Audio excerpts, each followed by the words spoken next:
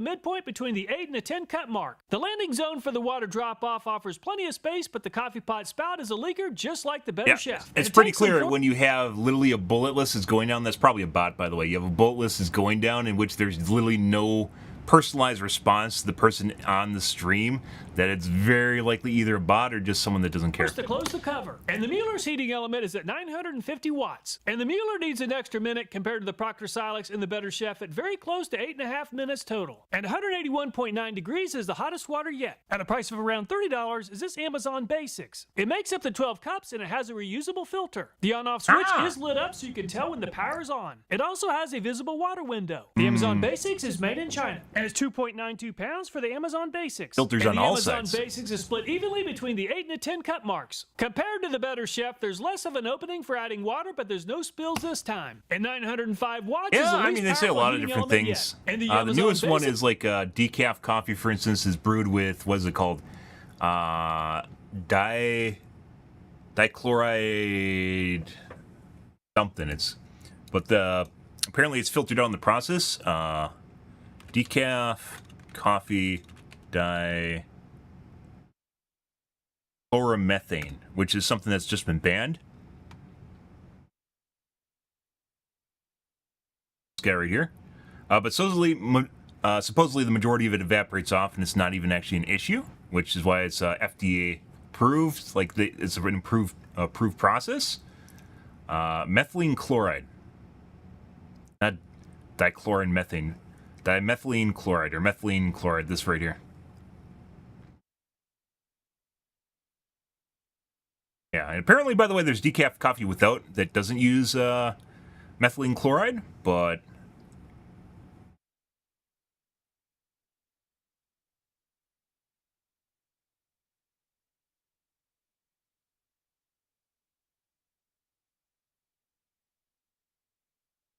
so there's other processes actually decaf coffee, which majority of decaf coffee, you have to really look for decaf coffee that doesn't use methylene chloride.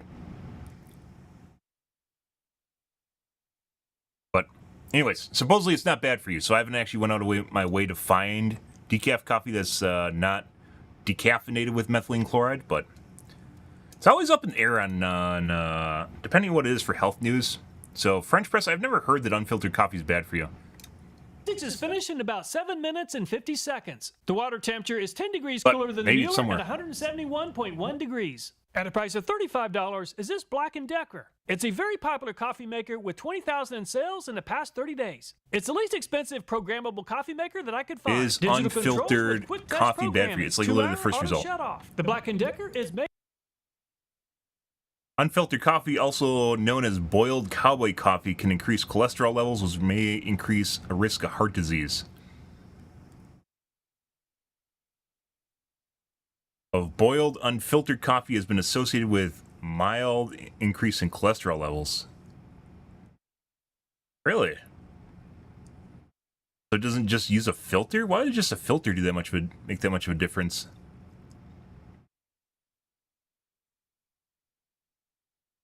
Unfiltered coffee contains diterpenes, compound that can raise cholesterol. Unfiltered coffee may hinder your heart health to an extent.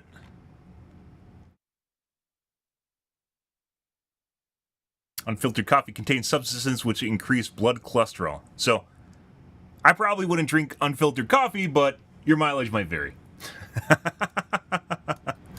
Made in Mexico. The Black & Decker is very close to 3.5 pounds. And the Black & Decker is split evenly between 8 and 10 cups with 47.2 ounces of water. It appears to be true. The Black & Decker's opening for adding water offers plenty of space. Just like the previous brands, the cover has to be snapped into the closed position. Make small changes. And the Black & Decker's heating element is the most powerful yet at around 1,000 watts. It also makes coffee pretty fast at 7 minutes and 40 seconds. And the Black & Decker just moved into the lead at 183.2 degrees. Also the price of $35, the same price as the Black & Decker, is this Mr. Coffee brand. They're all selling the same shit, guys, if you haven't noticed. It's all the same. Unlike the Black & Decker, the Mr. Coffee cannot be programmed. Includes quart storage. Mr. Coffee is made in China and has 3.41 pounds for the Mr. Coffee. And 47.2 ounces of water looks to be around 8.5 cups with Mr. Coffee. And Mr. Coffee seems to have the best designed water opening yet, and the lid does not need to snap into the closed position. And the coffee maker is at around 940 watts, and it is a little slower than most of the other brands at 8 minutes and 10 seconds. And 177.8 degrees is good enough to move into third place behind the Mueller. At a price of $40 is this Taylor Swoden brand. It's a 950 watt programmable coffee maker. It has a self-clean function. The brewing strength setting allows you to choose regular or bold coffee. Showerhead design evenly saturate coffee grounds. Made in China. Here every day. I literally talked about that earlier, right? A way to distribute. And by the way, it's not even... If you look at this, look at the amount of space this occupies and look at the amount of the basket size right here, guys. If you notice something, it's still a really fucking big difference. But like I decided, yeah. What happens if you just brew all the coffee at the same time instead of like the little portion in the center? Yeah. I don't know. Maybe you'd end up with a better cup of coffee. Have I bought something from Project Farm videos? Yes. I bought, what did I buy? My heat gun broke right before the heat gun video came out, and I bought a new, but by the way, my new heat gun's fantastic. It's a cheapie too, and it's pretty fucking good. I bought a pair of hex wrenches, a hex set, a torque set, when you did a video on them, because mine wasn't very good, and like you have like the little ones just laying around everywhere, so I actually got a set that's pretty good. That's pretty much it. For Taylor Swoden.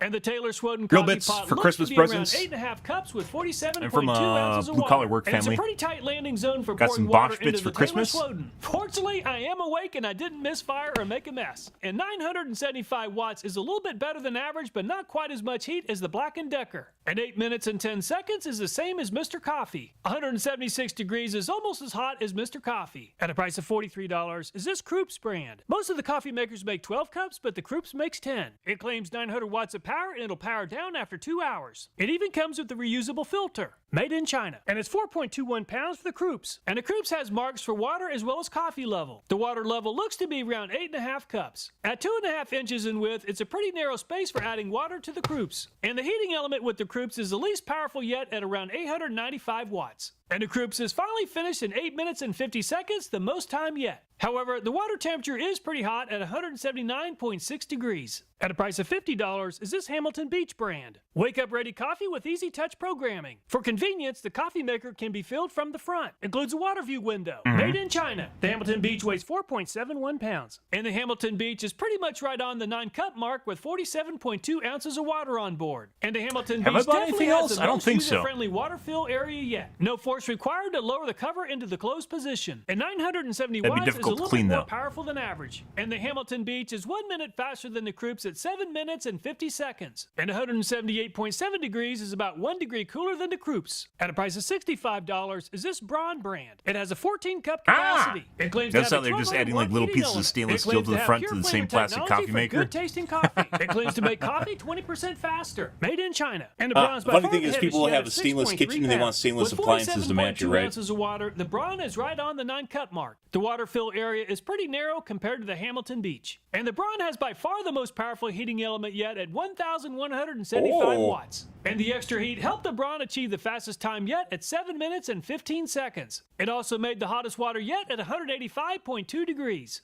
At a price of $70 is this Ninja brand. 2 different brewing styles and adjustable warm plate. Delivers even saturation and temperature control for ultra flavorful coffee. It can be programmed up to 24 hours out. Made in China. And at 6.5 pounds for the Ninja. There aren't any measurement marks on the Ninja. Adding water to the Ninja is just as easy as adding water to the Hamilton Beach. And the Ninja has the second most powerful heating element yet at 1,140 watts. However, the Ninja takes the most amount of time yet to process the water at close to 9 minutes. However, the water temperature is the hottest yet at 191.1 degrees. At a price of $80 is this General Electric brand. It claims to have a powerful 1,500 watt heating element. You can choose between regular and bold brew. Wide shower head disperses water evenly over the packed coffee. It also can be programmed. Made in China. 6.71 pounds for the GE. And the GE coffee pot looks to be around 8.5 cups with 47.2 ounces of water. The And there's good just not folks much at room to work General with for adding Electric water comes to the the coffee GE. maker. Unfortunately, the cover does brew get in the your way cup for of coffee pouring out right the in the final morning few without ounces. actually And the having to GE go has the most to- powerful heating element yet, making 1,100. Without having to get out the percolator. It's also the There we fastest go. coffee maker yet at just over 7 minutes.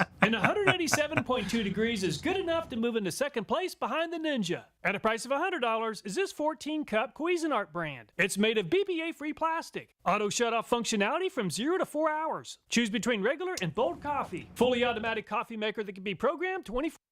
A good comparison point here actually would have been a percolator. A percolator coffee?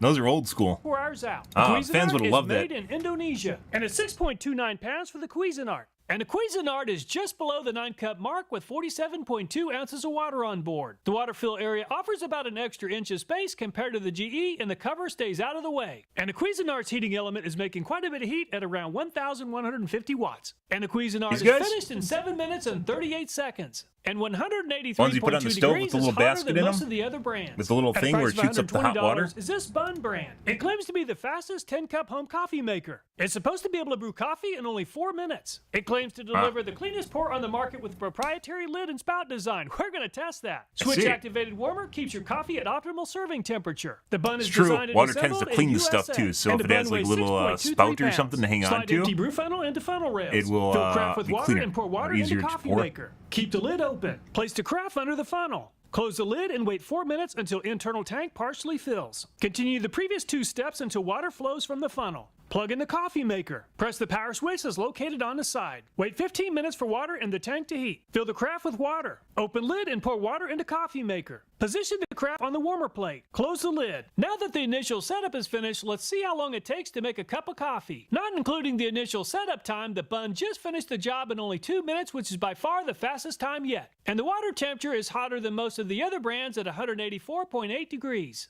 I'll go ahead and power on the coffee pot warmer, and we'll check back on this in about an hour. At a price of $150 is this cordless coffee maker made by Makita. It works with Makita's 12, 14.4, or 18-volt batteries. It claims to brew 1 5-ounce cup of coffee in 5 minutes when powered by the 18-volt battery. Battery and charger are not included. No paper filters needed. Permanent drip filter is included. Brews up to 3 cups on a single 5-amp-hour battery charge. Made in China. With a 5-amp-hour battery, 4.58 pounds for the Makita. And the Makita claims to make 1 cup of coffee, and it did better than advertised with a full 9 ounces. Very user-friendly design with the Makita. And the Makita is already finished in 5.5 minutes. Not bad for a battery-powered coffee maker. And the water temperature is at 173.5 degrees. So the Ninja came out on top, making the hottest water at 191.1 degrees. GE finished in second at 187.2 and Braun 185.2 degrees. I measured the water temperature for each of the coffee makers after 1 hour on the coffee maker warmers. And the Proctor Silex is at 175.5 degrees or 2 degrees cooler. And the Better Chef dropped 15 degrees to 154. And the Mueller lost 12 degrees to 174. And the Amazon Basic stayed about the same at 171.3 degrees. And the Black & Decker is actually 5 degrees hotter after 1 hour. And Mr. Coffee cooled down by 3 degrees. Taylor Swoden cooled by 6 degrees. And the Krups is 6 degrees hotter at 185.5. The Hamilton Beach is also warmed up by approximately 6 degrees. And the Braun has cooled down by about 5 degrees to 180.5. The Ninja is still very hot at 185.9 degrees. And the GE is about the same as the Ninja at 185.9. And the Cuisinart is within 1 degree of where it started at 183.9 degrees. And the Bun is 12 degrees cooler at 172.8. The water began at 0 parts per million. So let's see if the heating element or coffee maker is adding anything to the water. I tested all the pots of water that went through the coffee makers, and fortunately, all of them remained at 0 parts per million. Pour spout design on coffee makers vary quite a bit. Unfortunately, some of them make quite a mess if you're adding water to the coffee maker or pouring coffee quickly. I'll fill each of the coffee pots until they reach their capacity, and then I'll pour out the water at a very quick speed, Cousin Eddie style. And the Proctor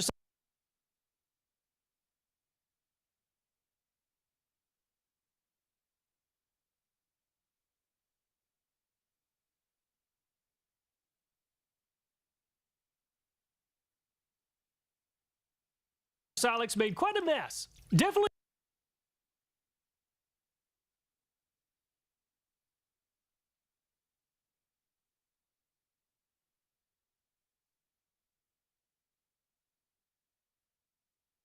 We need to fix this, guys. We're gonna fix this. This is part of the podcast, guys. 1 second.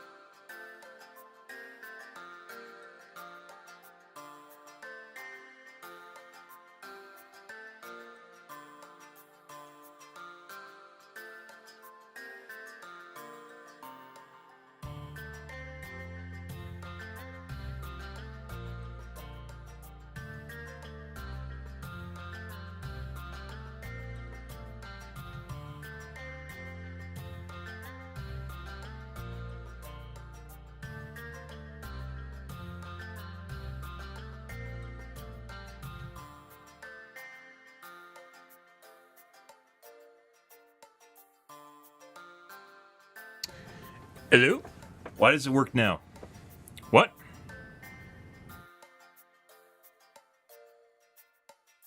Why does it work now, guys? Actually, I might have been able to fix that too with changing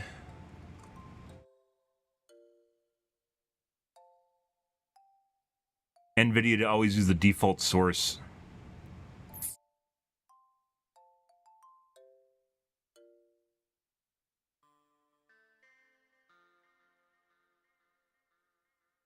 I had to unplug it, plug it back in a couple times, I guess.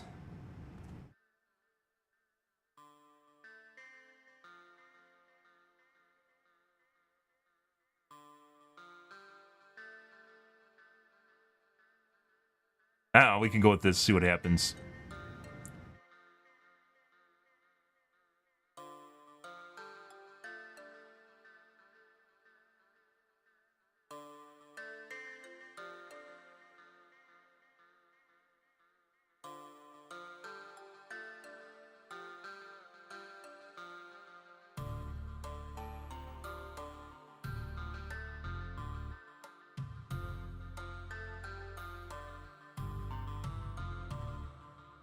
Good. Well, yeah, it wasn't even showing up as a device. Okay.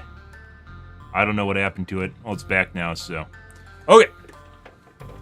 Well, hopefully that works now. That's really annoying. I don't know what's caused. It's definitely been getting worse, where it happens multiple times per stream now. So I think, pretty sure it's the USB hub is going out, which we'll figure out if it does it again, or might be something. I don't actually know. Anyways.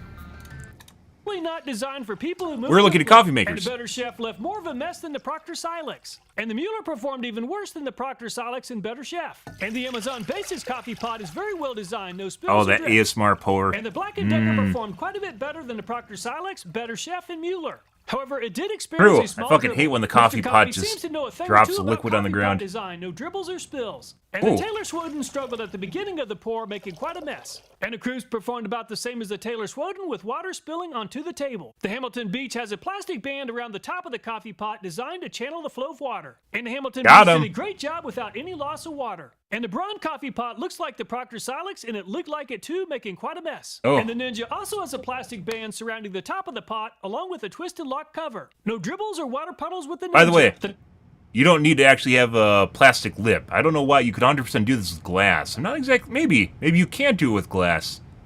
Like, it has to be too thin, and you end up with like the kind of bulbous kind of lip area, right?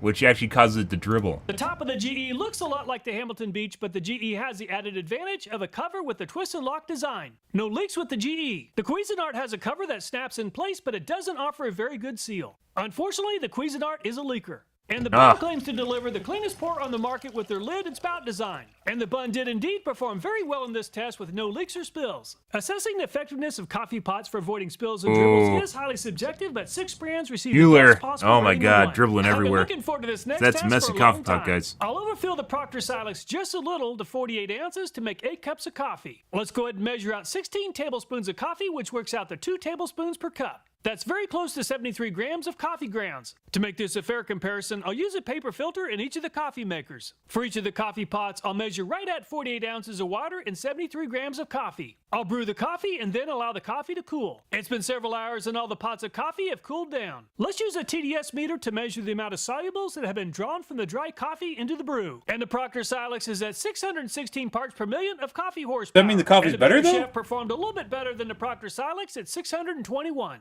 And the Mueller ran out of horsepower at 622, or just 1 horsepower more than the Better Chef. And the Amazon Basics just took the lead at 633. And the Black & Decker moves into second place behind the Amazon Basics at 625. And Mr. Coffee is a little low on horsepower at 614. And the Taylor Swoden just moved into second place at 627. And the Cruise barely edges out the Taylor Swoden at 628. And the Hamilton Beach... That's actually within like measurement error of his TDS meter he's using, because he has like one of those cheapies off Amazon. And the Braun is a little bit short on horsepower at 612. And the Ninja also performed very well at 638 to move into second place. Really shitty thing about like those little guys is like they can be way off. Like I used a bunch of pH meters and they just all And the You have to basically Cuisinart buy a just more moved into expensive one two-way around tie $100 for second place bucks, with which the is Ninja insane, at bud. 638. And the Bud came up short of the leaders by quite a bit at 619. I had to use a permanent filter with the Makita, and that more than likely gave the Makita an unfair advantage at 663. If we don't include the Makita, the Hamilton Beach came out on top at 655.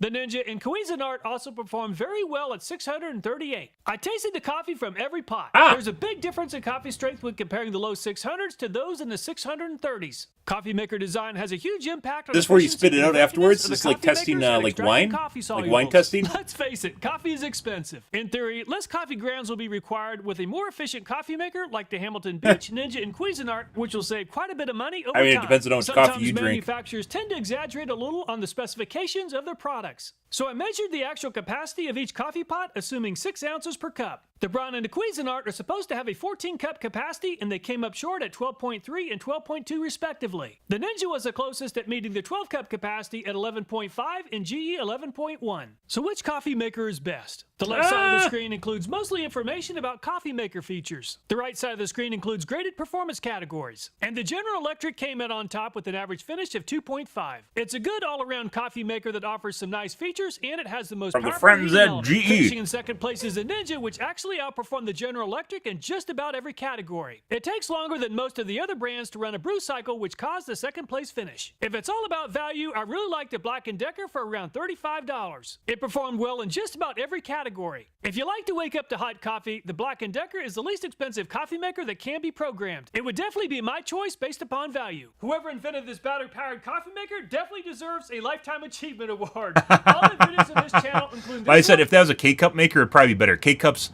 well, are not environmentally friendly unless you pay for expensive K-Cups that are biodegradable. K-Cups are very utilitarian, are very, very easy to use. They have a very high convenience factor to them. If you're on a job site, guys, you don't want to clean out a coffee maker. That's like one of the last things you want to do. Like, you want to pour water and get coffee, right, is basically what it comes down to. 100% would have been better missed mark there. Maybe they probably have a K-Cup Makita coffee maker. But you just pop in a K-Cup and throw it out. our viewers suggested. So if you have a video idea, I hope you'll take time to leave a comment. Thanks so much for watching. Please take care and look forward to next time. Good stuff.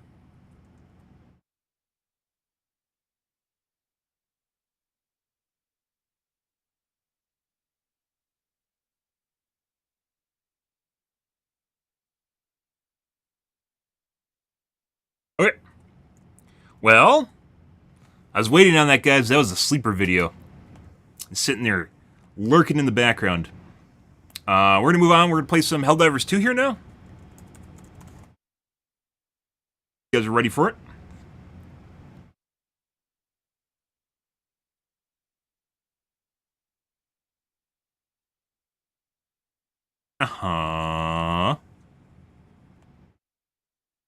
As mentioned tonight, we're probably going to do bugs, bots, rotations, even though bugs are definitely more difficult than bots are with the autocannon. Change back and forth just for the sake of keeping things fresh. It was...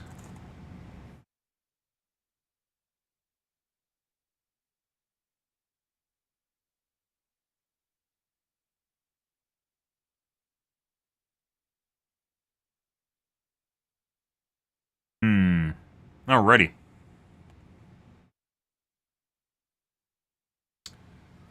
Let's move along, guys.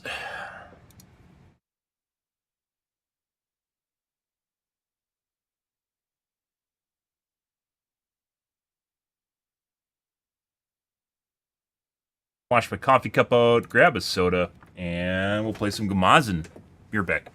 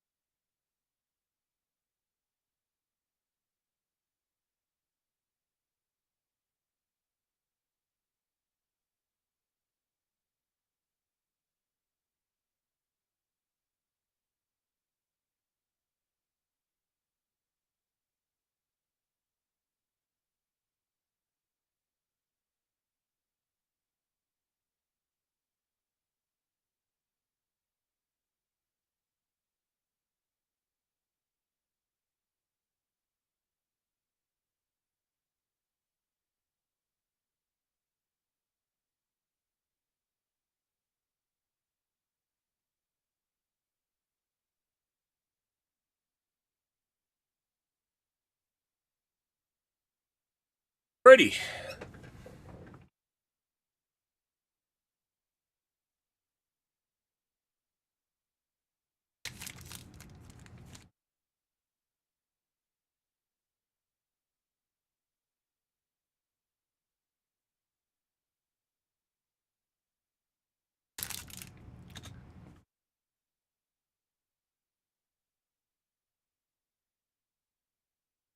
Moment you guys have all been waiting for.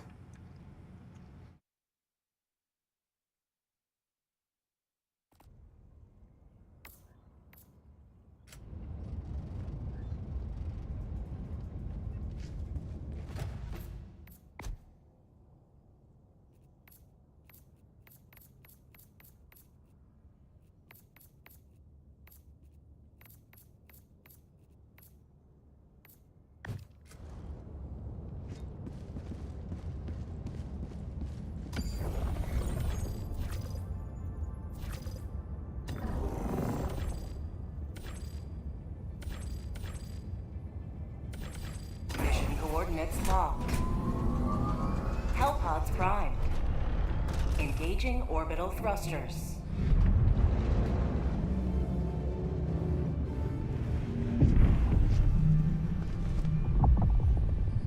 Orbit synchronized.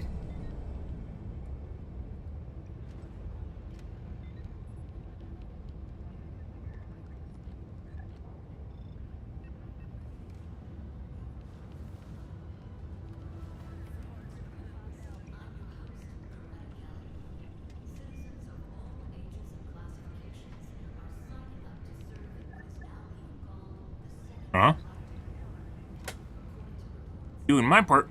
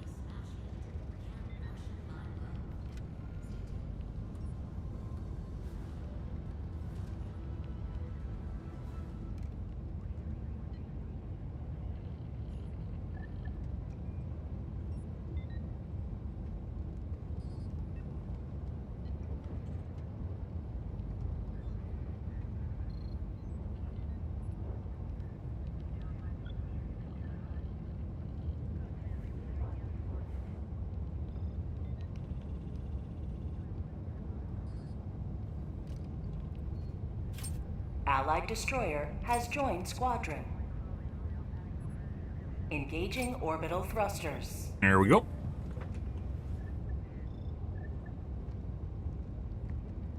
Orbit synchronized. Helldivers to Hellpods. Repeat. Helldivers to Hellpods. Intel warns of an increased level of automaton resistance, likely a last-ditch effort to forestall inevitable defeat. Press even harder. Always good to have another hero on.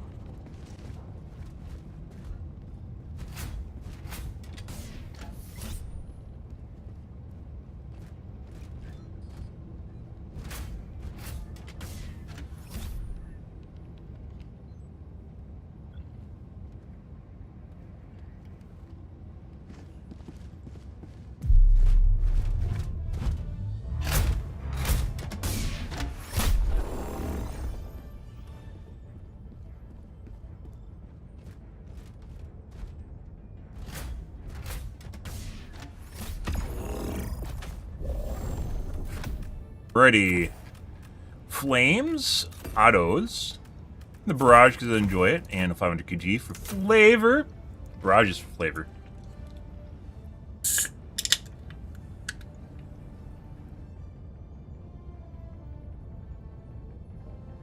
Ah.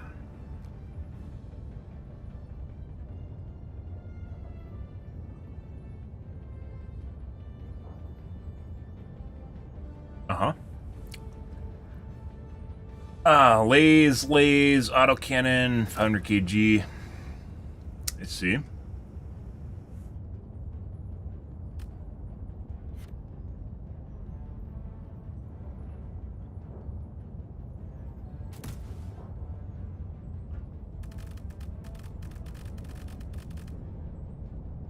Picked one, so he's not AFK.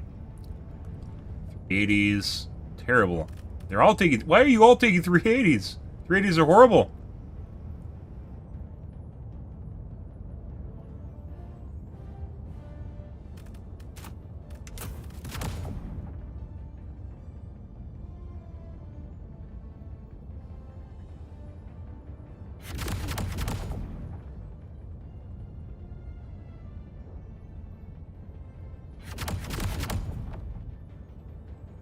Frangie! You're AFK, Frangie!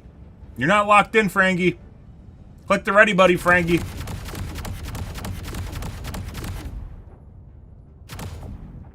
Apparently he's picking out his outfit. Okay.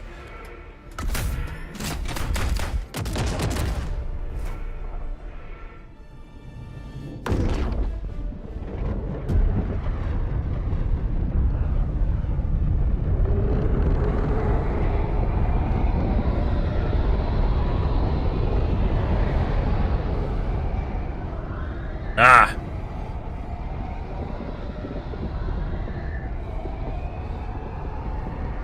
Good. Well, happy Friday, guys. Hope you guys are a wonderful start to your weekend. Oh my god, we are definitely going to be playing League of Legends at some point into the future here. I don't know when. I said this week, and I've been enjoying using the autocannon, so we haven't been... I've been in a hurry to play League of Legends yet. I haven't been playing off stream. Radar dish.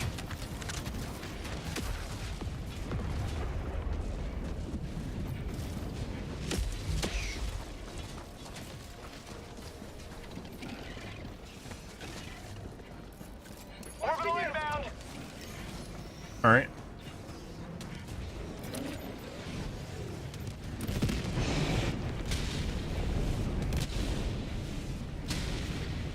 Yeah, 380 out, I guess. Make the entire area uninhabitable for Helldivers. We got a nest over here. It's, no, it's a hatchery.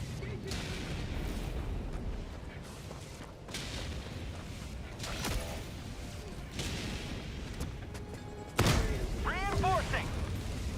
Objective nearby.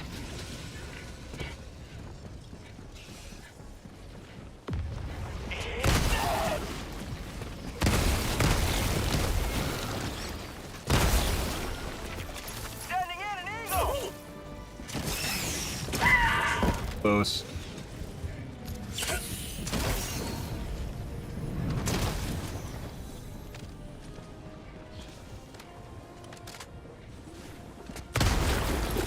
Wrong way.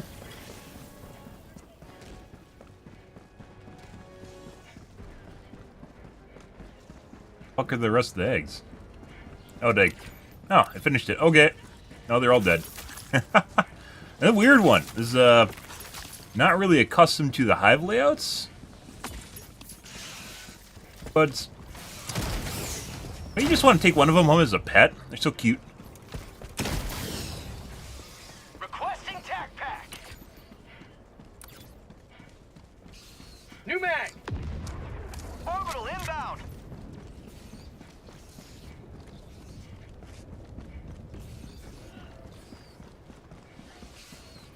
Usually the sound of a hole.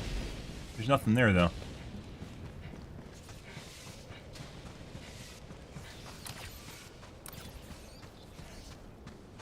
What's going on here? There we go. Bug outpost.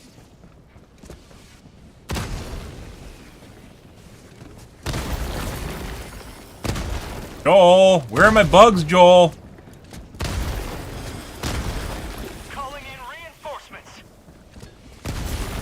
Why are my nests empty, Joel?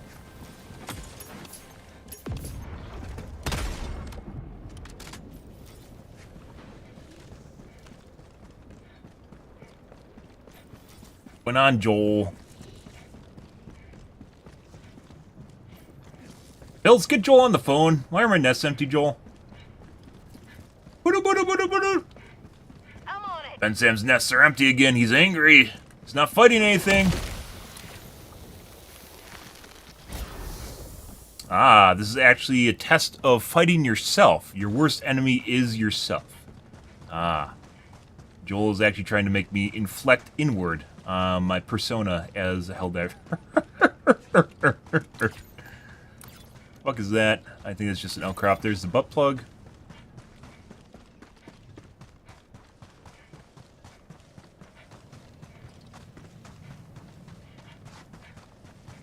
Mission map updated.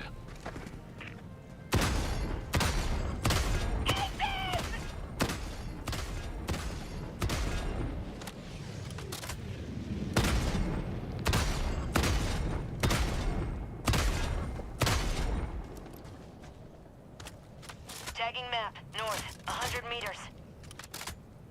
Ah. Requesting air support.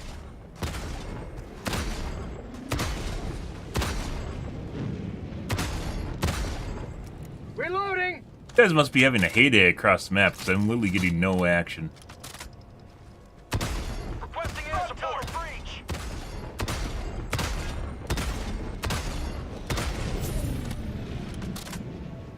Yup.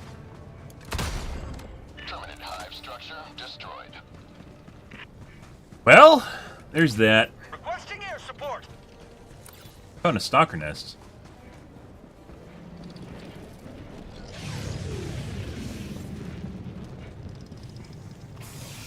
Dropping Yes. pin. West, 200 meters. Oh, I could probably use my primary to kill the eggs, can't I?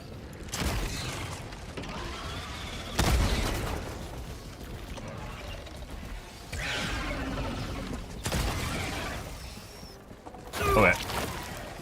Sending in an eagle. Orbital inbound! Yep.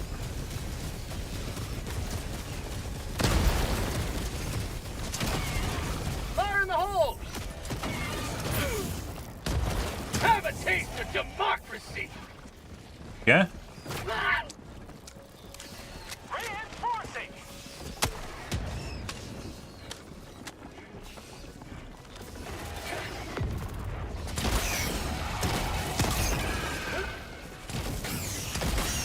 Say hello to democracy! These little fucks, like, literally just speed bumps. Tagging map. We talked about how annoying they are if they actually fucking act like speed bumps. I think they added speed bump AI to the little fucks. They definitely... God, fuck off. Dropping a pin. Northwest, 100 meters.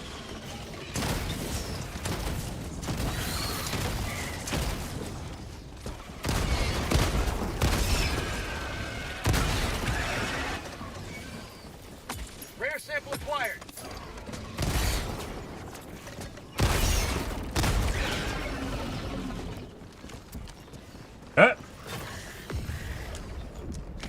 Tiny little bitch. We're out of fucking autocannon ammo, too. First possible time, and they just use the cooldown, which means we gotta leave. Let's go to that little outpost we saw. Requesting orbital. They're just literally spawning in front of me. Fuck off.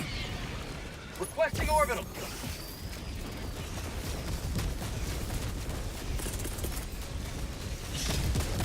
Requesting air support.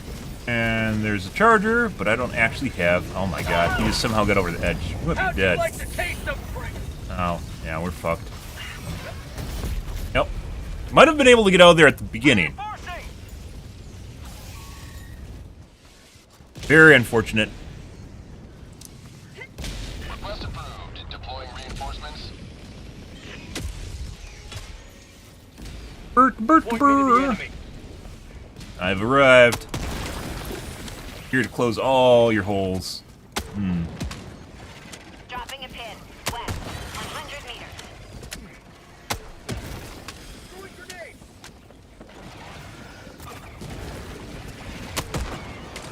I close it.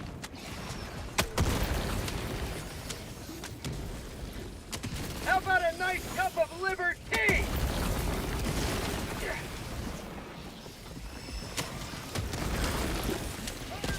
Sending in an eagle. Heavy. Mag empty. I popped the shield. Two mags. Bitch!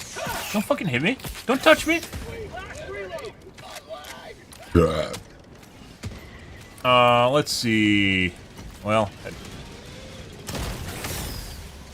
that shit's literally across the map. Literally the most fucking annoying thing about these little fucks.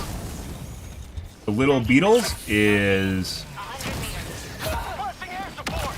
Also, by the way, it is extremely annoying if the bugs fucking spawn like 360 degrees around you. Which actually kind of feels like what's happening right now. They're just gonna hit the ground.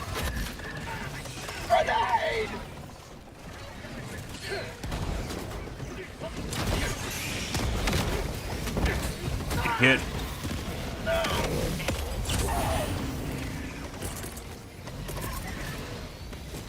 Sending in an eagle. And that should get them all. There we go. I just used all my fucking syringes just now, guys. Tagging map. Northeast. Oh my god. 200 meters. Don't actually have any ammo.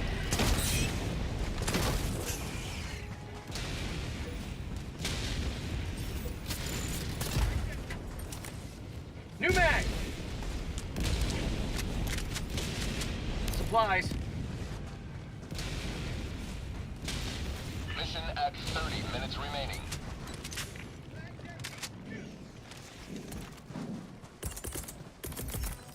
Requesting advanced weaponry. See? Got a sample. The whole reason we're over here is fucking stalker nests, and luckily, Sending in an eagle. you've not seen any yet. No Joel spawning them right now because I just said that, but... Hive structure destroyed. Oh, hey, bud.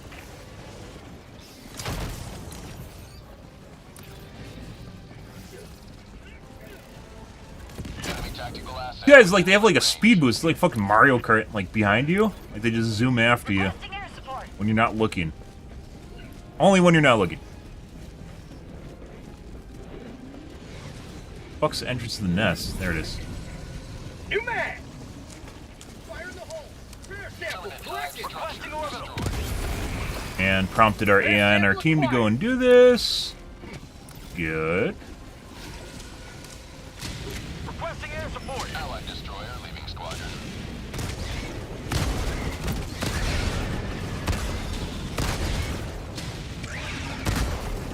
Hey, bud.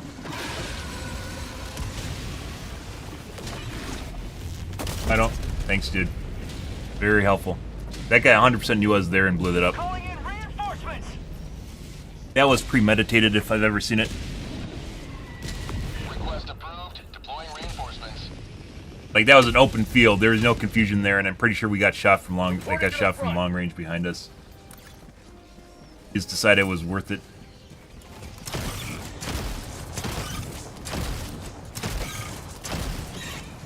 New mag.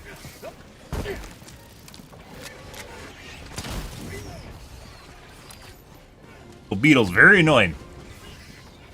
They just road bump you constantly.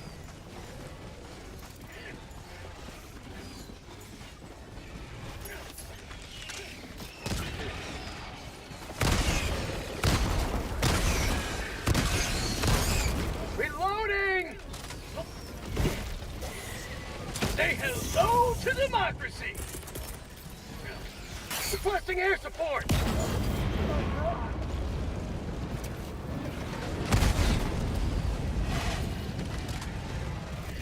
Allied destroyer joining squadron, deploying Helldiver to combat zone.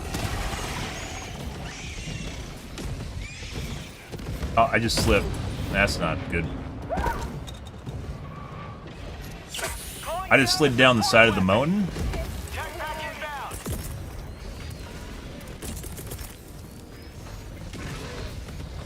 Ending in Why an is eagle. there's like fucking 5 chargers here.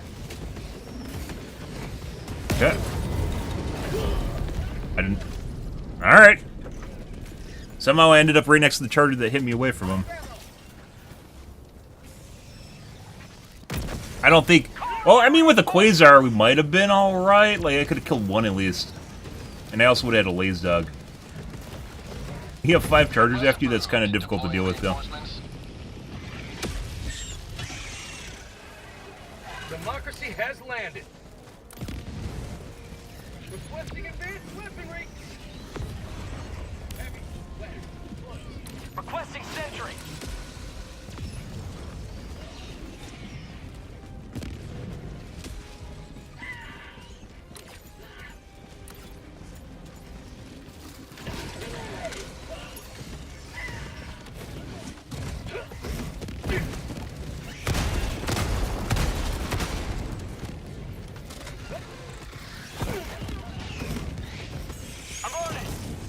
Even the fucking charger doesn't like you.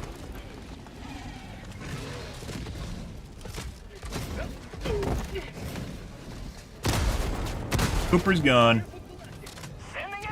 He knows he's at the end of his life. Poor charger chain. He can't even charge anymore. There isn't even the one last charge. He just... Oh my god. Heavy on my position.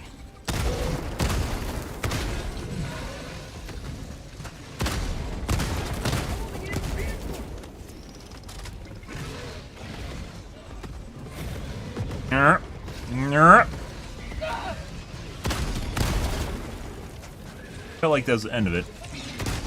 Tunnel breach. His pooper's gone. Getting better, guys. Let's take care of some chaff right now. Right there. That's not going to be enough to stop him. Calling down a support weapon. Reinforcing. Requesting air support. Dear God. No! Oh, we are more than likely fucked. For prosperity. That's unfortunate. Allied destroyer leaving squadron. And too close. And that definitely didn't feel like that hit me. Guess too close. Joel is manually controlling the chargers again. Killing me with his leg.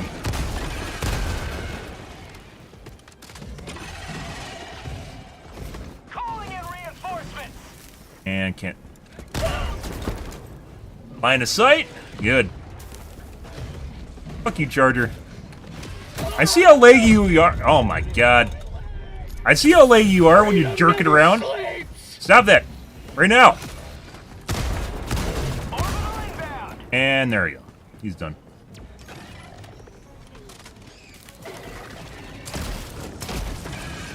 Holy shit. We're getting better. You can definitely finagle the bugs with the autocannon. It's a lot more difficult. Oh, also I probably should be doing this, but I've been busy.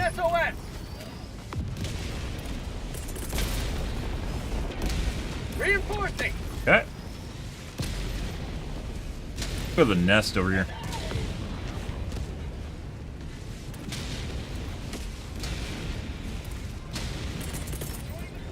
Throwing supply beacon.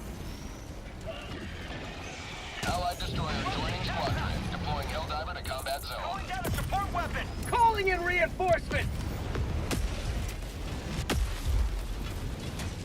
Supplies. Requesting advanced weaponry. Requesting orbital.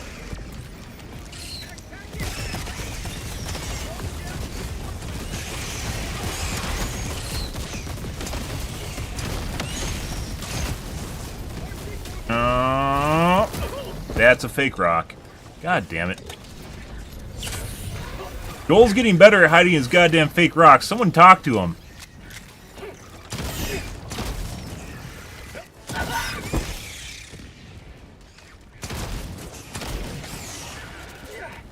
Someone told him, I'm like, hey, these fucking fake rocks are easy to fucking see because they stand out like a sore thumb.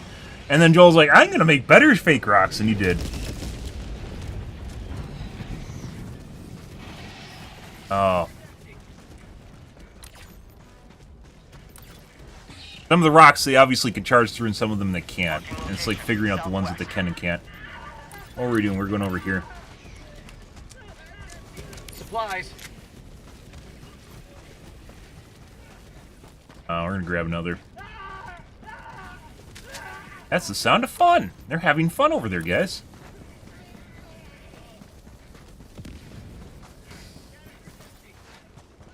Christ. See, Piltz immediately got Joel on the phone. He's like, beep, beep, beep, beep. Ben's having a bad time. Beep, beep, beep. Turn up the difficulty. He encountered nests with no units in him. And then he did.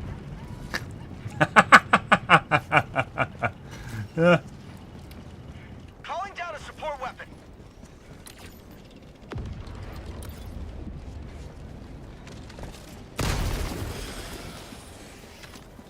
Closing bug holes with the autocan so easy. Alright, preemptively. Okay.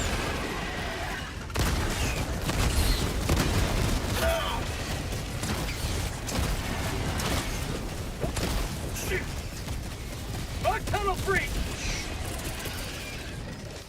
Sending in an eagle. Got a good angle there. Ode to democracy. Pretty sure we did. Yeah. How'd you like the taste of freedom?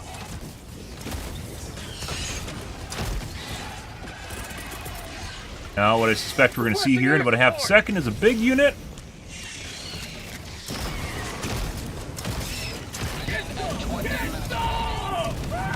Preempt that with the 500 kg. Bag's empty.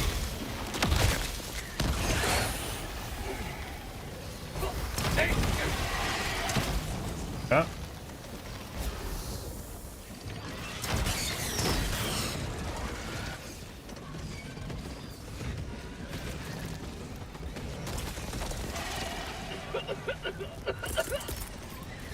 sending in an eagle.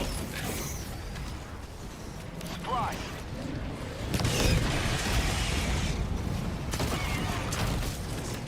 New mag.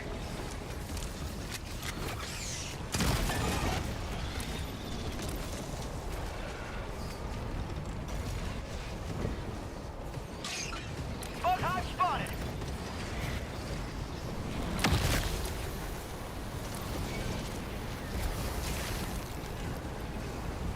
All right.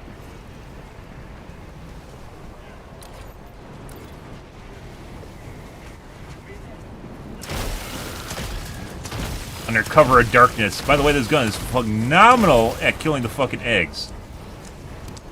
It's basically a fucking grenade launcher.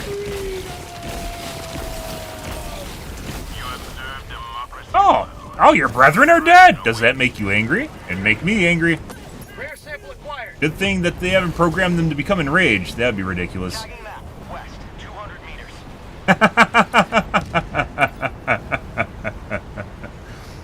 Ah, dude, if you actually factor in the idea that, like, balancing can include behavior, right? Oh, I forgot my, yeah. New mag. Fuck you, Blue. Stop watching my stream. Get back to work. You're supposed to, actually, I mean, Pilt said you guys are supposed to play games more. Get back to work playing games. Responding to voice activation.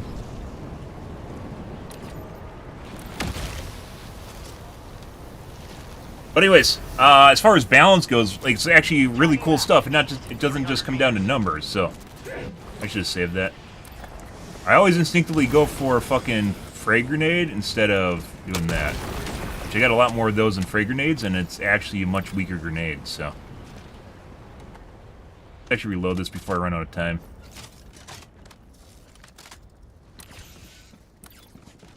Lucky Blizzard, guys.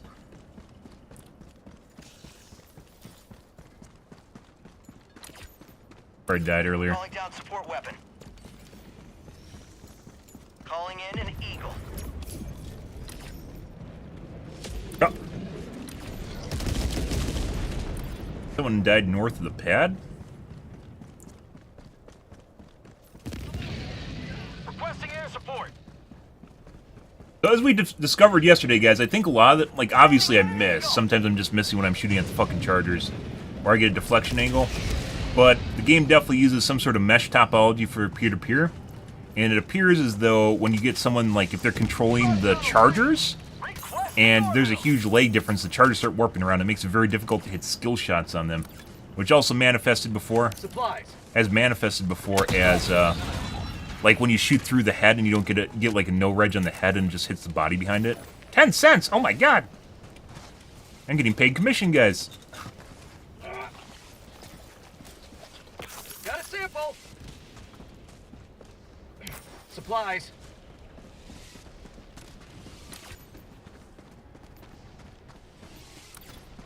But some of the chargers I definitely noticed, so I was having issues with some of the chargers, and it's 100%. It's 100% because of latency or desync, basically, it comes down to between the mobs and me. It's not the server, because the game doesn't really use normal servers. It definitely gets some sort of, like, list or manifest from the servers, but most of the stuff's peer-to-peer. Because they clearly can change units on the fly without patching the game.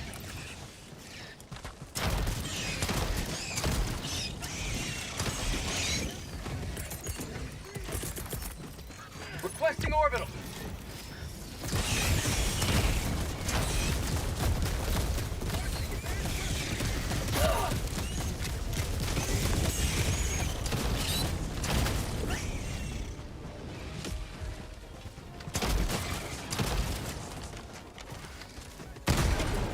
For prosperity.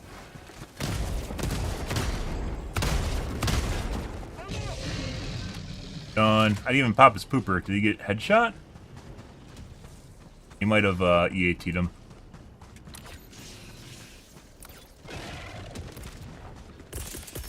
Sending in an eagle. Requesting air support.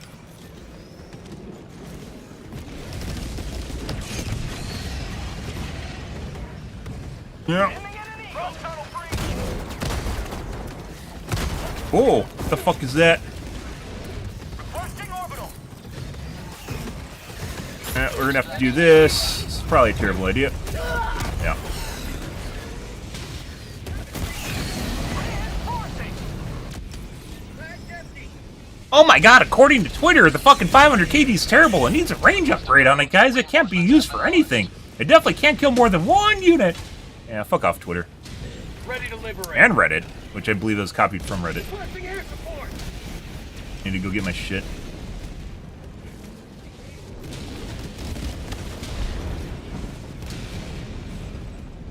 It's like kind of like there's some things I'll take like the gas strike or the barrage because it's kind of like flavor, but clearly like if they just tweaked like a tiny bit, it could just be made so you just take it like you wouldn't have problems taking it at all. Hey bud, you won't mind if I go get my autocan, will you? No? What a stam. Calling in orbital strike.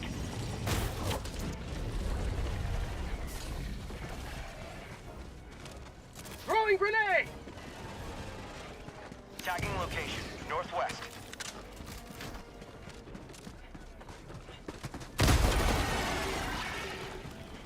Sometimes it's nice just being able to push a button and having people's brains explode out. That I don't fault all I can for. Why are you over here? Go away. I don't need an escort, M2. Go away. Dropping a pin. That's not my stuff. I didn't die there. You go grab that.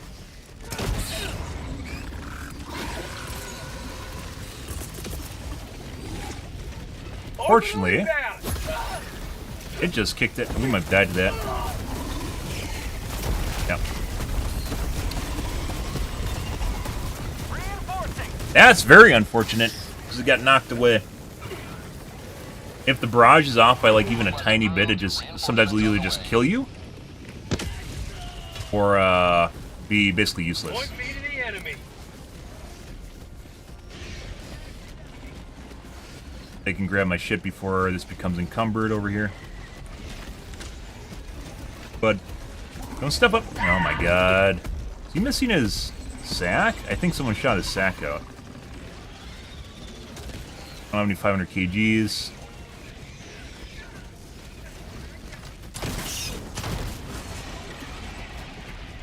Kill the spicy hunters, guys. If you ever see the spicy hunters, they are the ones that you need to get rid of. Those are the ones that kill you. But you seem faster than normal. There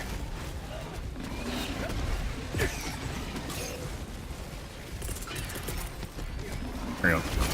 And right when I pulled it out, honestly seems like he's faster than normal. Sending in an eagle. Requesting air support. Requesting air support. I'd say 10% faster than normal. Maybe it's because his stomach shut out. Someone popped his pooper.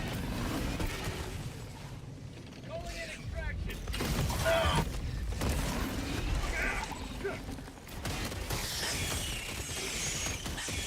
Freedom forever. Sending in an eagle.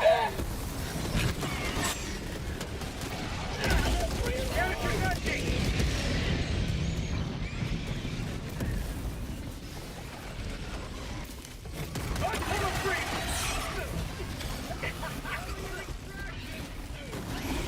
That one guy that's trying to call in an extraction in the middle of this.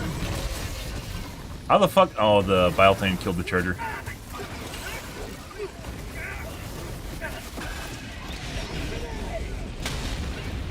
I see you, M2. I notice you're not doing fuck all. Some of these guys are obviously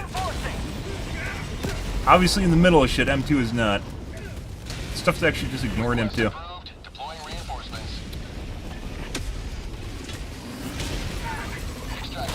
All right.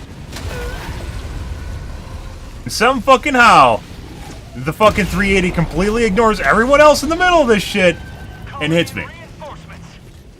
Also, by the way, why 380s are basically useless. Request approved. Reinforcements have been launched. Joining the fray. Not get stuck under that. Requesting advanced weaponry. ETA, T-minus 1 minute and 30 seconds. Sending in an eagle.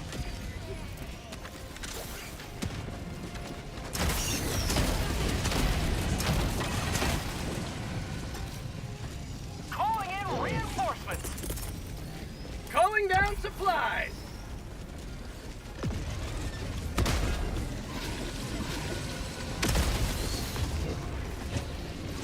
Democracy has landed.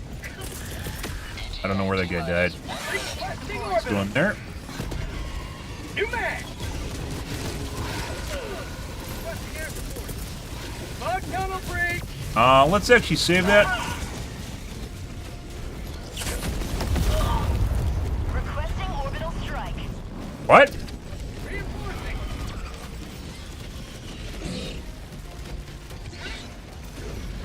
Request approved. Reinforcements on the way.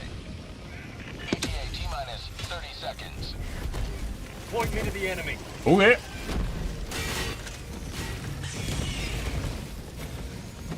ETA, T-minus 20 seconds.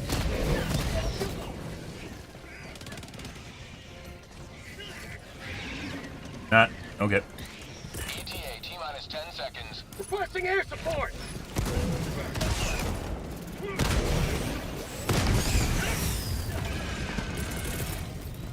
Reinforcing. I'm gonna kill the guy behind him with a deflection off the autocannon. This is Pelican 1, preparing for touchdown.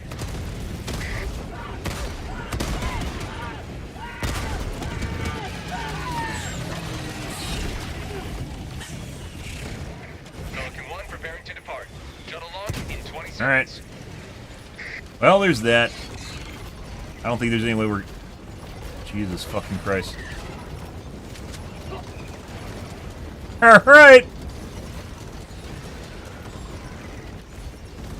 Look, M2. Extraction complete. Pelican 1 Oh, beginning M2 was ascent. lost. Look, fucking all the shrimpies. We 100% could have cleaned that up, by the way. It depends on... It depends on whether or not, they stopped spawning or not. And it looked like it tapered off in terms of spawns. Either way, I could drop the 500 kg in there and clear that out. It's not really that big of a deal.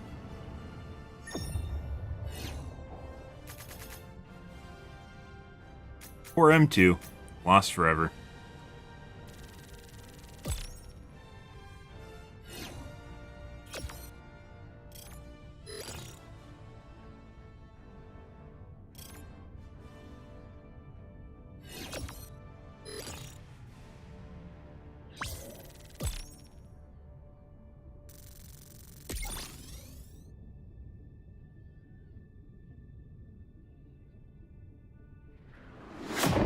Pretty good.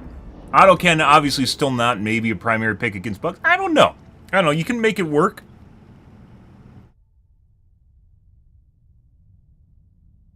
I'd still rather take a Quasar and a Laze Dog. Specifically a Laze Dog, which you can't take with the autocannon.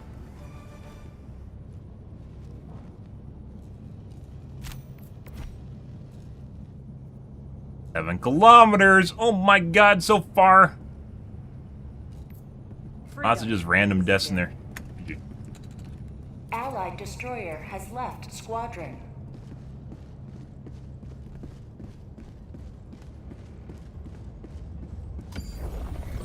Mission coordinates locked. M2 was not happy. Engaging Engaging orbital thrusters. Yep. Orbit synchronized.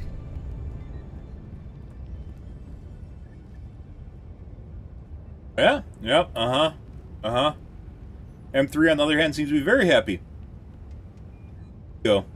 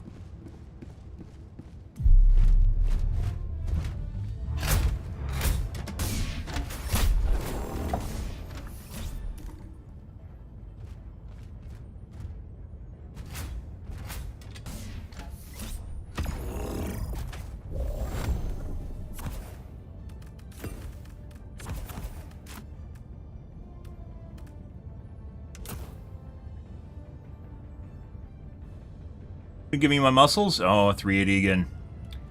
Yep. Like, for instance, where they're using 380s, right? A 120 would have do what they want to do with a 380 better and less likely to kill your teammates. Like, even like the 380 is too much like the 120, and they really should revert it to what it was in terms of distance, like the range on it, the spread, and then let's like double the amount of projectiles it fires. It drops 2 times as many shots and like just carpet an entire area.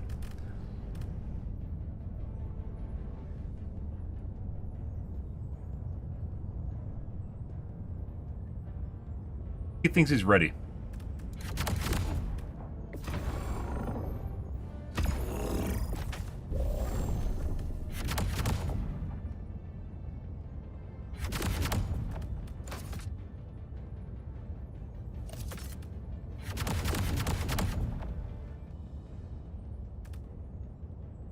I see.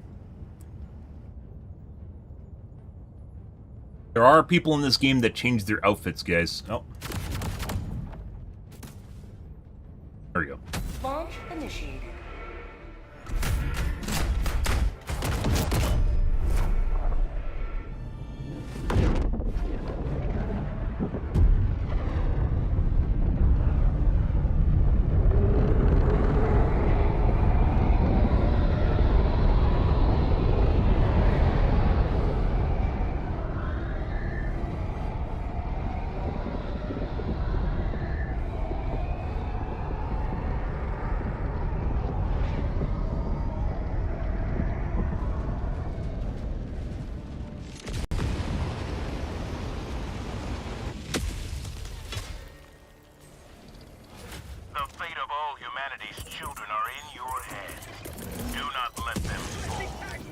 Got Calling corrosive down a bugs? support weapon.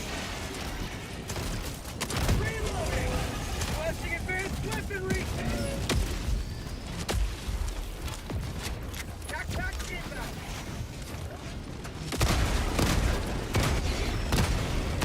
Allied destroyer joining squadron, deploying Helldive in combat zone.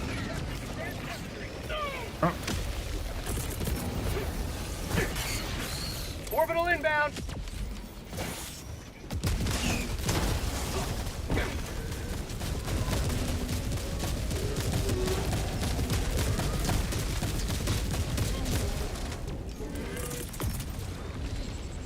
Sending in an eagle. Delivering payload.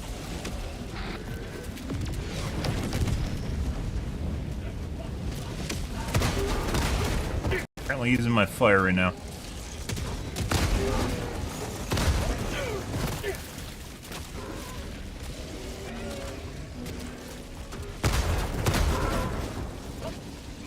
So many of the fucking weeds. Requesting air support. Eat Liberty. Reinforcing. Sub-objective in your vicinity. Oh, someone triggered a nest.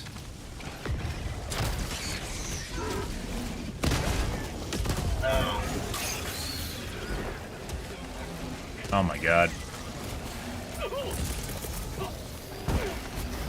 Sending in an eagle. That's not what we want to see. My life for Super Earth. A nest? Oh my fucking god, guys, there's shit everywhere. No.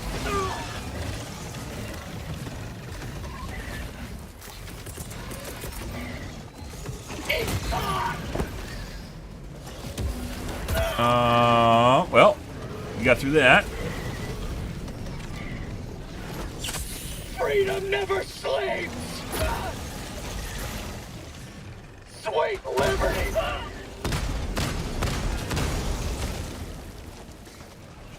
Not even the right call here. Enemy tactical asset within threat range.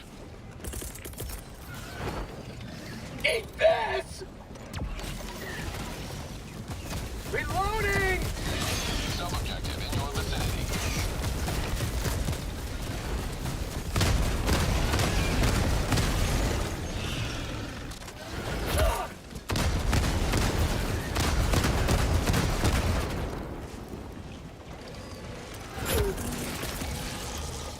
Requesting air support. Really need to save that one syringe. Other fucking bitch. Eagle One rearming. Be back shortly.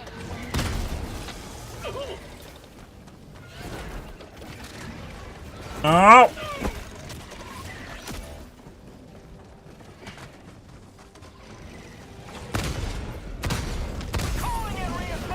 And good. God, there's so many fucking weeds! Fuck off, tumbleweeds! Making progress. God damn!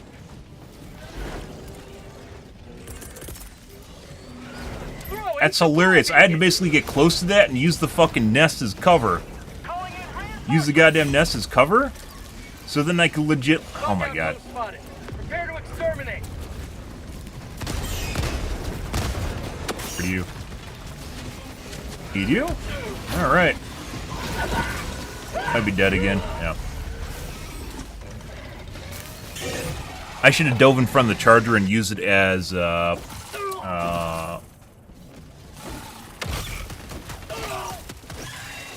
like a kickstart or a booster to get me out of there. A movement ability. It's fucking like four... There's like fucking 4 stalkers on him.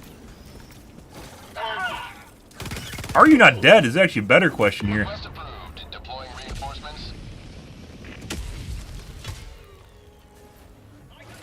Oh, let's see where we are.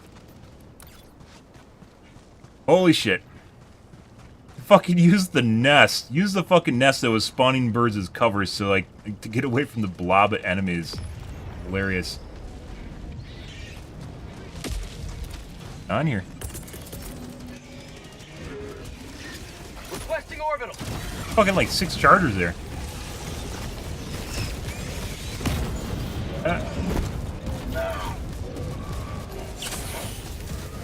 Lost a foot. Fucking shit's over there on the side. Calling in reinforcements. Fucking.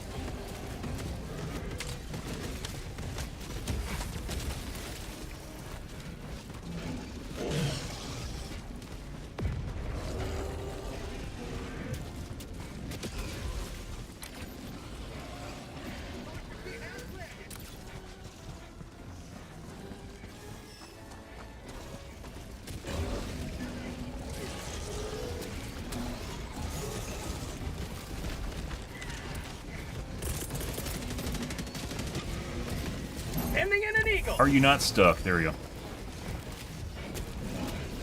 These guys just spawned in front of me? I swear we're getting spawns in front of me.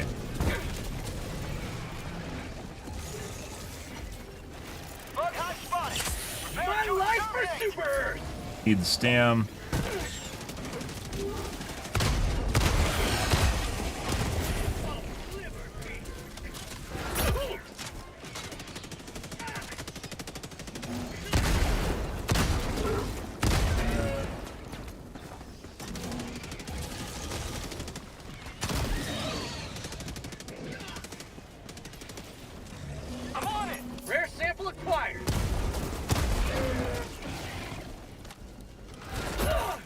are you still alive? Get out of here. Go home. Go home.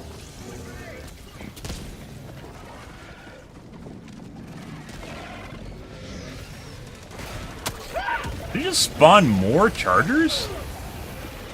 Might be dead. Not dead yet. I swear this fucking hole was empty, and then we just came back to it fucking full of shit again.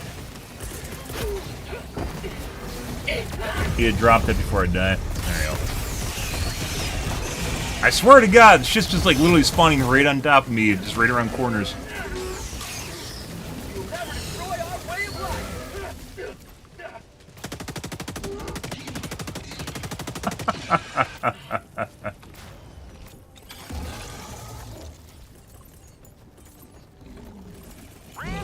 There's another. My leg! I understand he has a shield, but how? Democracy has Is landed. that him? Yeah, it was. Reinforcing. I gotta go get my shit again. In the same exact spot we just died at.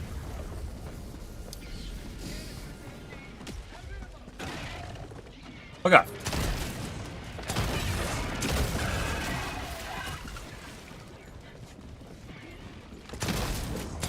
I'm on it.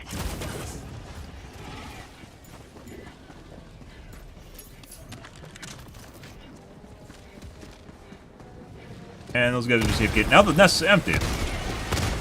Although it could be because that stuff despawned because we were in the area. Calling in reinforcements. Mission progress logged. Stop that.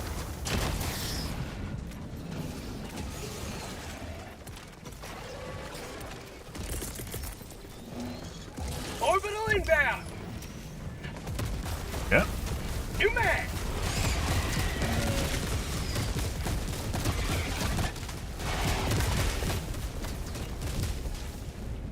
Already charging at me? What? Let's see. Where the fuck am I? Let's go over here.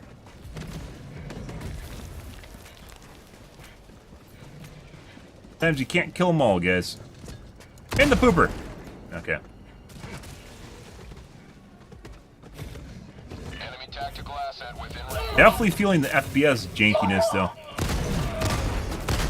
Not sure what's causing that. Get it? Maybe. No.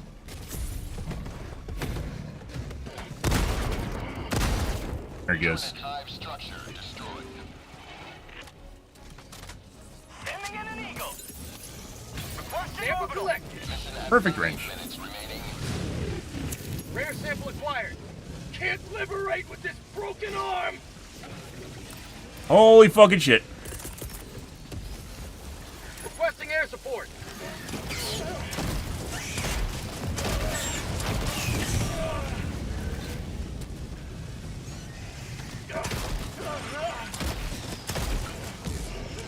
Feels like the FPS right now is actually really, really shit, too.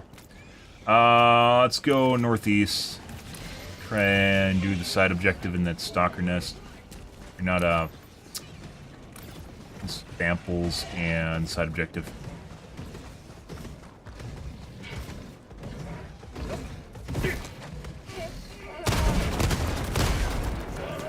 See, sometimes I can two-tap that shit. I don't know exactly what. Right about here. Reloading. Oh, ooh, I almost had it. Yeah. Gotta fix this liberty-forsaken arm.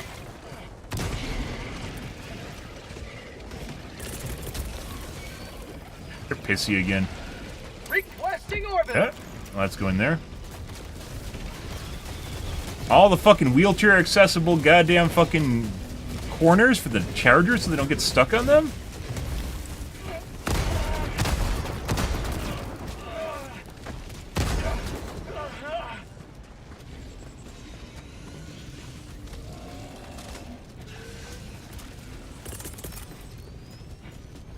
Sending in an eagle. Probably not going to land in the right spot. Payload. Pardon me. Excuse you. Alright. You might die. Good. Good.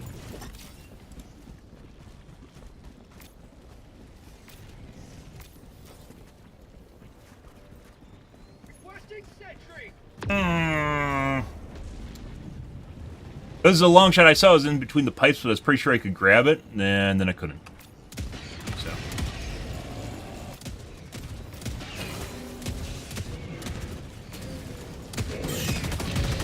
Yeah, legit, like, what are you doing? Why are you there? Requesting orbital.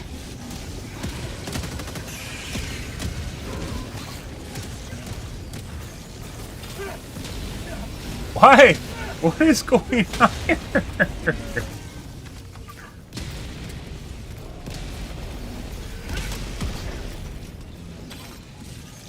Any day. Out of ammo.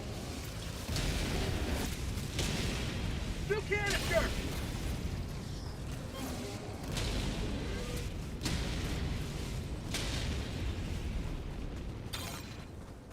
What's going on here? These guys clearly are not doing anything. Reinforcements. Half reinforcement budget remaining. Yeah? Request approved. Reinforcements on the way. Reporting to the front. We'll call in our extra autocannon. Requesting advanced weaponry. Requesting air support.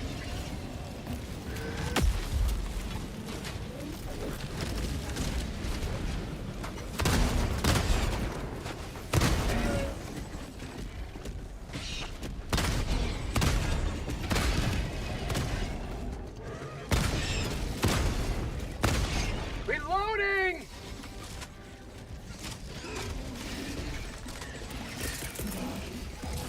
Requesting air support. Guy that was in front of us, and now we're surrounded. Get some! Get some! Now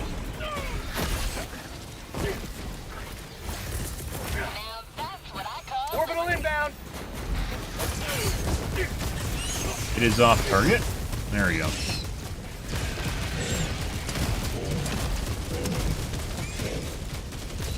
Reloading.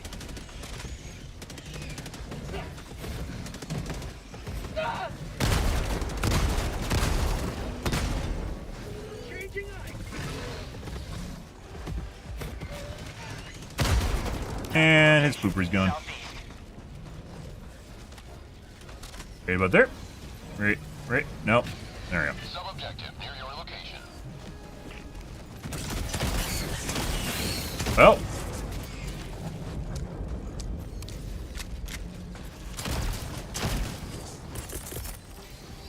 Reinforcing. Let's see. Died right here. Did.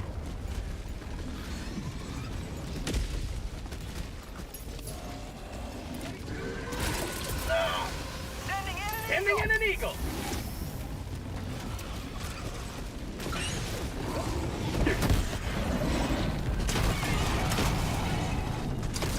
Eagle 1 leaving combat zone to resupply.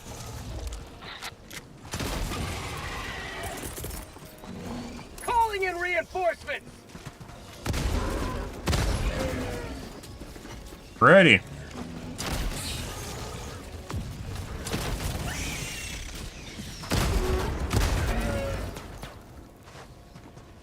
Reloading.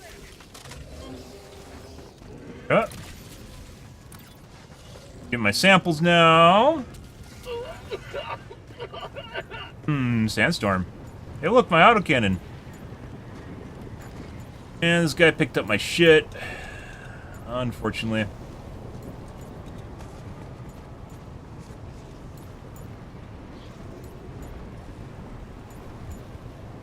Came over here for, though. Got them, like, trapped right inside. They go away. Mess around with it, then.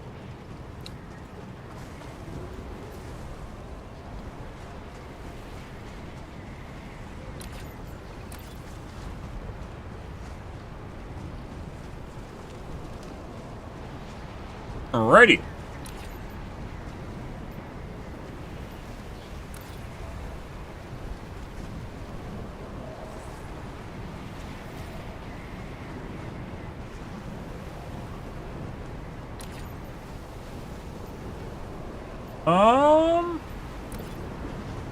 Requesting air support.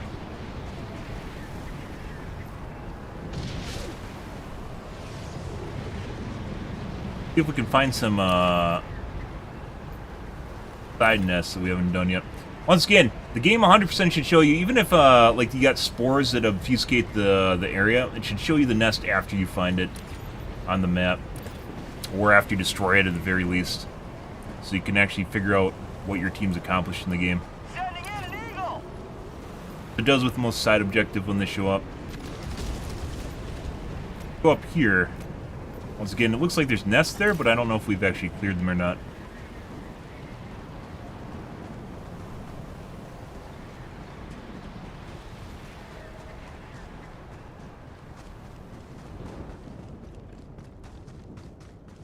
Found something. See something over here. Orbital inbound.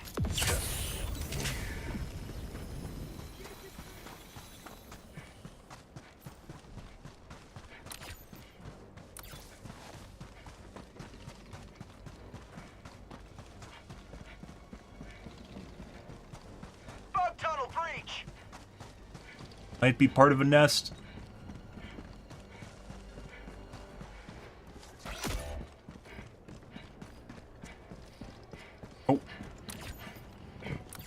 Oh, it's part of the Shrieker nest earlier.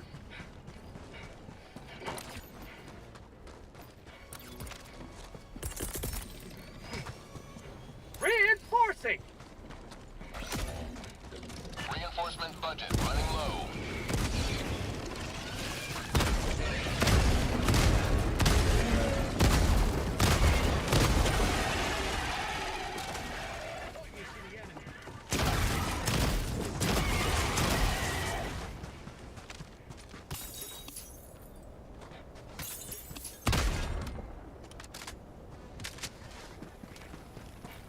Ah! Rare sample acquired. Samples for the kids. Very good. Very good.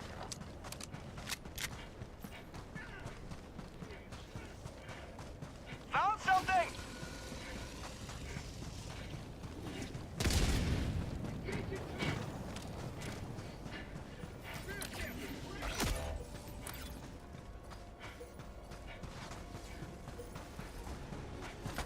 Stalkers.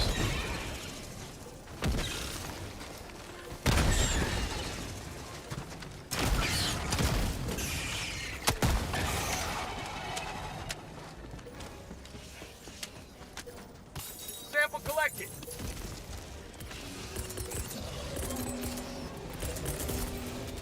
Alright, where the fuck did you fuckers come from? Requesting orbital. Get that off! Orbital barrage incoming. Stand clear.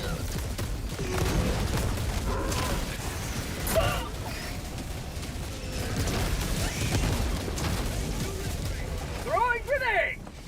Good. Requesting air support. Have a taste of democracy.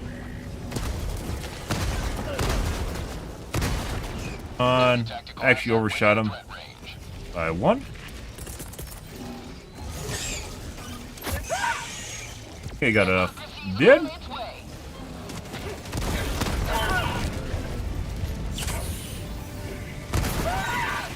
Rather hit myself with a goddamn fucking autocannon shot than die to a stalker, so.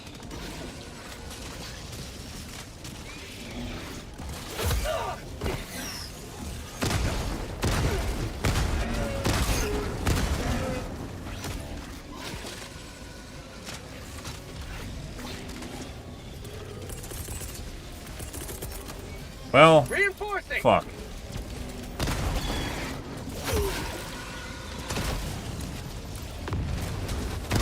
Freedom forever.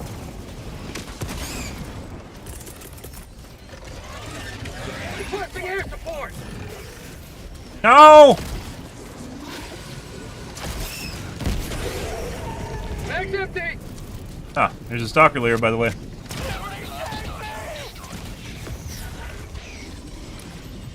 Okay. Autocannon would be great.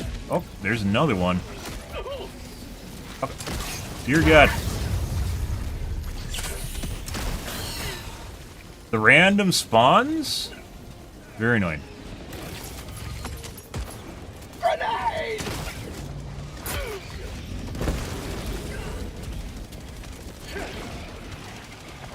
Rare sample acquired. Feels good. Permanent hive structure. Calling in reinforcements. Oh, let's go to the objective. We don't have time to actually do anything. We just gotta run to the objective. We're gonna run out of lives here. And then die horribly. Orbital inbound. For you guys? Yeah.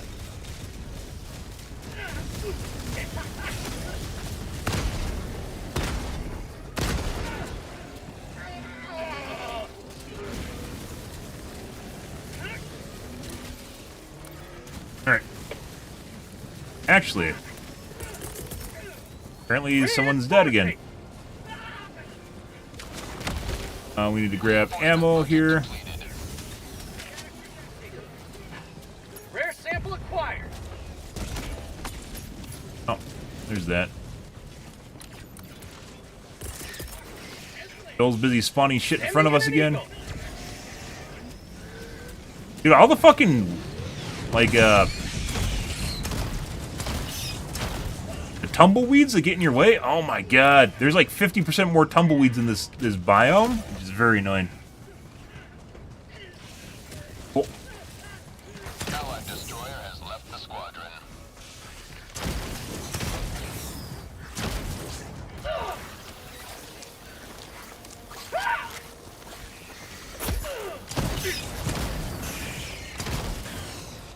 Christ. Calling down supply. There's a stalker behind him. Nearby. I can hear it.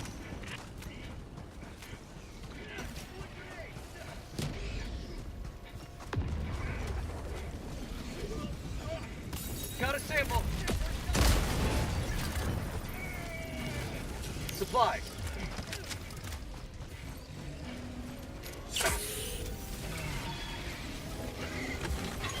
I'm on it.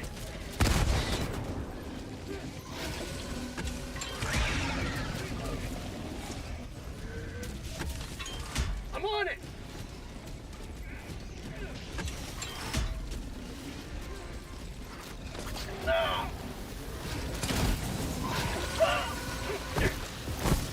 Stop it! Stop rolling! Stop that shit!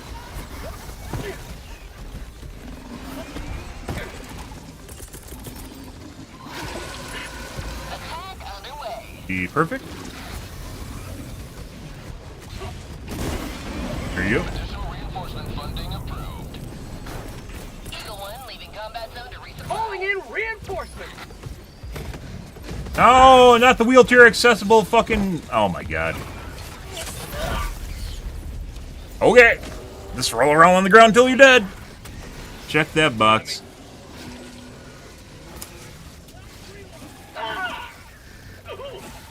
How this guy is still alive, I have absolutely no idea, by the way. Requesting air support. Sure, we're fine. Actually, no, it's this guy that's still alive.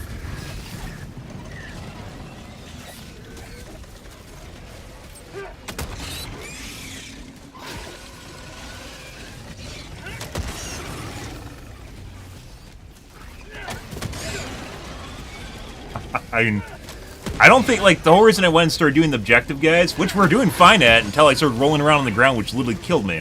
The first time we were able to recover, where I just started going like this on the side of the fucking hillside, and then almost got stepped on by the Bile Titan. And the second time, literally just got popped by the charger and couldn't get up off the ground. Basically, at this point, you basically have to kite them and do the objective, and that's it, which is what I was trying to do. Allied destroyer joining squadron. Ah, good luck, J2. There's a shitload of units that are spawning on the map. It's not the bug holes, rather it's a bunch of patrols that are spawning. Engaging terminal.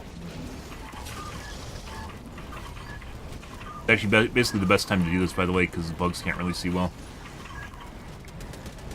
I got the terminal. There you go. I want to sit here.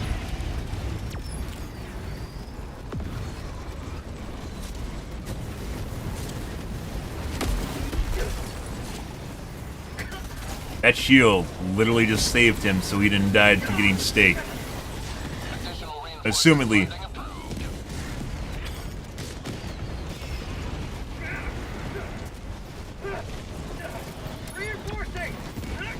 Alright. I think this is me. Yeah, the other guy died after me. Where to go right? This should be where my gun is. Point me to the enemy.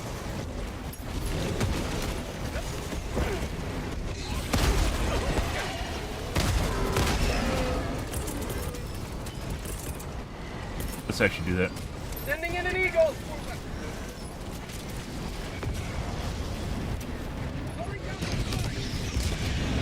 There's so much shit here. I believe the ramp is here, if I remember right.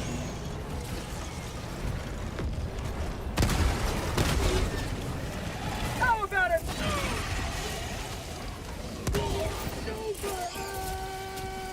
Requesting orbital. Right there. Fight them into it. Damn. I kite this group into this too. I need to be more liberal with my stratagem use here. Reloading. Point using it if you're dead, guys.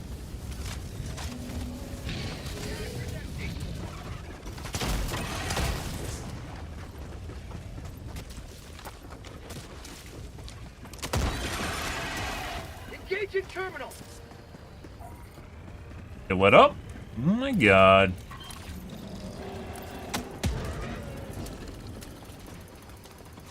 Yep. A torso?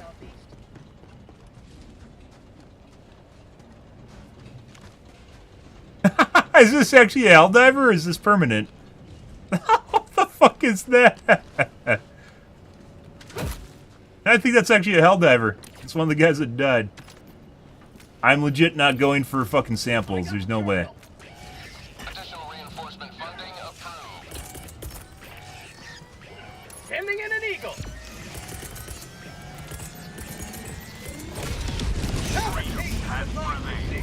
Now head to the extraction point. Okay.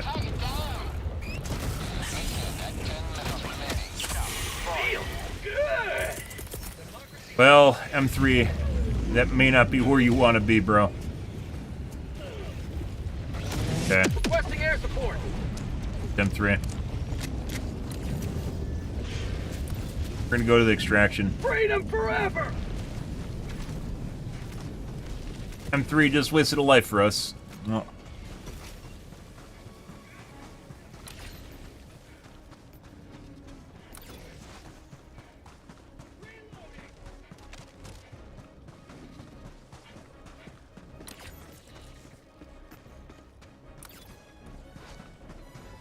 Fucking stalker nest, just trying to get over to them.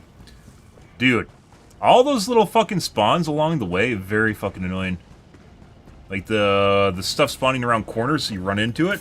Sample collect. Like fucking monster closets. Rare sample acquired. Extraction is available.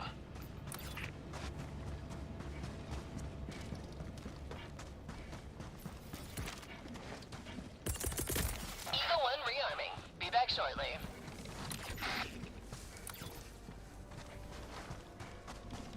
Aggroing shit.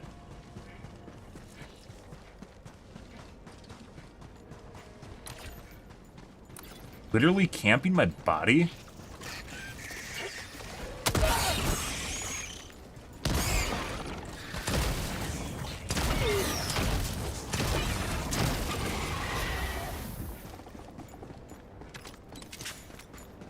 Buddy.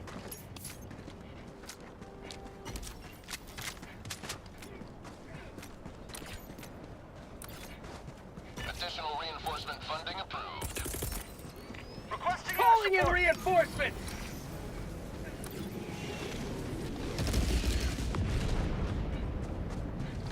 Yeah.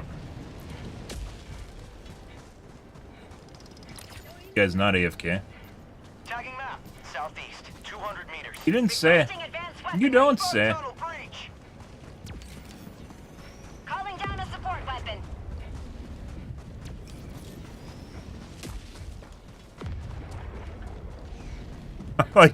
like voice prompt. Yeah, you don't say. Pretty rare to run into a bug, by the way. I don't know if it would be better if, like, if we had the same... I don't know if this is just because I'm using the autocannon, or if this is normal, because it's pretty rare to actually have bugs where you can't keep up with them. Extraction shuttle inbound. Throwing supply beacon. You don't need the fucking bunker. Calling down a support weapon. I don't know if this guy sees what we're getting. I think this guy just joined. I don't know if he sees what we're going through right now. Sending in an eagle.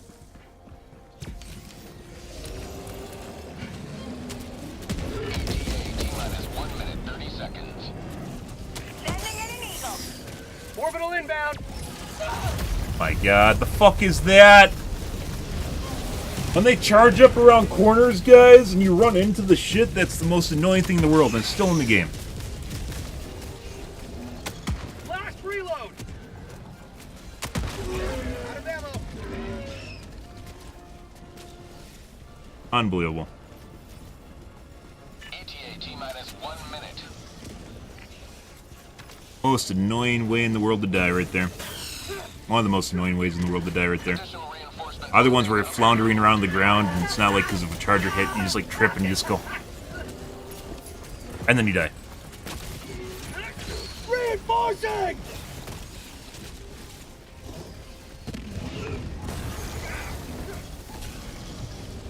Think he's AFK again? ETA T-minus 30 seconds. Literally the last stand, end of the mission, guys, and we got sniped around the corner by a corrosive spit. ETA Nope, he was T-minus 20 AFK. seconds. Again. If I was more of a dick, I would 100% kick that guy.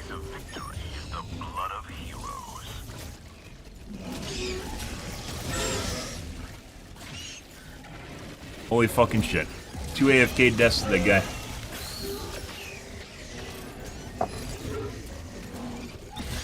Helldivers not at extraction site.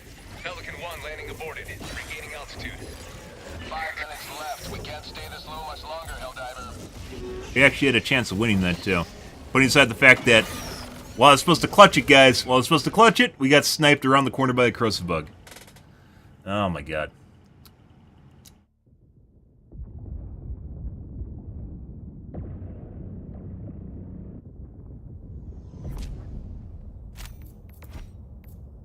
That's something. Mission complete.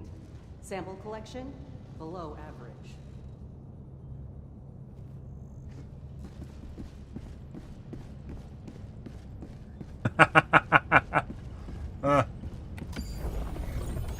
Mission coordinates locked. Hellpods primed. He's still AFK, Engaging too? Orbital thrusters. Rangy, right? No. Mighty is the one that's Orbit AFK. synchronized. Allied destroyer has left squadron.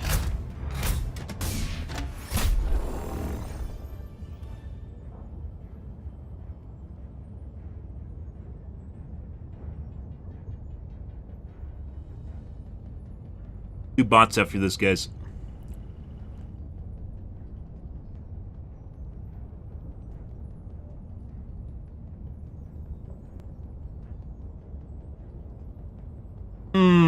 Happy Friday, guys. Hope you guys are having a wonderful morning. It's fucking 60 degrees outside, but it feels like it's like 80 because it's humid as fuck. I gotta reach that point.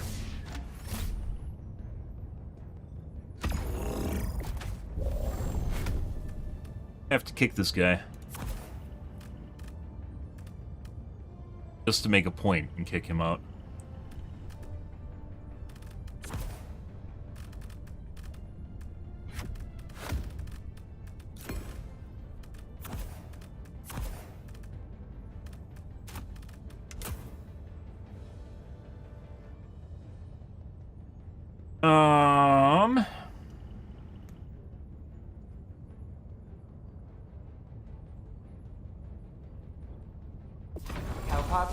suspended.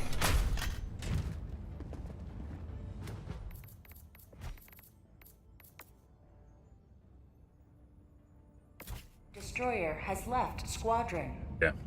I'm gonna alt F4 too, even though J2 was with there because we needed a group now. Fuck that guy. The only reason I kicked him, by the way, is so he'd see, even though I closed the lobby, is so he sees on his screen that he's kicked from the lobby. Only reason, so when he comes back to his goddamn computer after taking a dump, he sees that he's kicked.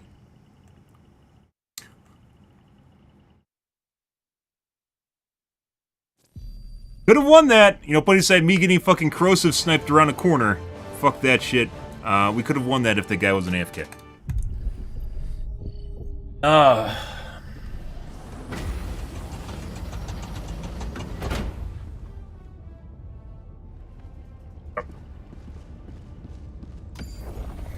Mission coordinates locked. Help. Alright, we're still gonna complete the chain because I want to do a blitz. Engaging orbital thrusters.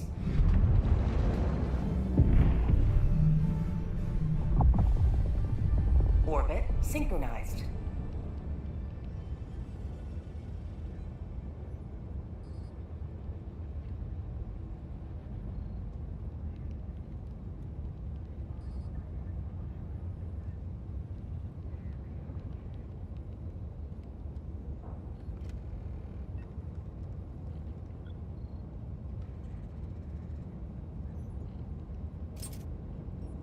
Allied destroyer has joined squadron.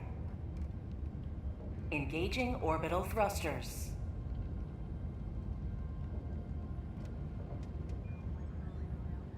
Orbit synchronized. Allied destroyer has joined squadron. Engaging orbital thrusters. Always good to have another hero on board. And sadly, with the last guy, by the way, after the initial spurt of people showing up, it's a trickle, so he probably would have left because we wouldn't have gotten one replacement right away.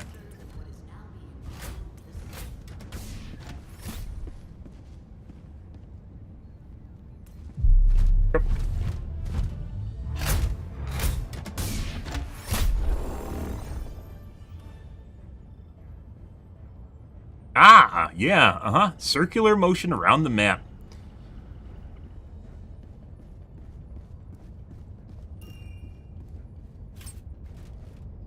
Allied destroyer has joined squadron. Engaging. We're doing orbital thrusters. maneuver theta, guys? Yep, strategic maneuver theta. Right, go, go, go. Orbit synchronized. Hellpod launch suspended.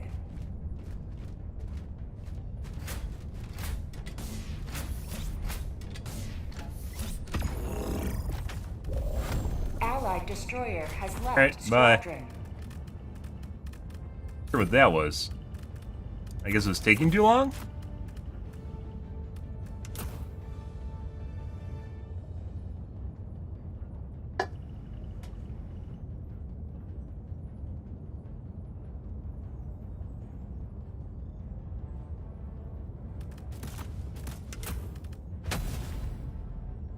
Launch initiated. Off we go.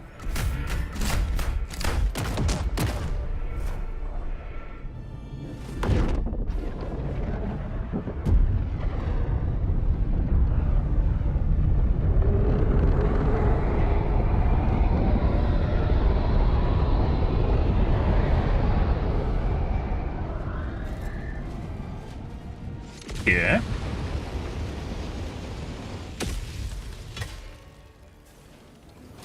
Go now and shoot you fall. Remember this.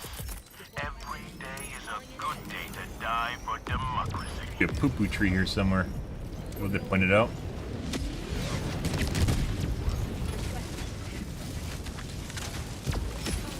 Allied destroyer joining squadron to Saw it. Helldivers. There it is.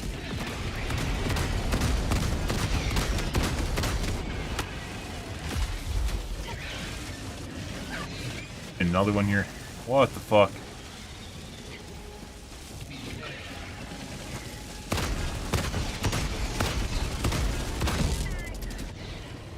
Hey, bud. Calling down a support weapon.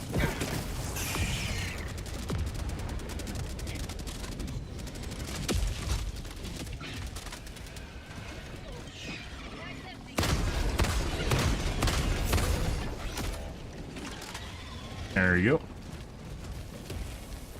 Let's see.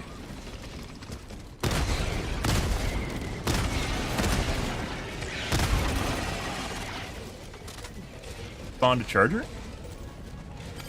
Lovely. Oh my god.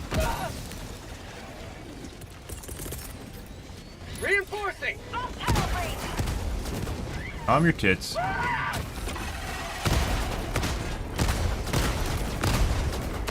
Oh, maybe it depends on, No, no, no! Fucking tumbleweeds. Different guy? Calling in reinforcement! Mission at 10 minutes remaining. Holy fucking shit. Oh my god, teammate! Reinforcements have been launched. Did he just fucking set me on fire too? Jesus fucking Christ! No! Holy fucking shit, he hit me with an impact, he set me on fire? What the fuck is this shit and I just saved him? Please! Tagging map, southwest. Fucking shit. Ready to liberate. That looks like a nest over there.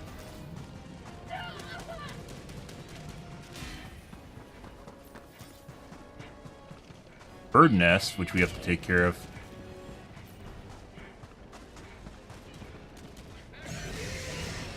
Rare sample acquired. Got a sample. Ah! Oh my god! That was juicy! South, on my position. What? Reloading! You have to take care of this before someone gets hurt.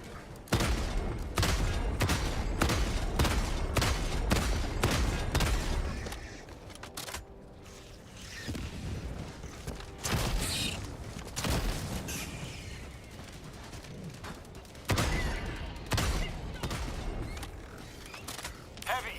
I don't know if that's for me or someone else.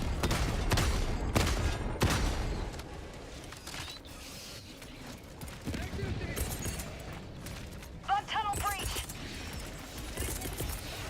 Sending in an Requesting eagle. orbital. Sending in an eagle. How'd you like the taste of freedom?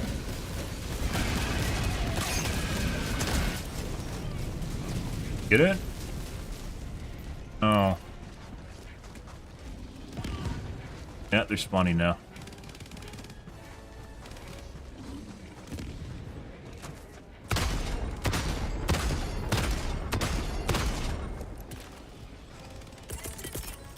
Throwing supply beacon. Well.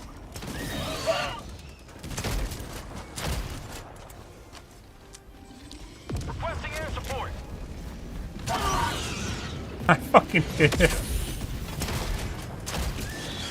Okay. Heavy, west, close. What? There we go.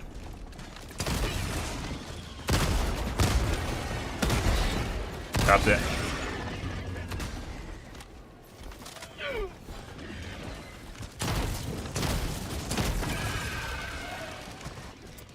Mag's empty. Heavy, north. On my position. Okay.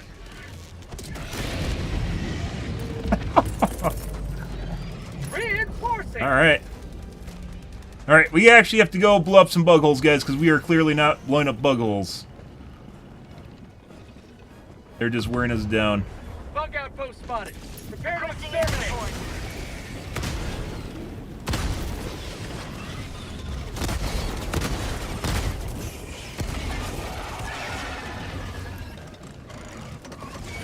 Dropping a pin. Northeast, 100 meters.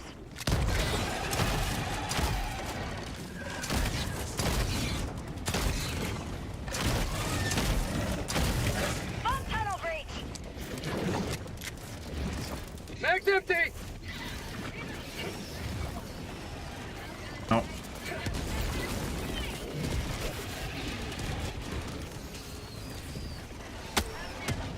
Bro, that totally went in. The fuck is that?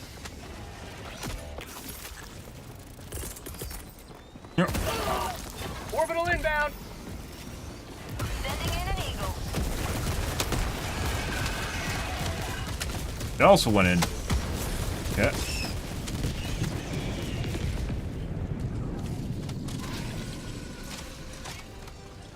Touch me. Don't fucking touch me. Reinforcing.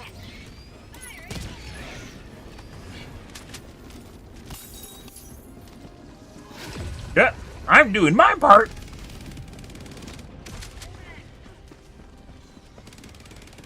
Got a sample. All right. Tagging map. We don't have many clues to go off of here, guys. Let's go, I guess, this way. The nest was over here.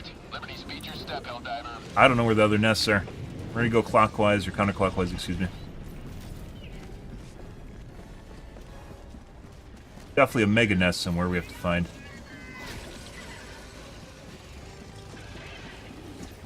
Literally just keeping the bugs at bay.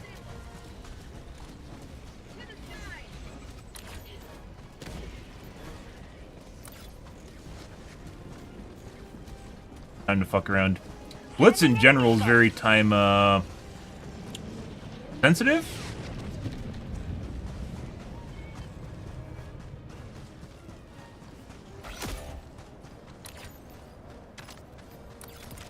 Calling in reinforcements.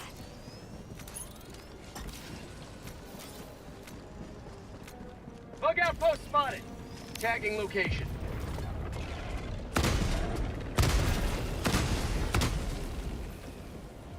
Bug tunnel breach.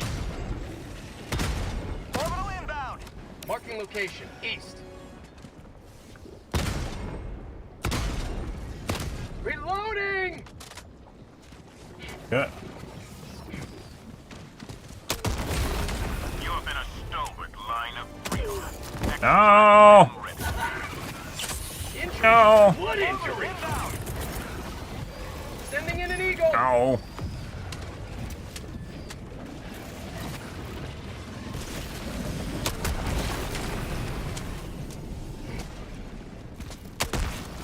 Crap. Did Joel make you fucking extra worthless grenades? What the fuck's going on here? Requesting air support. No. Throwing grenade. Requesting orbital. Dropping a pin. South. 50 meters. If you can get people on that corner, guys, the barrage kind of works. It does a little bit of work. You got to get them right on the corner and kite them into the corner. Like a corner pull if you're play MMOs.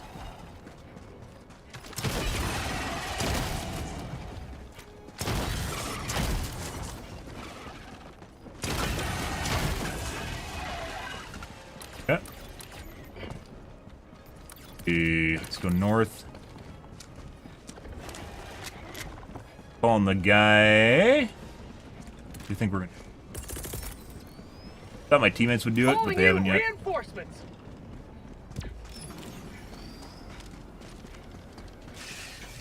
Yeah. Requesting air support.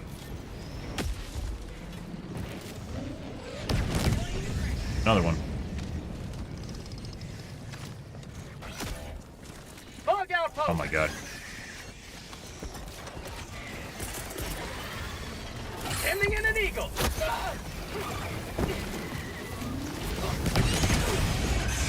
So.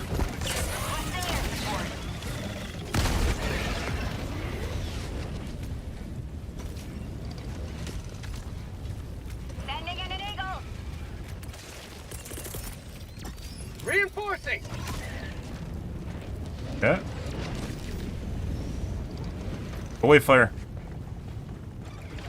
Request approved. Deploying reinforcements.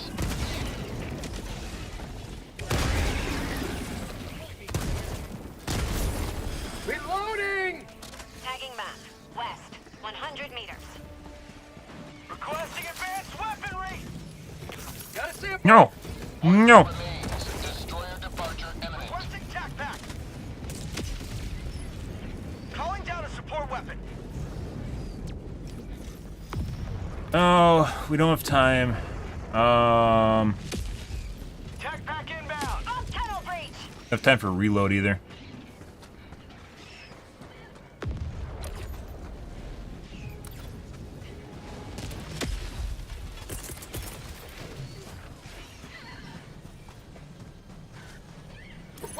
support. Found something on its way. We don't have time for a reload. That's called democracy. Oh, there's a stream. Eagle 1 rearming. Be back shortly. Calling in extraction. Extraction shuttle inbound. Calling down supplies. Deploying equipment package. Ooh, spicy.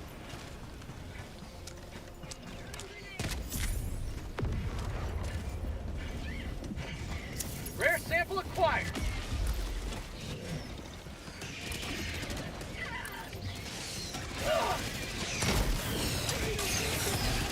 ETA T-minus 1 minute, 30 seconds. New mag.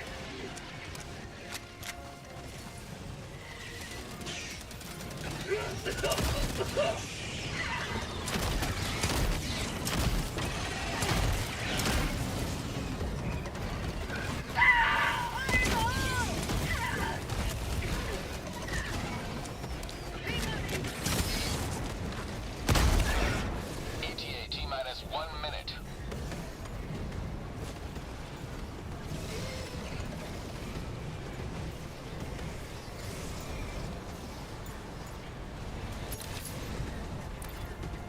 Potentially dropped there.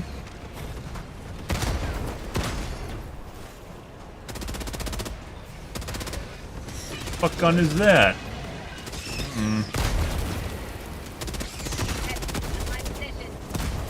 Maybe it's the angle.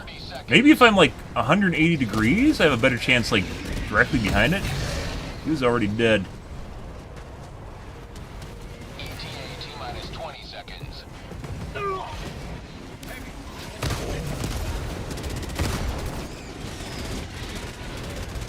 ETA T-minus 10 seconds. Clear landing zone.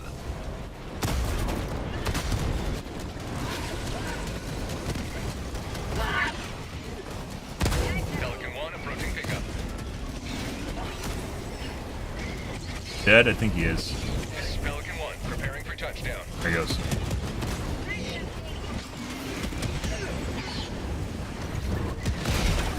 Countdown initiated. Stand by for takeoff. Well.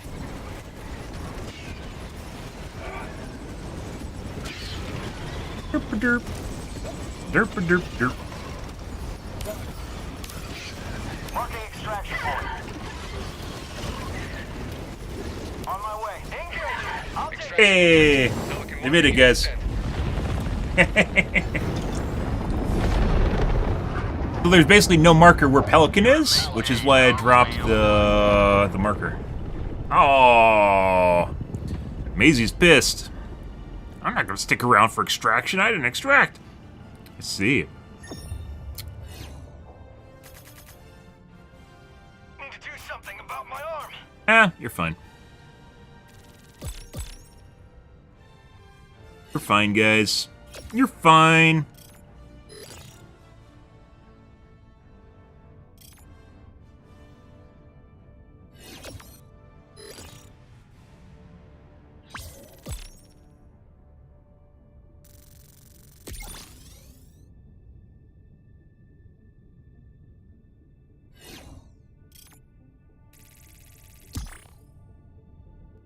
Good. Happy Friday! It's the weekend, guys. Hope you're having a good start to your weekend. Oh my god, fantastic.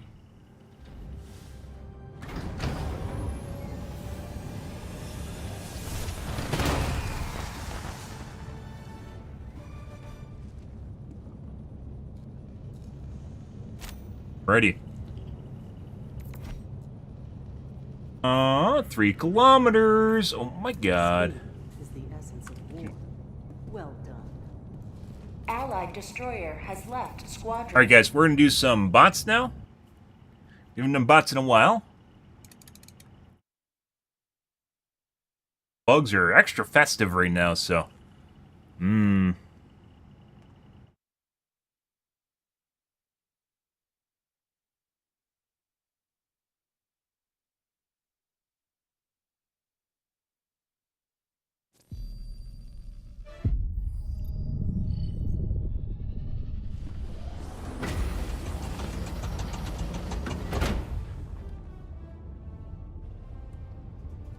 Alrighty. I guess we'll go attend the major order. Virillia. Surprisingly, there's people doing, well, some other planets other than Virillia. Who now?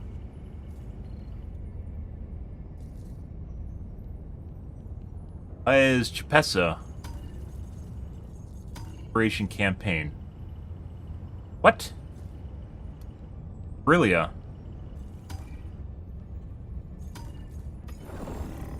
What?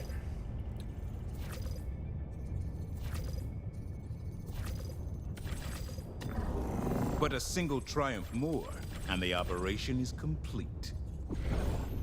Eradicate. It's survey. Initiating FTL jump to the Virillia system. Virillia.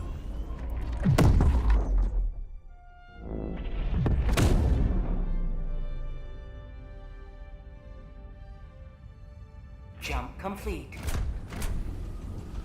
Mission coordinates locked. Oh, let's change out our armor for anti-explosive.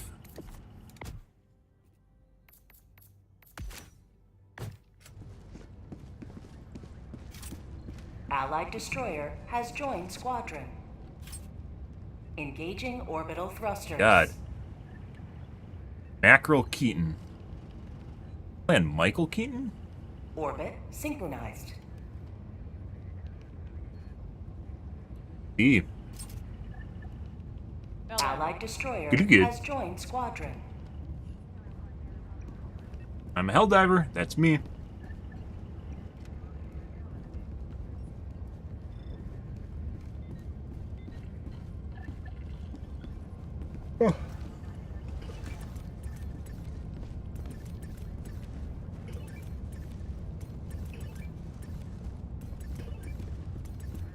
Helldivers to Hellpods. Repeat. Helldivers to Hellpods.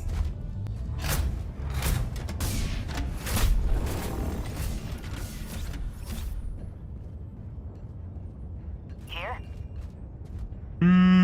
Sure.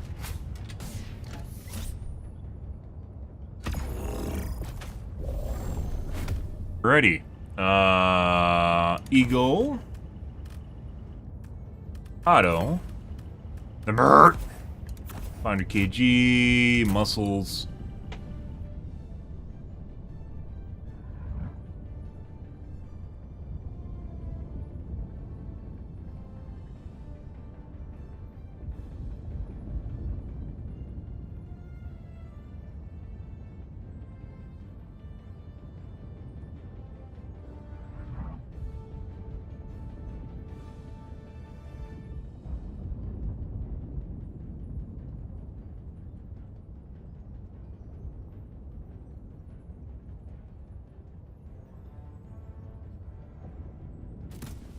We're smart, we'd 100% take a laser, but you know. The bird is totally worth it.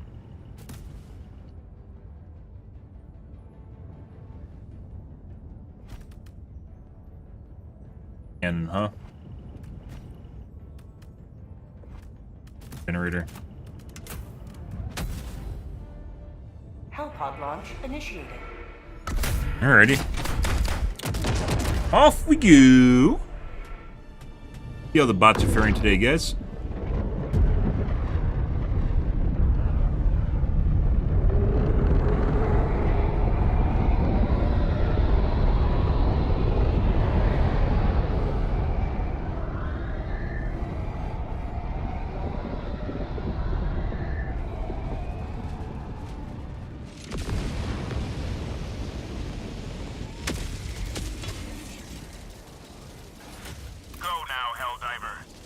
And bump plug.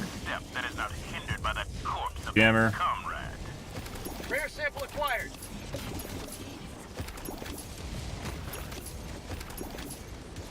And to the jammer. Actually, we might be right on the edge. Heavy. East. Close. Oh, no. Calling down a support weapon. Find me. Oh, that's a Dagu.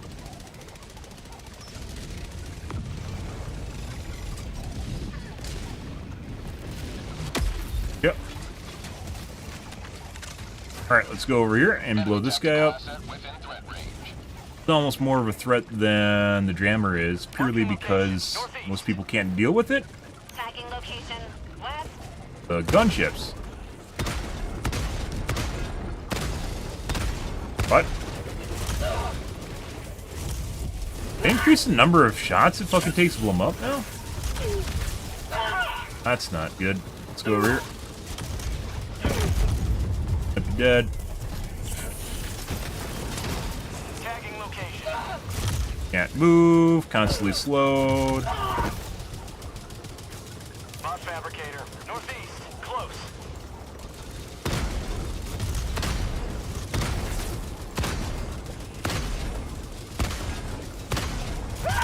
Bro. What the fuck is going on here?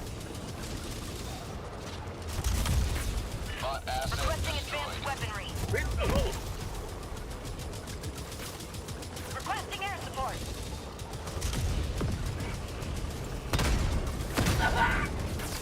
They definitely increased the number of shots it takes to down them. It used to take 2. Bot fabricator. Northeast, 300 meters. That one took 2. Missed. Sub-objective in your vicinity.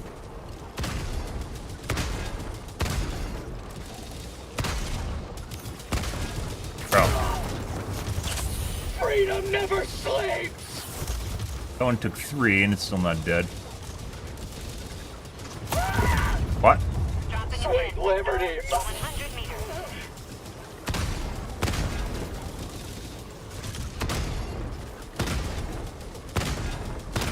What's going on here?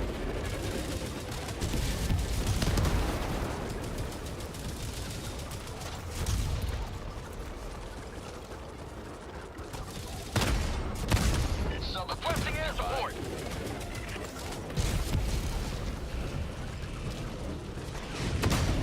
Trying to hide from me? Calling down a support weapon. Fucking shit. Bro. Throwing supply beacon!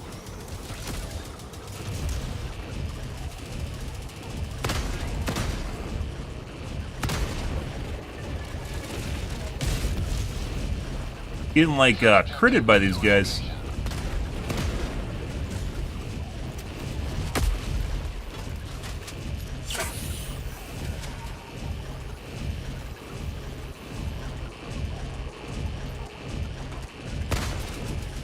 Reinforcing.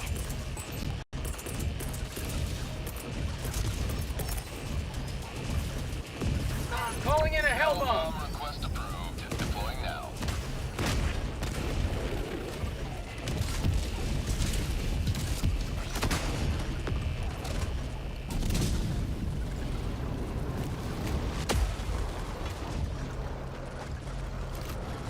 I got the terminal!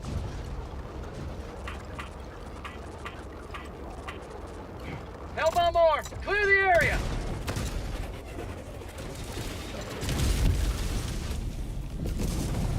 Bro, there is so much garbage on the ground right now. Fuck off. Holy Jesus Christ.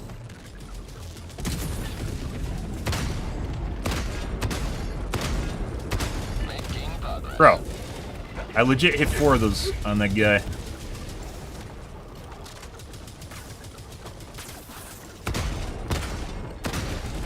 Go. Calling in reinforcements. Some of those guys definitely take more than 2. So maybe they have variable amounts of health, which isn't that far-fetched, because some units definitely have mutators where they take more shots. Obviously, it's missing some, too. Holy shit.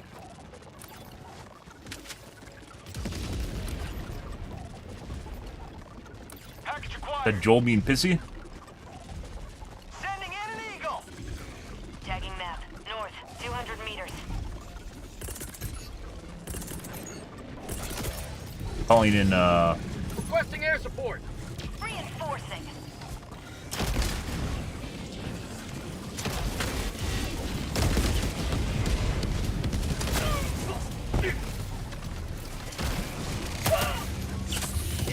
big fucking shit. There's a doggo over there, guys. Isn't that great? Well, gotta go take care of that.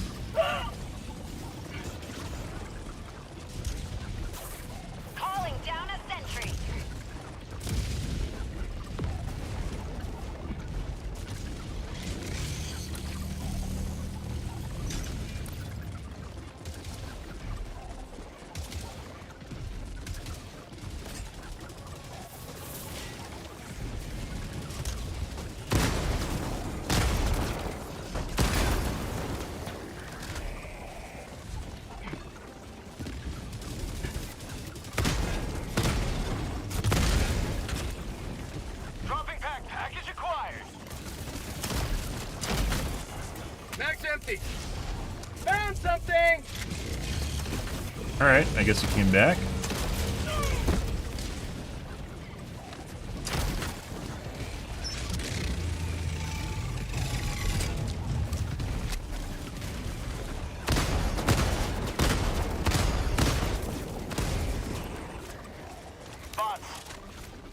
Seems like it's easier to shoot off the chin turrets now.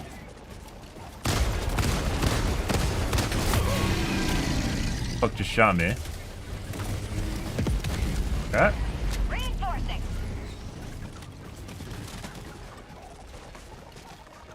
Marking location. North. Here, you guys can have that.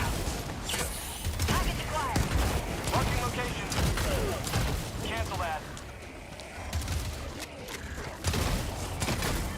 Giving birth. Always spay and neuter your pets, guys. New mag. Acquired. Objective located.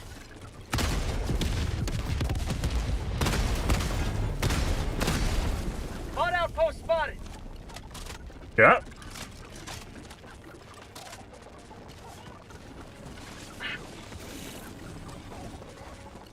Always spay and neuter your pets.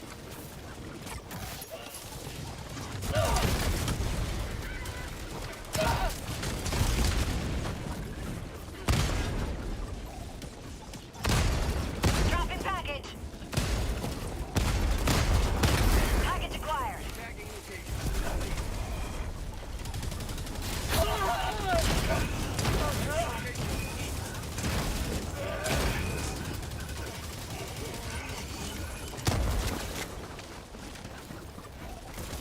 Heavy. Southwest. 50 meters. Reloading.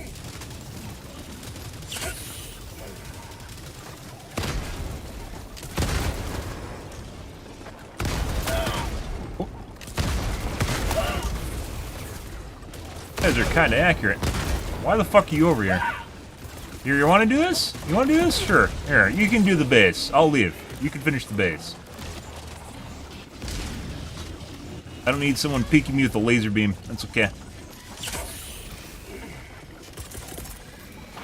Calling down supplies. Package. Sending in an eagle. Yeah.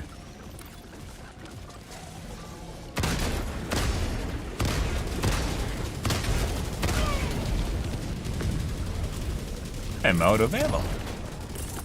I keep calling in pyro. Sending in an eagle. Administering freedom. Now we're out.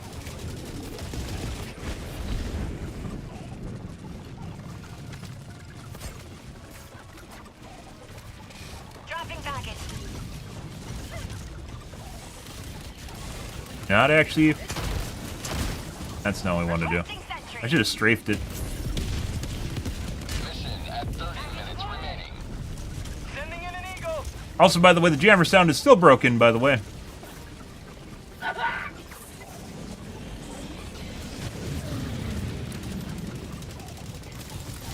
Oh my fucking god, they've multiplied. Well, there's that. Dropping package.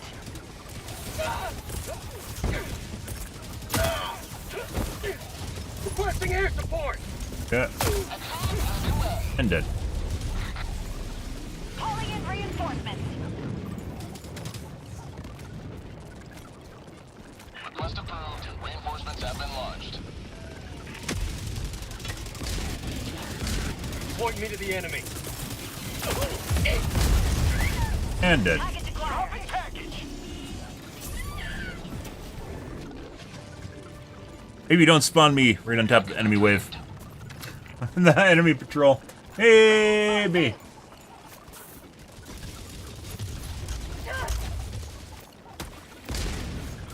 Request approved. Reinforcements on the way. Dropping package. Joining the fray. S4 went and took my shit. Where the fuck's my backpack? Package acquired. Requesting advanced weaponry. Alright, let's get our extra autocannon. Dropping package. Calling in orbital strike. Yeah. Requesting air support.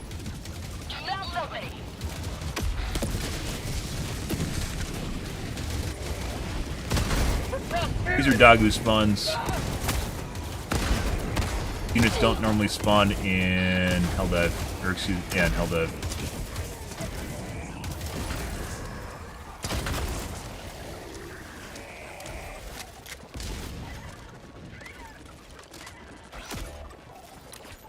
Okay.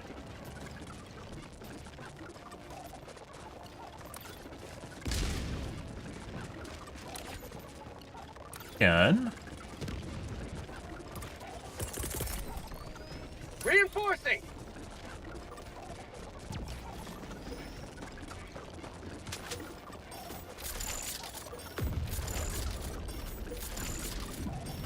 Excuse you. Joel, it's broken, Joel. Fix it, Joel. Joel, it's broken. Tagging map, east, 100 meters. I fixed it. What a nice guy. Oh my god, 10 super credits. That's 10 cents. Wow, thanks, mister.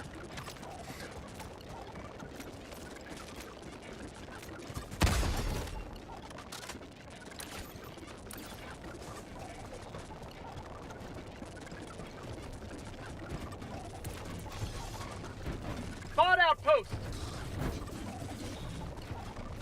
Package acquired. New one. It's a single with a cannon turret on it.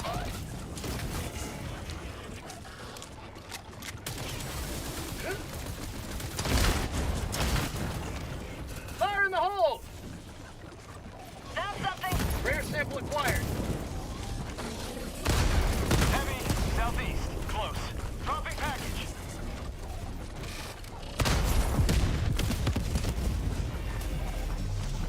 Yep. Package acquired. Rare sample The new acquired. tile. I've never seen this one before.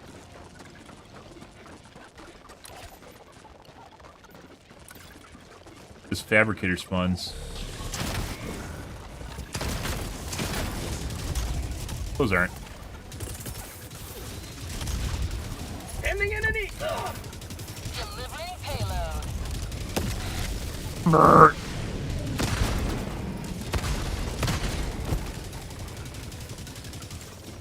Drop ships.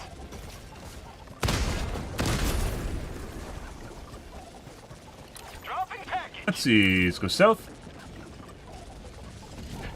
May have to help our teammates with the primary objective. Depends on how bad things get. Guy to the west, too. I don't know what the fuck that is. Probably another small outpost. Dropping package.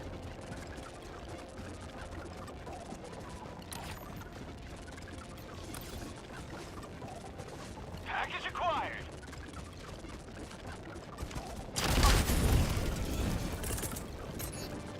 Spot outpost. Sure, might as well use these up, too. I don't think that's far enough in. Here comes the cavalry. Dropping a pin. Northeast, 200 meters.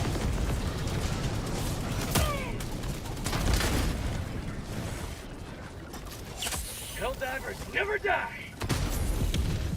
Dropping package. Package acquired. Running away? Looks like he's running away. Sub-objective in your vicinity. Asset secured.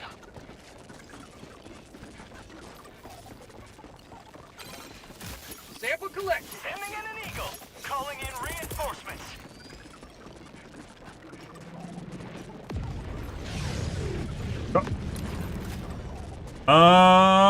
Let's go west. I think these guys are still fine. Also, Eternal sound bug, guys. Good. Reloading!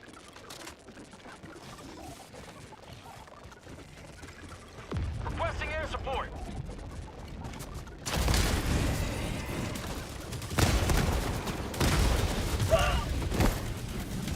Nope.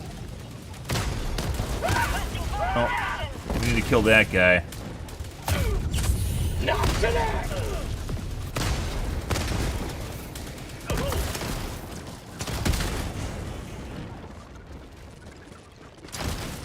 New mag! Field Devastators will 100% fuck your face, so if you leave them alive while you're rolling around on the ground from the Rocket Devastator, even though the Rocket Devastator is more annoying, Requesting air support.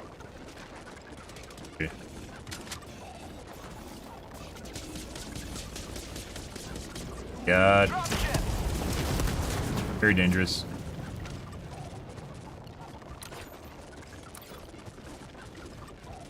Duke. Sending in an eagle. I'm on it. Sending in an eagle. Delivering payload. Use these up so I can rearm. Okay, bro. Requesting orbital strike. I'm on it.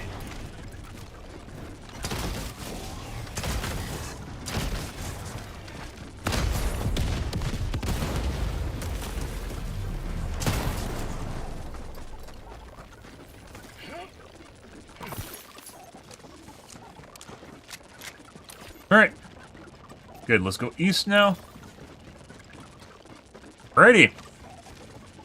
I'm on it.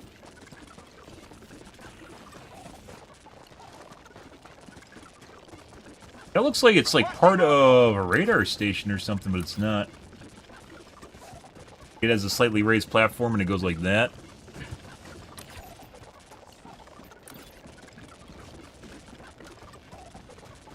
Eternal sound bug. There spawn next to us.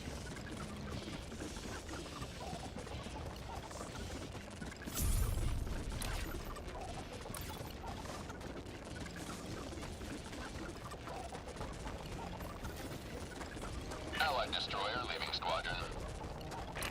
Got mackerel Keaton, guys. Found something.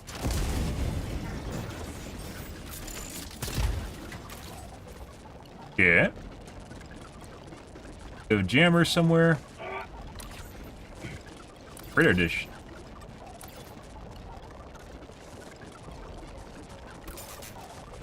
I didn't fucking rearm, did I? Tactical asset near your location.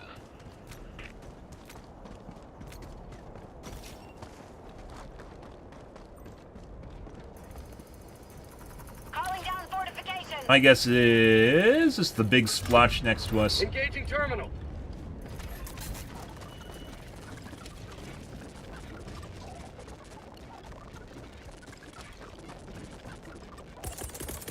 Eagle 1 leaving combat zone to resupply. Sending out an SOS. Yep.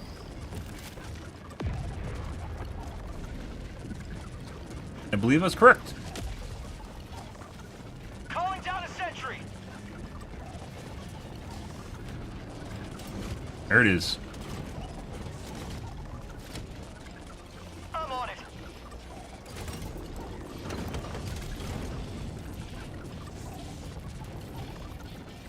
Mission at 20 minutes remaining.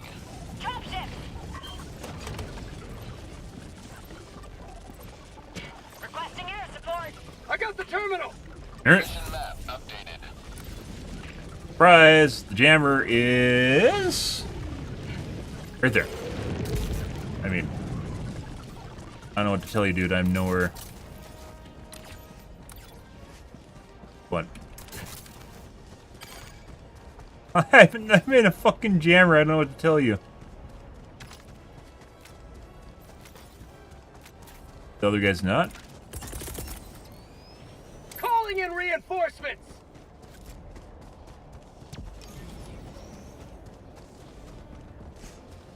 Requesting sentry.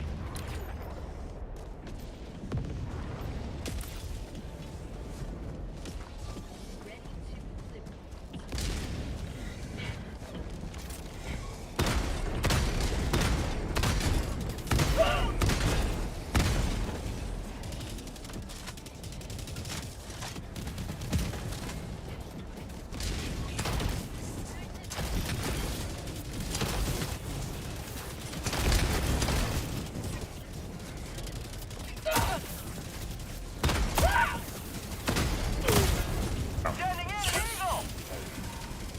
Spawning behind me? Get out of here.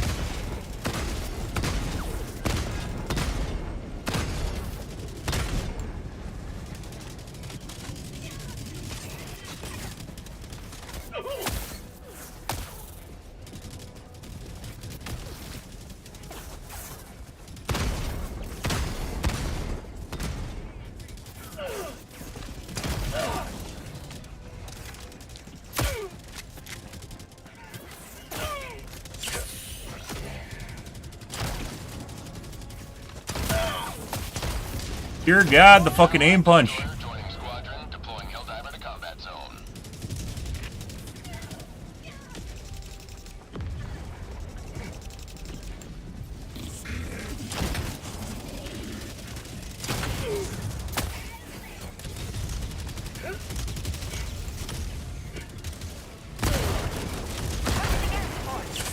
Feels good.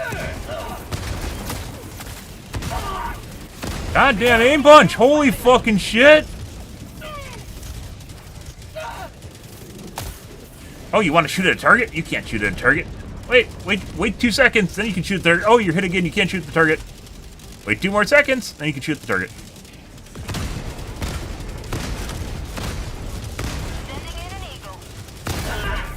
And then we just got one tap in the face. As it about half. I thought about using a med kit because I've been using a med kit at half HP the entire time. I was like, we'll try. We'll just wait and then shot me in the face and I died. Request approved. Deploying reinforcements. Reporting to the front. Call on another autocannon. Support weapon.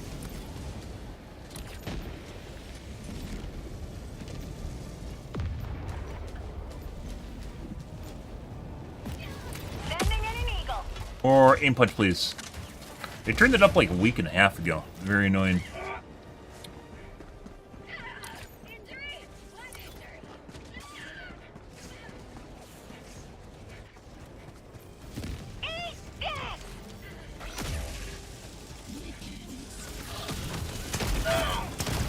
Calling in reinforcements.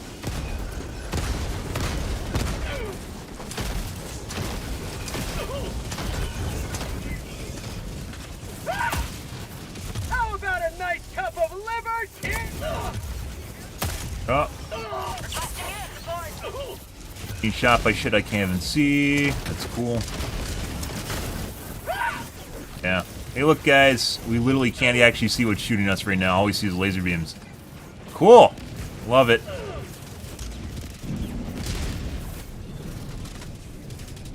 Calling down a sentry. What? Freedom marches onward. Thanks to Requesting you. air support. You may proceed to extraction.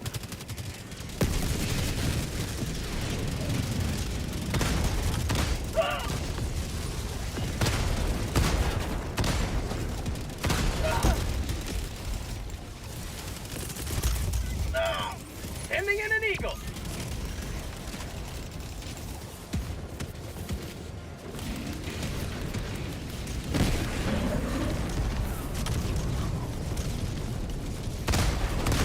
An eagle never misses. Requesting air support. Democracy's on its way.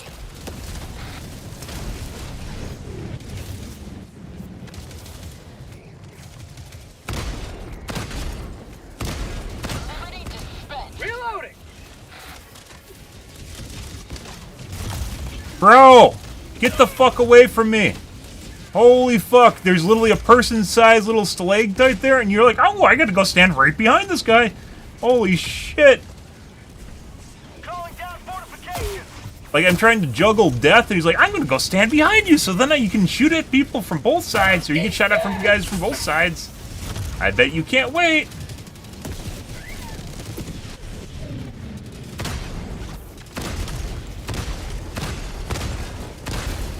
Reloading.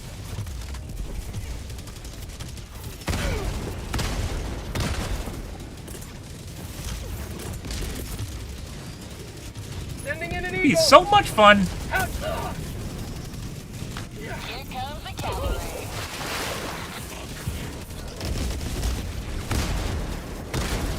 Reloading. Gotta run away. Drop down. Extraction is available. Reinforcing.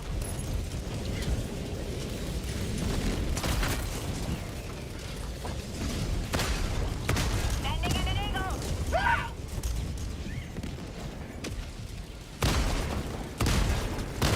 Definitely on his eyeball. It's not counting though. The weird The autocannon against brutes is really kind of weird.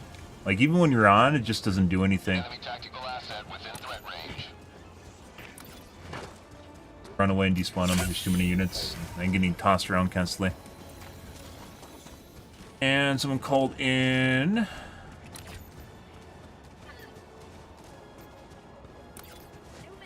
Fly somewhere.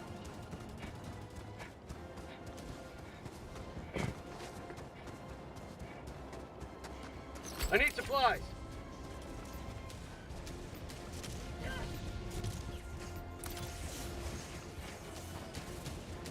Oh. Are there even any... No, someone literally fucking threw it in and didn't pick them up. Oh, well, there's that. Reinforcing. Reinforcement budget running low.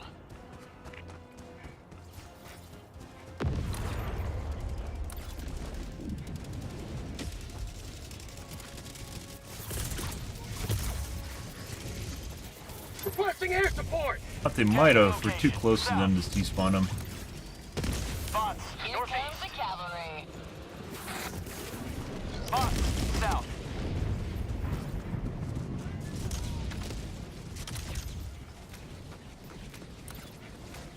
It's a walker.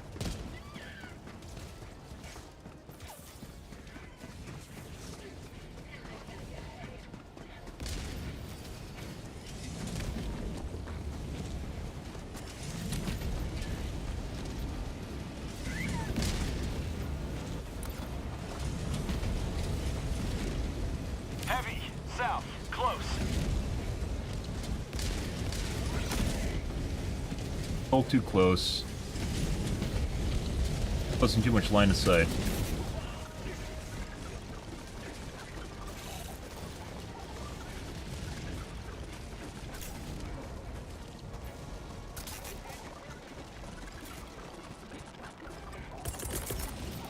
Calling in reinforcements.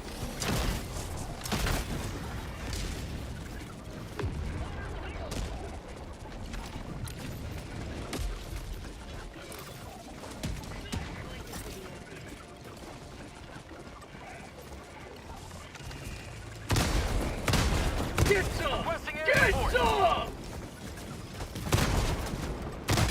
Reloading! And the dig.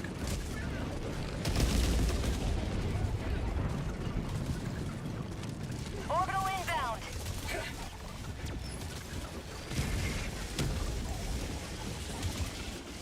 Mission at 10 minutes remaining. Hellbomb.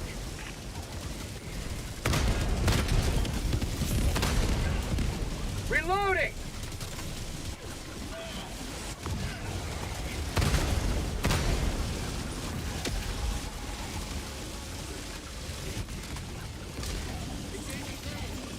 Yeah.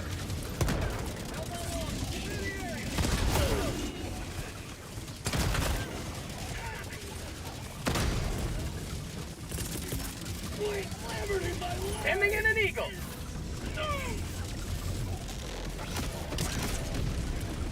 Orbital inbound. Well, Reinforcing! you know. Fuck is it even on? Oh, hey, look, there's a random tank in front of me. Alright.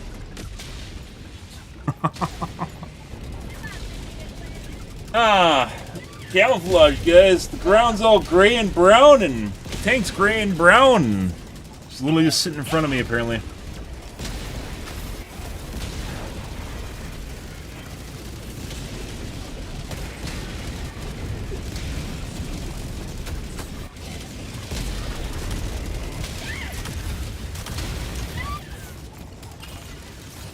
I had absolutely no idea, by the way, that base was back there. Calling in reinforcements. Absolutely no idea until that was pinged. I had no idea that was back there.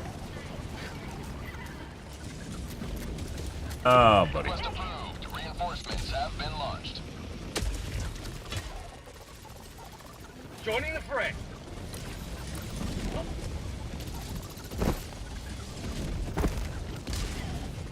Perfect.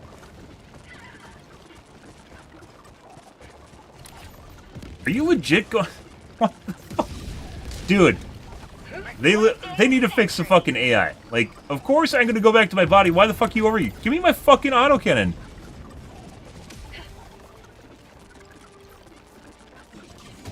Bro. Requesting advanced weaponry.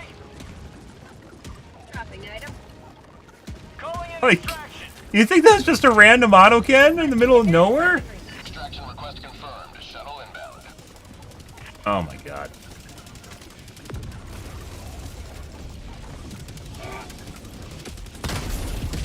Calling down a support A weapon. lot of shit down there still. Requesting air support. Heavy. Sending in an eagle. 50 meters. Holy Requesting fuck. air support. No. We're gonna go around that. ETA T-minus 2 minutes, 30 seconds.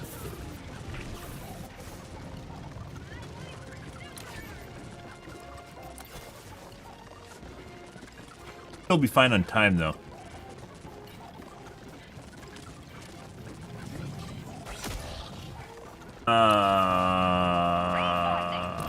That's the guy in front of the guy next to us. Reinforcement budget depleted. ETA T-minus 2 minutes.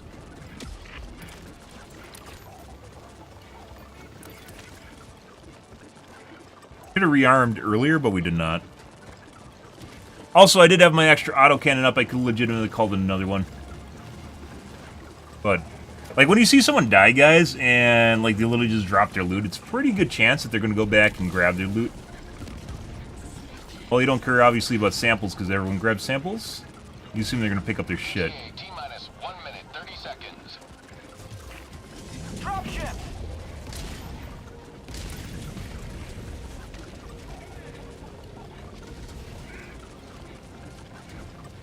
Requesting air support.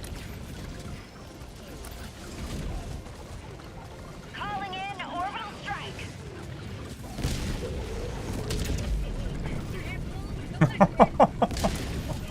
Requesting fortification. ETA T-minus 1 minute. Sending in an eagle. So, right Sending in there. an eagle. Coming in hot.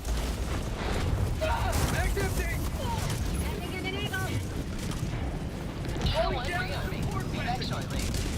Heavy, south, 50 meters. Liberty disrespect. Requesting air support. ETA T-minus 30 seconds.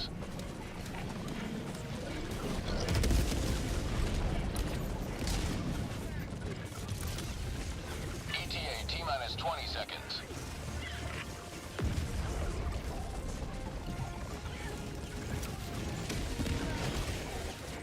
ETA T-minus 10 seconds. Clear landing zone. Additional Aim punch, aim punch, aim punch, aim punch. Okay. Legitimately couldn't fire, guys. Good? Pelican 1 landing sequence initiated. Watch where you're standing. Sending in an eagle. Aim punch might be a little bit too much. Heavy, southeast, 50 meters. Going in? So yeah, S4 is going in. Alright, I'm going in. Countdown initiated. Yeah. Stand by for takeoff. Good luck to T3.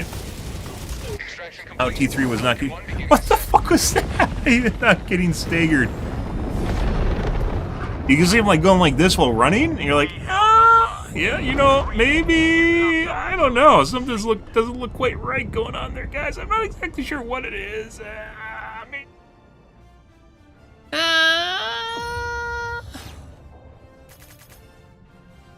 good.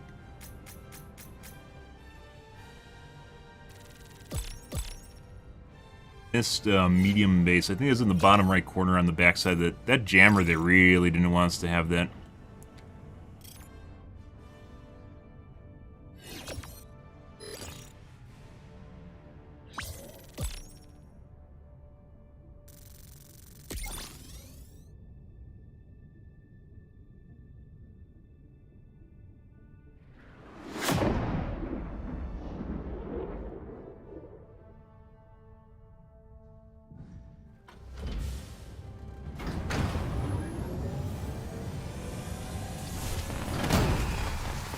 Pretty good.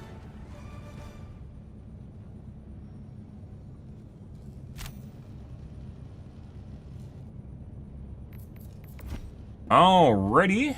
7.4 kilometers. Distance does matter, guys. Good work. All over the The map. more ground we We do. hold now, the less we'll have to retake later. Welcome aboard, Helldiver, and congratulations on completing your training. Greetings, Helldiver. The galactic war awaits. Mission coordinates locked. Hellpods prime. Engaging orbital thrusters.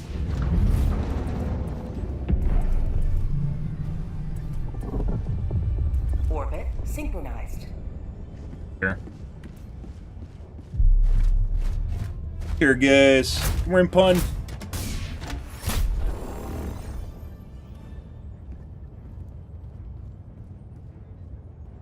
Oh, yeah? I thought this was your Discord. Oh my god, it's not. What about here? Are you saying bad things in German? Hellpod launch I suspended. didn't mean to do that.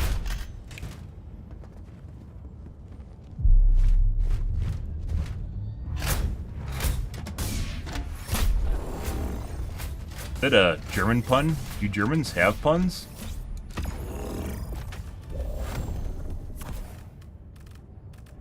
Actually, Germans are very literal, so they probably all have, like, they're just puns. They're very punny. Oh! Get the vert and 500 kgs and some muscles, but we'll take something else depending on whether or not our teammates pick up the slack.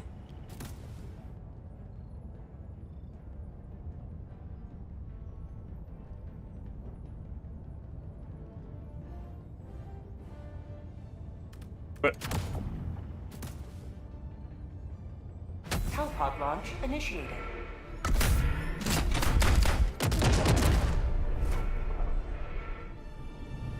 huh? Sounds accurate.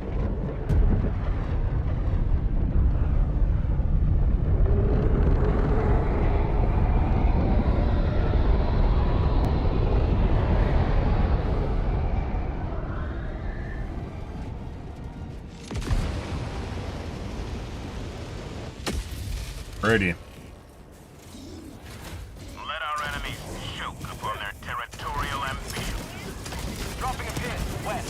200 meters.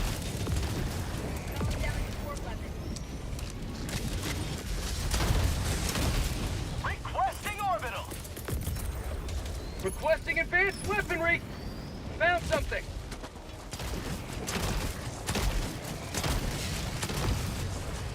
Autocannon definitely makes bots relatively trivial compared to the 380, the team destroyer. Tactical asset nearby. That's not good. Calling in a hell bomb. Sub-objective nearby. These both died in 2. Heavy. Northeast. Where the fuck did they come from? Requesting orbital. Were we through the 380? No, it's over here. Right. I think he died to his own 380. What are the chances?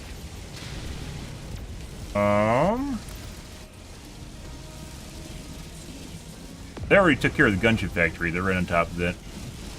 Gunship factories will 100% destroy your team if they're relatively inexperienced.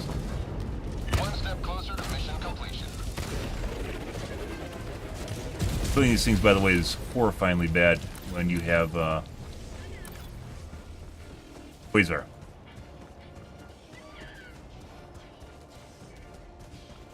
Someone said if you destroy the generator.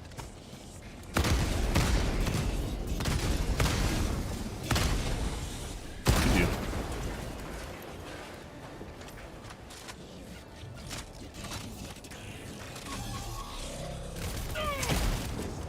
Sending in an eagle. Generator's satellite on top. Requesting air support.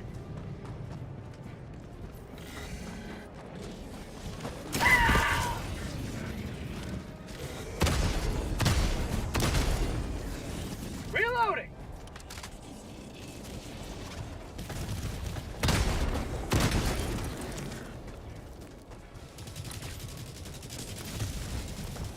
jammer here somewhere too, which is very unfortunate. Freedom never sleeps! There it is.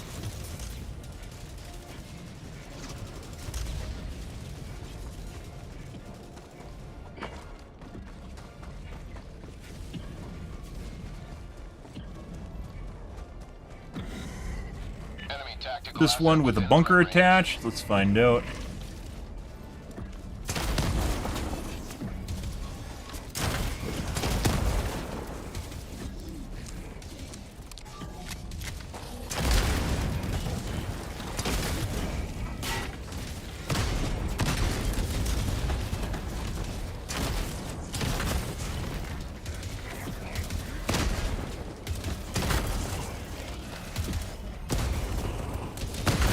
Tagging map.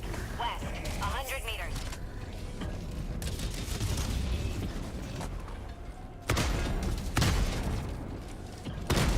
Sub-objective in your vicinity. Negative.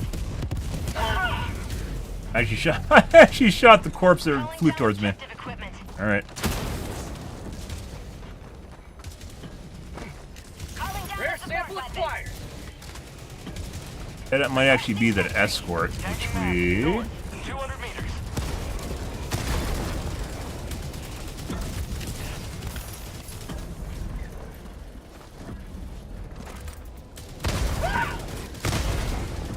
Drop ship. Oh my god.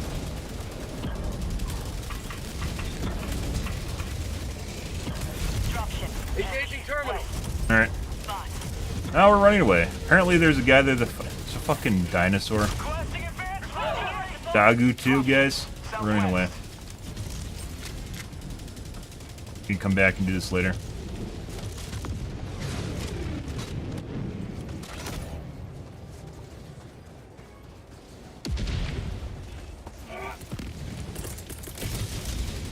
Go right there. Requesting air support.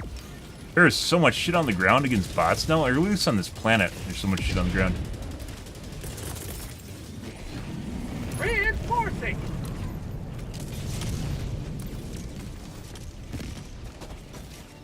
Sending in an eagle.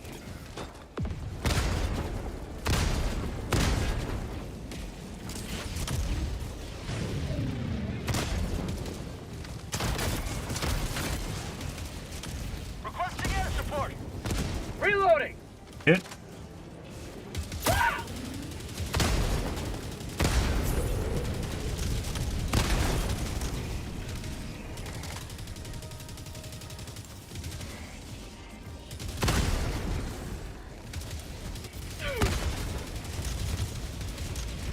Sending in an eagle.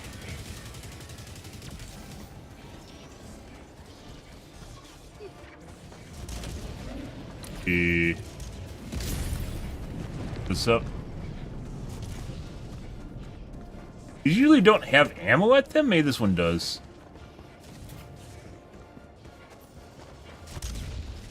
Sending in an eagle. Oh yeah?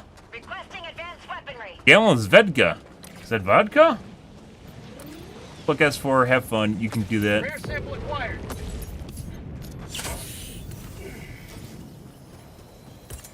Let's see. I believe I saw... Yeah, bots right here. Bots. Which you're probably guarding a cache over here.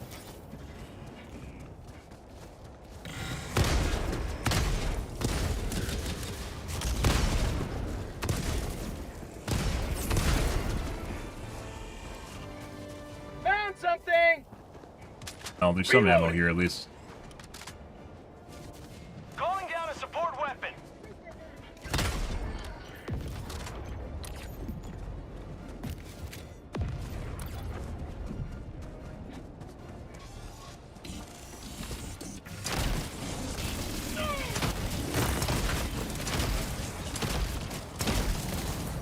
New mag.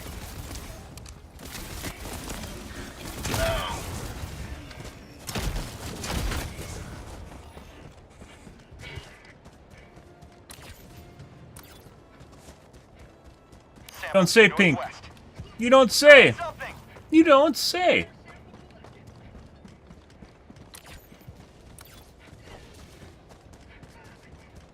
whole reason we're leaving, by the way, is to despawn or deal with the units, and yes, Southeast, on my position. now we have to go back and do it later again.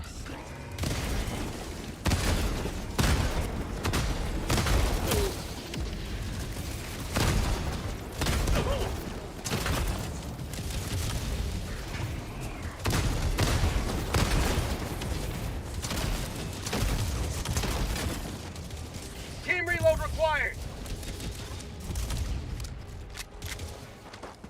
Requesting air support.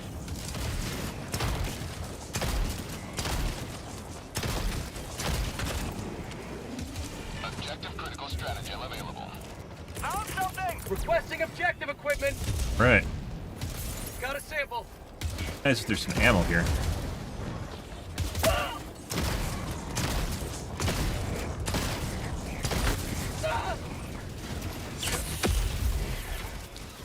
Problem? Yeah.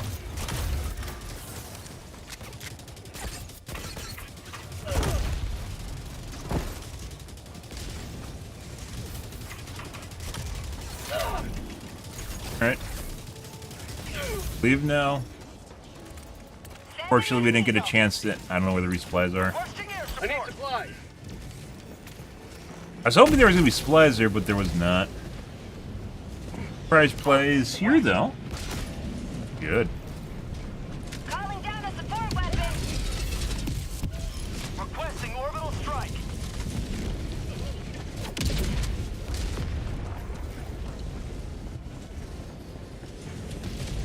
Alright. Orbital inbound. Let's go back to the jammer. literally across the map. Calling in reinforcements.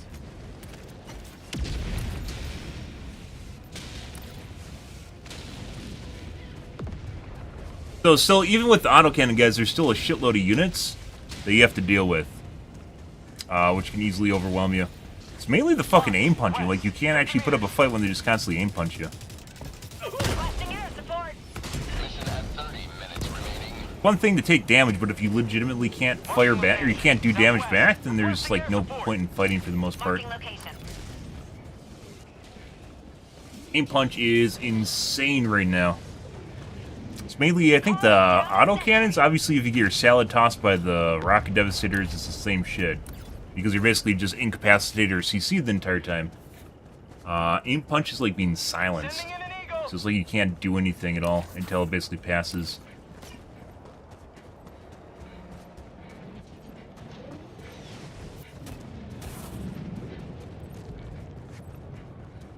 No, there's nothing here. Oh, there might be something here. Getting shot at from across the map. Calling in a hell bomb.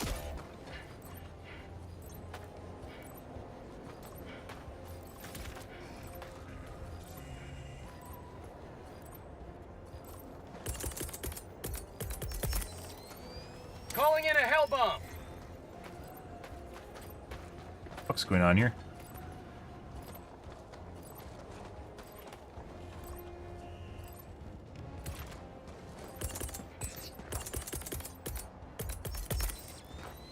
Tile? Not really. I've definitely seen this one before.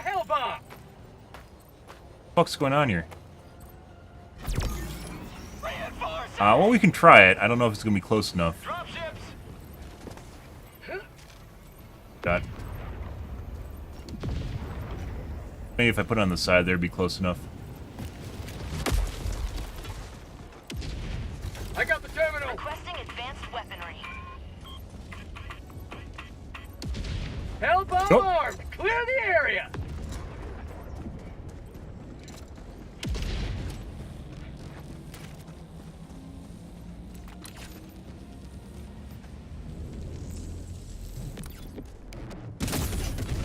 Did. Alright, let's go back, I guess? I need to help our teammates. This is the fuck to shoot me. So, like, if you guys notice, like, what happens, it's like throwing RNG dice. Like, they'll just miss a shitload of shots, and then occasionally they'll hit you and do a shitload of damage to you.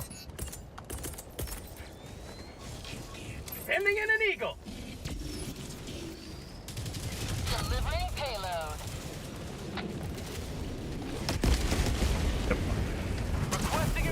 Said what? You're getting Wendy's. What else is there to get? Something else missing in translation besides I'm going to Wendy's to get fries? Reloading.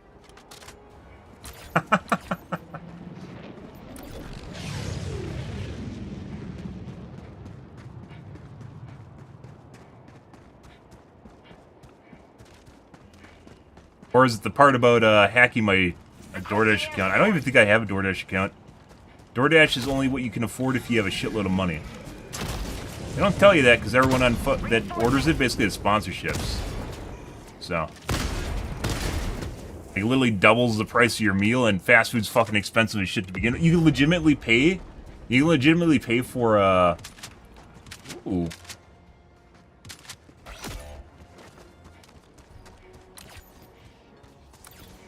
Like actual takeout. For the same price. Reinforcing. I have no idea what you're saying. Please keep it in English, by the way, so I can moderate my chat. I don't speak German. So, yeah. I have no idea what it means. Why are you asking me? I'm not German. You think I'm German? I'm not German. Calling in orbital strike. This is a new tile? What is this? Oh, it's extraction. Calling down a support weapon. You're going to fuck my sister. Okay. Dropping a pin. I don't have a sister, but good. Alright.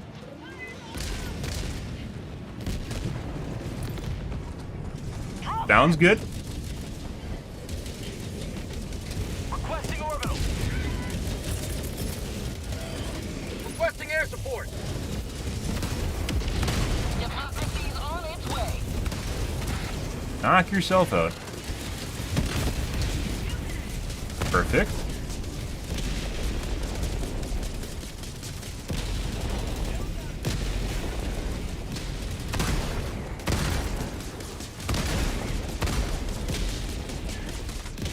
I'm still in the kill radius of that. Like, I could potentially die to it. I think it's like 75 is safe.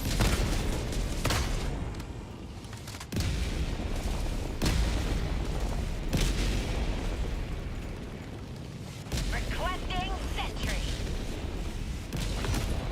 Oh.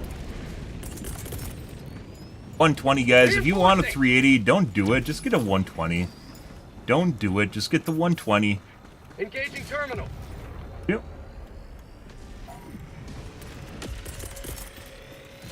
Throwing supply beacon. Tagging location. Northwest. Sample collected. I got all the samples. I got the terminal. Dropping a 10. East, 200 meters. Supplies. Let's go grab the samples down south. Dude thinks he has mods. I moderate my own chat. Sometimes you have to step off the pedestal and plug someone in the face, and I'm more than willing to do that. Enemy elite. Northeast. Never mind. 50 meters. Enemy patrol. Enemy elite. Northeast. I'm not afraid to do that. Mods invites an whole kind of culture along with it. It turns into a publicity thing. That's why I never had mods. I've been around Twitch a long fucking time. If I ever grew large enough in which I would need mods, then I'd probably get them. Reloading. But mods is a whole nother ballgame. I mean, if you want me to ban you, are you looking for that? Like, I mean, you're like stepping up in the kind of assertive aggressiveness. So I assume at the end you want to get banned, but I'm not sure yet. I'm assuming you're just kind of being, like a little bit of a dill hole. That's just the way it works, right? Let's go northwest.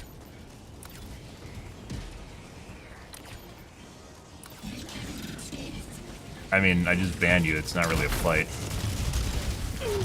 Oh my god, there's a fucking fatty right here. Alright. Free stim. Probably gonna eat a lot of damage right now. That we did.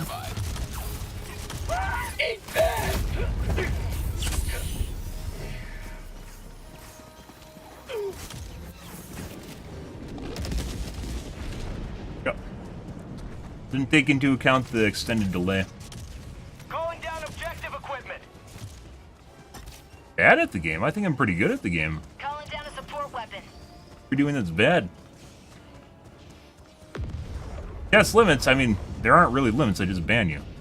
It's not really a limit. I've seen all different sorts of communities, and I've been through all sorts of different sorts of communities in my chat. My channel used to be a lot bigger than it currently is, and at one point I put up with shit talkers for a while, but all that it led to is other people shit talking, and people think it's alright to shit talk, which then just leads to more people shit talking, and then they try to be your friend when in actuality they aren't. They're just looking for someone to shit talk. And those people you just ban, because they're assholes, as it turns out. What are you guys... Oh, it's bugged. It's not bugged. On here. I got the terminal. Oh, never mind. About this extraction. Engaging terminal. Here comes the cavalry.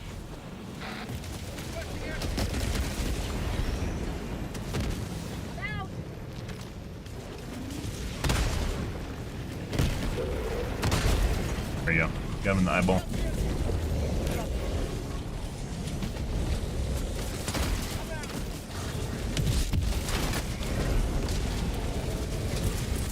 Sending in an eagle. Do like that. Air support. Coming in hot. Mag's empty. Drop this head southwest.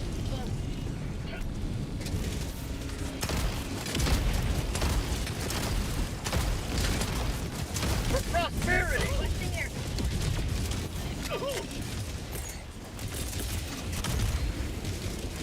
Sending in an eagle. Democracy's on its way. On my position. Reloading. On my position.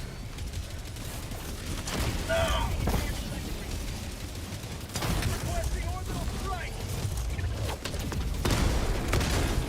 Mission at 20 minutes remaining. What? Oh, we just got ninja'd by a brute, guys.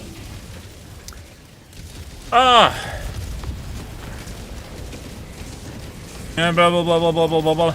My guess is you go around to small streamers' chats. It's actually pretty rare in general. Good morning, Flames. Pretty rare in general to get people in smaller chats. What happens when you'll occasionally get people that'll go around and think they don't have moderators, and then they try to take advantage of it too. They don't think they'll get banned, or they're like hard up for entertainment or something. You know, one of those things. Dude, bipolar. I've had a couple relationships with bipolar individuals. You don't want that. You think you'll be all right, and oh my god, you might be dead again.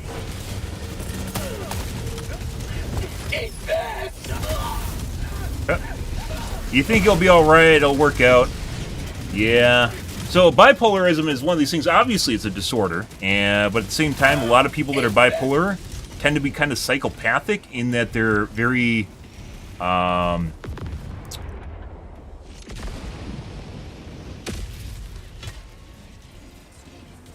calculating. They're very, very calculating. And very logical and rational. So they know how to take advantage of situations and people's emotions. And unfortunately, with bipolarism, it's kind of like on-off scenario, but they also use it as an excuse. So you're basically giving them all the keys to the castle. Because they can just blame it on their bipolar disorder if they ever have an outburst, which is, you know, pretty fucking terrible. I died as a flamethrower here. Freedom never sleeps. Oh my god, the fucking salad toss again. Tripped on something. Cool. Just saved my... Okay, I just instantly died. Southeast, 100 meters. But anyways, bipolarism is kind of one of these things where people obviously are just going to swing wildly between extreme ends of the spectrum, depending on whether or not they're on medication or not, and for some reason sometimes they'll stop taking it. And they won't tell anyone when they stop taking it. And then all of a sudden it leads to really violent situations, emotionally violent situations. God, game. fucking constant salad tossing and the constant aim punching. And instantly dead. I mean, you can move, but it actually is... It's actually pretty difficult to, when you're coming down, to see what's on the ground. But yeah, bipolarism is pretty... That's a wild ride. That's an absolute wild ride. But anyways, even though they swing between extremes, sometimes they'll use it actually as a... Sometimes they'll actually just use it as a... Like, we might have to basically just leave and despawn this garbage. This is fucking obnoxious. Run away. When they swing between extremes, they'll sometimes actually just use it as an excuse too, just to be an asshole to you, just to use you and abuse you, which is also pretty fucking terrible. So it's literally like the worst of both worlds. Worlds is just horrible. You eventually, basically, just put yourself into a vulnerable situation. And if you ever confront them about what's going on, they'll just say, "Oh, you know, it's the bipolarism. It's not my fault," sort of thing. And then you can't hold them accountable for stuff that they're doing. Even though with a normal person, although people put up with a lot of bullshit nowadays, they put up with a lot of gaslighting.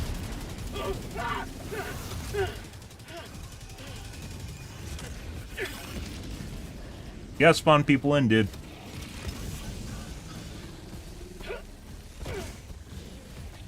Like the reinforcement counter doesn't start till you spawn someone in. Also, by the way, guys, rebind your stratagem keys so you can move. Occasionally, you still see this. You should not be playing it higher than Diff 7 without rebound stratagem keys, because it'll get you killed. Oh, that wasn't even us.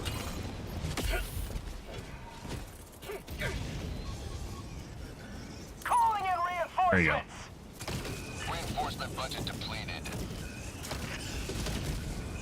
But yeah, that's Cost approved. Reinforcements have been launched. I'll leave. We're gonna come down here. We're gonna leave. Joining the fray.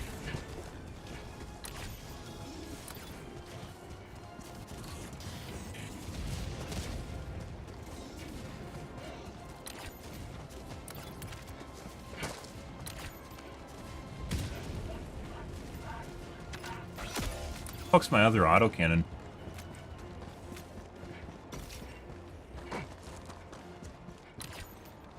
So this is gonna be a bunch of kiting. Let's see. We're gonna see if they're despawned yet. Go back here.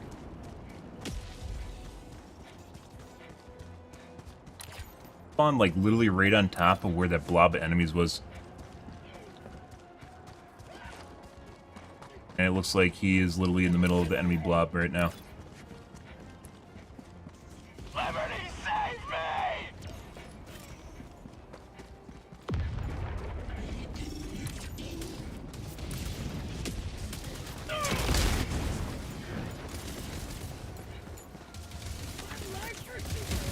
God, there's so much fucking shit stuck over there.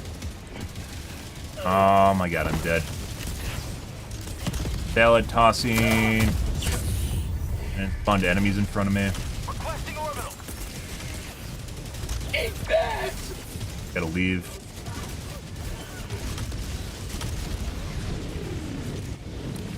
Alright, well. Calling down a support weapon. You get away from that. Requesting air support. You need a W key away, and then wait to respawn my teammates. Additional reinforcement funding approved. The key thing is, if I spawn this guy, he's gonna run back in and try and help that guy when there's just way too many units. There's just nothing we can do right now. This is basically where you reach the tipping point of there being too many spawns, intergroup basically being unable to take care of them, so we're just gonna get fucked continually until basically someone's left that knows what they're doing and can deal with it. Now K2 is gonna run in and try to do the same shit. K2 is gonna die, and we're gonna run around the map for the next minute and a half here waiting for reinforcements to come up and hopefully despawn the blob at the objective again.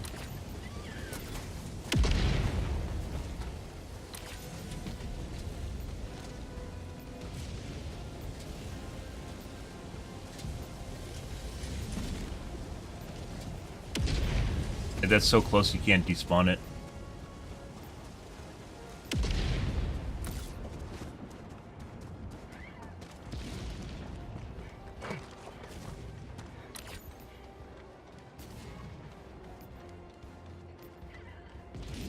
Like, maybe if K2 ran away, which they're kind of going back to the base, we can snip this in the bud. Snip it in the backside here. By the way, this isn't even playing the game anymore. We were playing around with the spawning mechanics. This has nothing to do with playing the actual game. Load of guys in front of us. I think this is the blob of enemies we saw on the side of the ridge that were stuck. Yeah, so these guys are just fucking sitting here.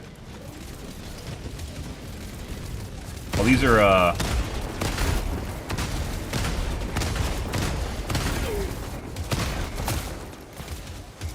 Throwing grenade!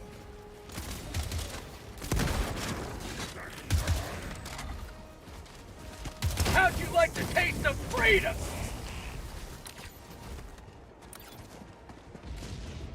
factory spawns. And groups already coming back again. Great. They literally just spawned enemies in front of me.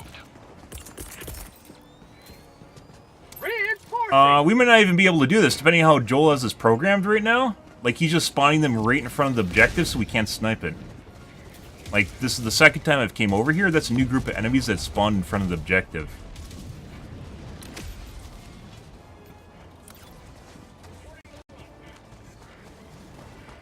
Like, obviously, we have to... Northeast, 100 meters.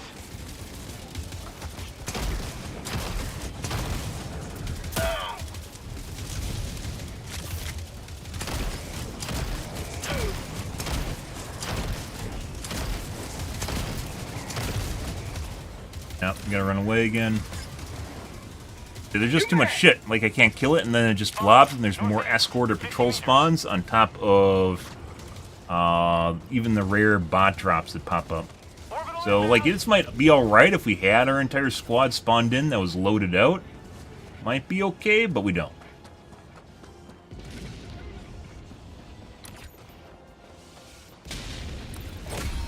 There we go.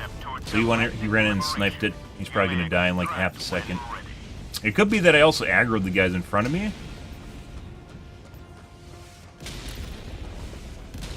And that got pressure off of him. So they were following me, and he just went and sniped the objective behind him.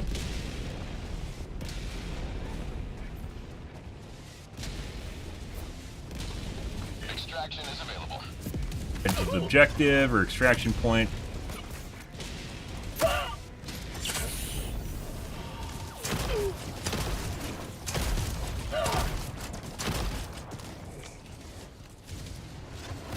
Not worth. Open.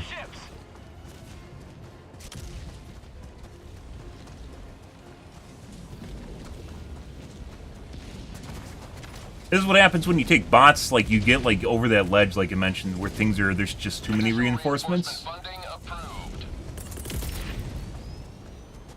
Calling in reinforcements. But to keep up with this, like when we were at the objective, it kept spawning waves on us, not just the spawn waves from the bots themselves, but then it spawned in. Spawned more units even after the first wave. I think there's drop ships too, like in addition to the wave that came with the objective itself. Like pro waves were showing up too. Requesting sentry.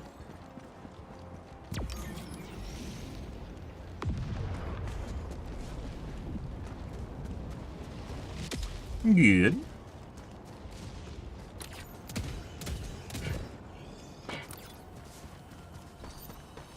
My guess is we might have to wait with the way this mission is working, guys. We might have to wait for the emergency extraction too. So, see how this goes. Calling down supply.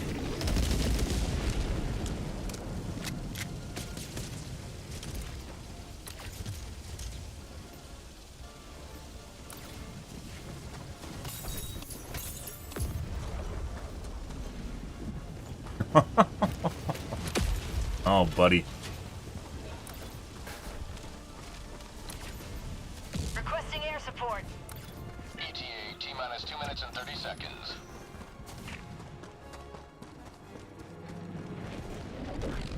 Probably gonna get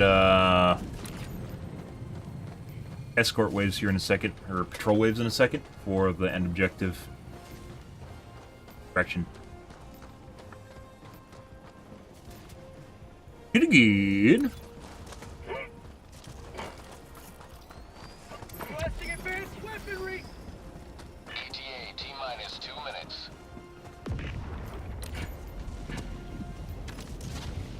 Additional reinforcement funding approved. Heavy, west, 100 meters.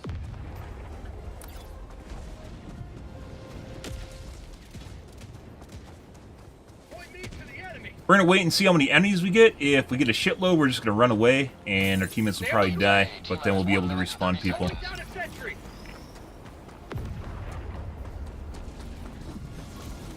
Requesting advanced weaponry.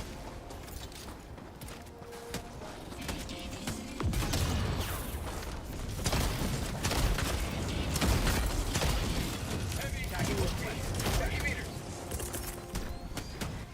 Requesting air support. And then I just kill my teammates. Mark the location, west. No. ETA T-minus 1 minute. Cool. Surprisingly, that hit my teammates and then just fucking kill them. Sending That, by the way, enemy shows how shit the strafing run is. If you're curious about that. It didn't kill anyone. I told you I'd take it for flavor. That 100% should have team wiped. That should have killed everyone. I was fully ready for my entire team to disappear just then, and it didn't. requesting air support. ETA T-minus 30 seconds. Administering freedom. ETA T-minus 20 seconds.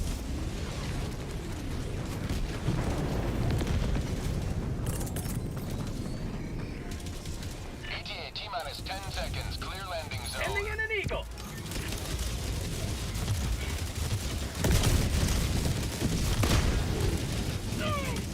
This Dude. is Pelican 1. I have visual Did I on drop a the grenade? I zone. totally did. This is Pelican 1. Preparing for touchdown. Activity. Additional reinforcement funding approved. Requesting air support. Sending in an eagle. Yep. Holy fucking shit, guys. Countdown initiated. Stand by for takeoff. Well, everyone's there. Good. But yeah, anyways, moral of the story is, guys, bipolar relationships are terrible. And you might think you're ready for one and it's a good idea. Because usually bipolar women tend to be extremely hot. It's fucking weird how it works. Absolutely fucking weird. And they're crazy. And the stereotype about them being crazy in the bedroom is also true. But yeah, they will 100% try to fuck your feelings hard. Like harder than normal hard. And take advantage of every little nook and cranny they can get. Which you shouldn't really be in an adversarial relationship. That's not really, you know... Well, maybe some people enjoy that, but that's not usually the way it works for most people. So, yeah. Most people don't want to be in relationships with people that literally fuck them. Well, figuratively, literally fuck them. Yeah. Yeah, like, the bipolar, I mean, that is pretty true, but the bipolar is like in its own little unique ball field of women that tend to be extremely hot, also crazy in the bedroom, but are absolutely willing to just shit all over your feelings. Like if you actually are remotely emotional, they will take that, drag it out on the ground, and like step all over it. You have to be like super stalwart. It is absolutely incredible. You don't realize that. You probably think I'm over-exaggerating. You don't realize that until you've actually been in one. I've had a couple friends and I've had a couple partners that were bipolar, and it's pretty ridiculous. You literally have to pretend you don't have emotions around people like that. It's almost like they can smell when you have emotions, and they'll just try and rip it out of you. It's crazy. Yeah. I mean, they might be bipolar and just undiagnosed. It's... I don't know. It's, like I said, it's like borderline on kind of like the psychopathic scale. GG.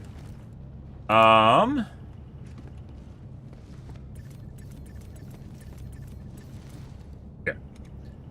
Yeah, like, pretty crazy in and of itself. And you can't really explain that to someone until you realize how much you depend on the other person kind of being a good person when it comes to, like, you know, being honest and open about things to a certain extent, right?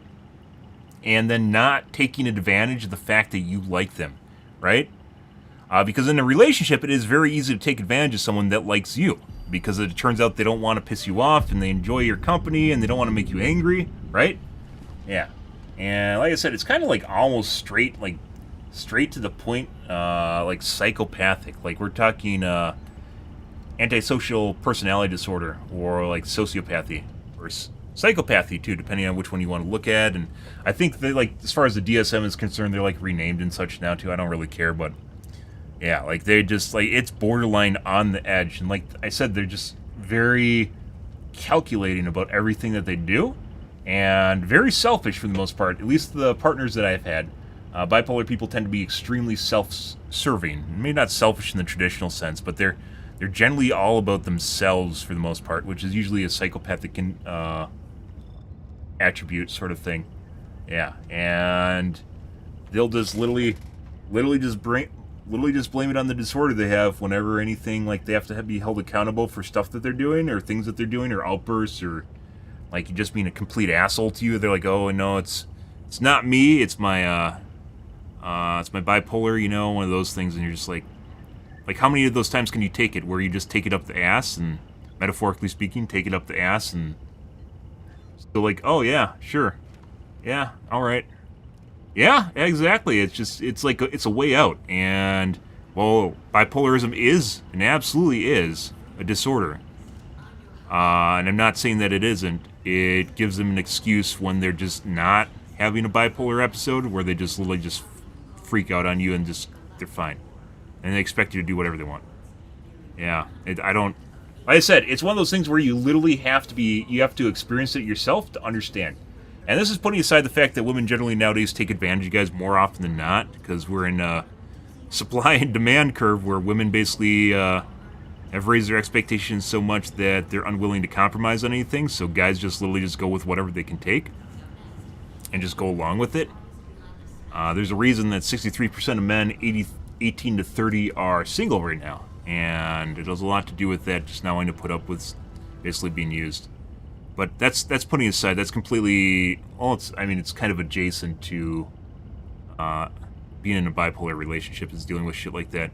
Women are definitely not afraid to use guys nowadays, and despite what they might say, then it comes down to gaslighting too. It's and they'll blame the guys for fucking everything. Absolutely fucking everything is wrong.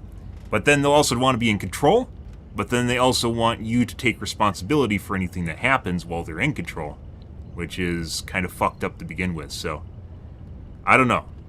I'm lucky that basically the majority of my romantic relationships were in my 20s. Like, I kind of phased out my romantic portion of my life in my early 30s, basically. And that's basically when the world started getting really fucking weird, especially the US as far as gender dynamics go. It was about 5 years ago, and that's basically when things started getting phased out, and like I stopped caring so much. Maybe even 7 years ago. I just stopped caring so much. But it was about 5 years, maybe 4 years ago, the gender dynamics in the US got really fucking weird. Yeah. Yeah, there's a lot of guys that legit just, they don't care anymore. They're like, you know, I'll go buy a sex toy, and I'll play my video games, and I'll go to work, and I'll enjoy my job, and, you know, or attempt to build something with my job, right? And, you know, some people just imbibe in the weed too. You know, like, they'll just check out and just juice some weed, and it's very difficult to own a house nowadays too, so, like, you can't really even expect that to happen. You can try for it, though. So, like, they're like, you know, whatever. And a lot of women, especially nowadays, don't want to have kids. If you guys are unaware that the birth rate in the U.S. is plummeting hardcore right now, because it is. And generally isn't a lot to do with guys as much as chicks, because they have more say over everything that happens. But, yeah, like, it's actually not it's not uncommon. And I think there's a lot of guys that don't talk about it because they're afraid of being called an incel, or like, because they don't have a girlfriend. The amount of people that are virgins in their late 20s also is rising, by the way, which has a lot to do with putting out sex. So, as you can imagine, having sex takes two people, and not everyone's interested in being gay. So, yeah. I don't know. It's like those really weird things. The U.S. is in a really, really weird gender dynamic thing where it seems like a lot of women think they're, I don't want to say more valuable, but if you got people of equal attractiveness in a relationship, right, you can kind of tell when there's a relationship between two people and they're around the same kind of level, financially, maybe on the same kind of intellectual spectrum. There's a bunch of different qualities, right? But people are around kind of the same level. But it seems an awful lot like a lot of chicks think they're up, like, right up here. where guys are down, like, you know, like they have to basically date up like 2 levels, and I'm not talking financially. And it's fucking weird. Like, Tinder is just, I don't know, maybe this is a product of dating on Tinder and Bumble, right? Where you just literally sit here and go like this constantly. It doesn't force interaction, and then people come up with all sorts of tropes or ideological reasons that they aren't going to swipe on someone, they will swipe on something. There's a reason it's a meme that guys always swipe right? That's a meme now. Or it's been a meme for a while. But there's a reason it's a meme, because generally the guys don't really have any say. It doesn't matter if you read their profile, it literally means nothing, because it just depends on whether or not they're actually going to swipe in the first place. So, yeah, it's Disney princesses is kind of the way. You probably attach a femme word to that too, but Disney princesses, yeah, just like an entire generation that's brought up on the idea that they're a princess. Yeah, it's kind of. Oh, I don't know what other way to word that, but that's basically where we're at. You can find it all over social media at this point. And guys have finally gotten to the point where they aren't willing to put up with the shit, and you'll actually see posts where they're like people trying to drag guys through the mud, and there's actually guys like defending it now, where they know they're going to be shit talked by basically everyone, right? And then you have the guys that literally worship chicks that will come in and like come to their beck and aid and, you know, like crawl over the ground just to lick their feet, sort of shit, and you know, like that doesn't help things either. And I'm obviously there's some guys that are horrible, and I'm not saying there aren't, because there definitely are, but there's like.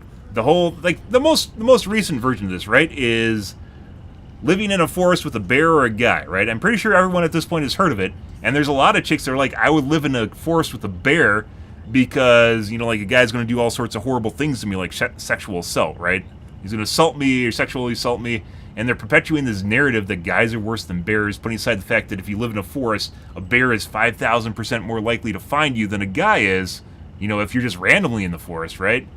Yeah, like a guy in a forest he'll barely be able to stay alive, whereas a bear literally hunts things in a forest, right? But putting that aside, like they're like jumping to this extreme where guys are actually a worse option than bears are, and that's pretty incredible. Like, we've reached a point where guys are perpetuated as this like kind of evil of society, and that's, yeah. Like I said a couple of years ago, it literally feels like we've swapped directions. You know, like there's like the stereotypical like sexist. Always, you know, like 50s housewife, right? Like everyone has to be this perfect 50s housewife.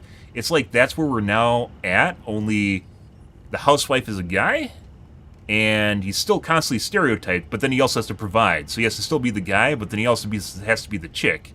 And I don't even know what he gets out of the relationship anymore, to be perfectly honest, besides maybe sex.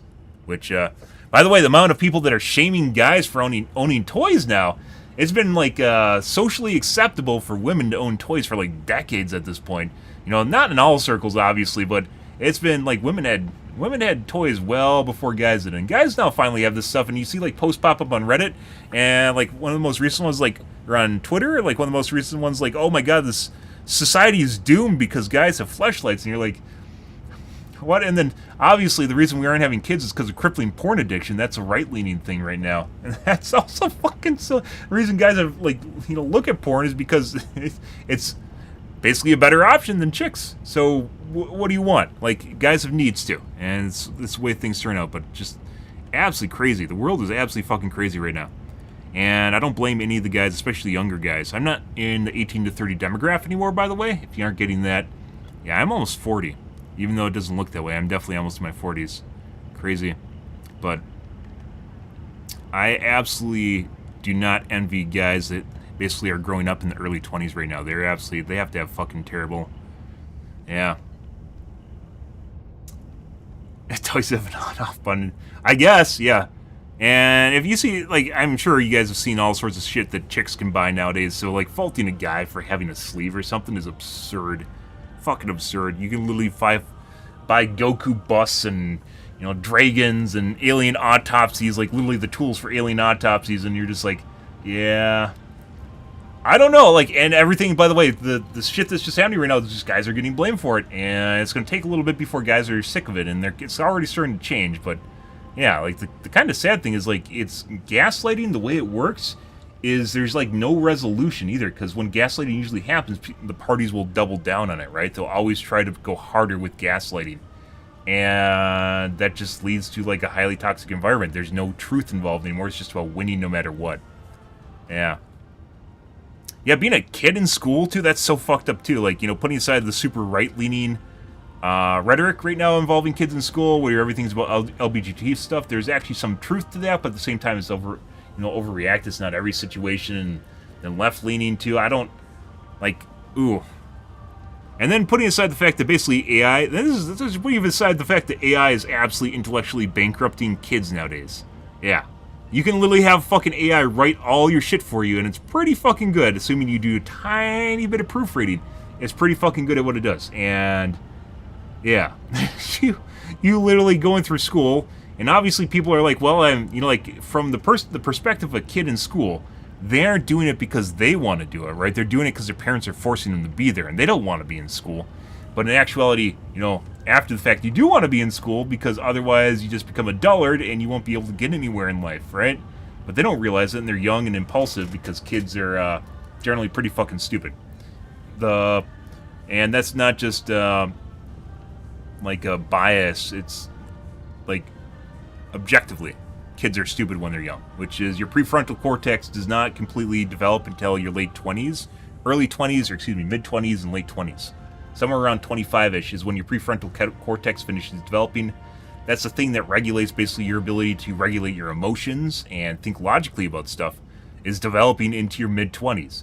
So, yeah, like, I don't know. And it's just, like, you got AI on top of it that's just absolutely going to wreck things for them. And putting aside the fact that AI is world-changing, like, it's just absolutely doing a number till teachers figure out how to get around it. And it's probably going to have a lot to do with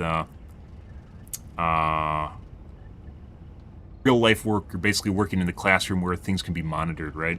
As opposed to homework. But, yeah. Anyways, guys, got off on a rant, guys. We're going to call things here for this afternoon if you guys aren't getting that. Tonight will be probably more of Helldivers 2. We're going to swap back and forth between bots and bugs and do rotations here, as we have been doing. We're probably going to swap off the League of Legends at some point here. Still enjoying things, otherwise I would not be playing this game, even though basically it's died on Twitch for the most... It's died in general, for the most part. Maybe not in general. It's died on streaming services for the most part.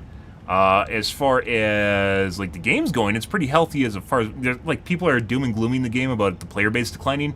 All games decline in player base. That's nothing outside the ordinary. And there's still a significant amount of people playing it. They just aren't really watching it for whatever reason, so... I don't know. There's a lot of games that are still like that. Yeah, as long as... So one of the things that kind of put a giant fucking 500 kg on what's going on here is the Sony controversy. There's a lot of people that need to have validation from social media telling them that what they're doing is correct. And that's not only in terms of what you like and don't like, but also what you enjoy. And there's legitimately people, when the whole Sony controversy was going on, that legitimately made it seem like they couldn't enjoy the game because the rating was so low. Like, people that own the game couldn't enjoy the game because the rating was so low. And I'm like, what the fuck? Is this like an episode of Black Mirror? What's going on here? Do you have to have a certain number of upvotes to enjoy a game now?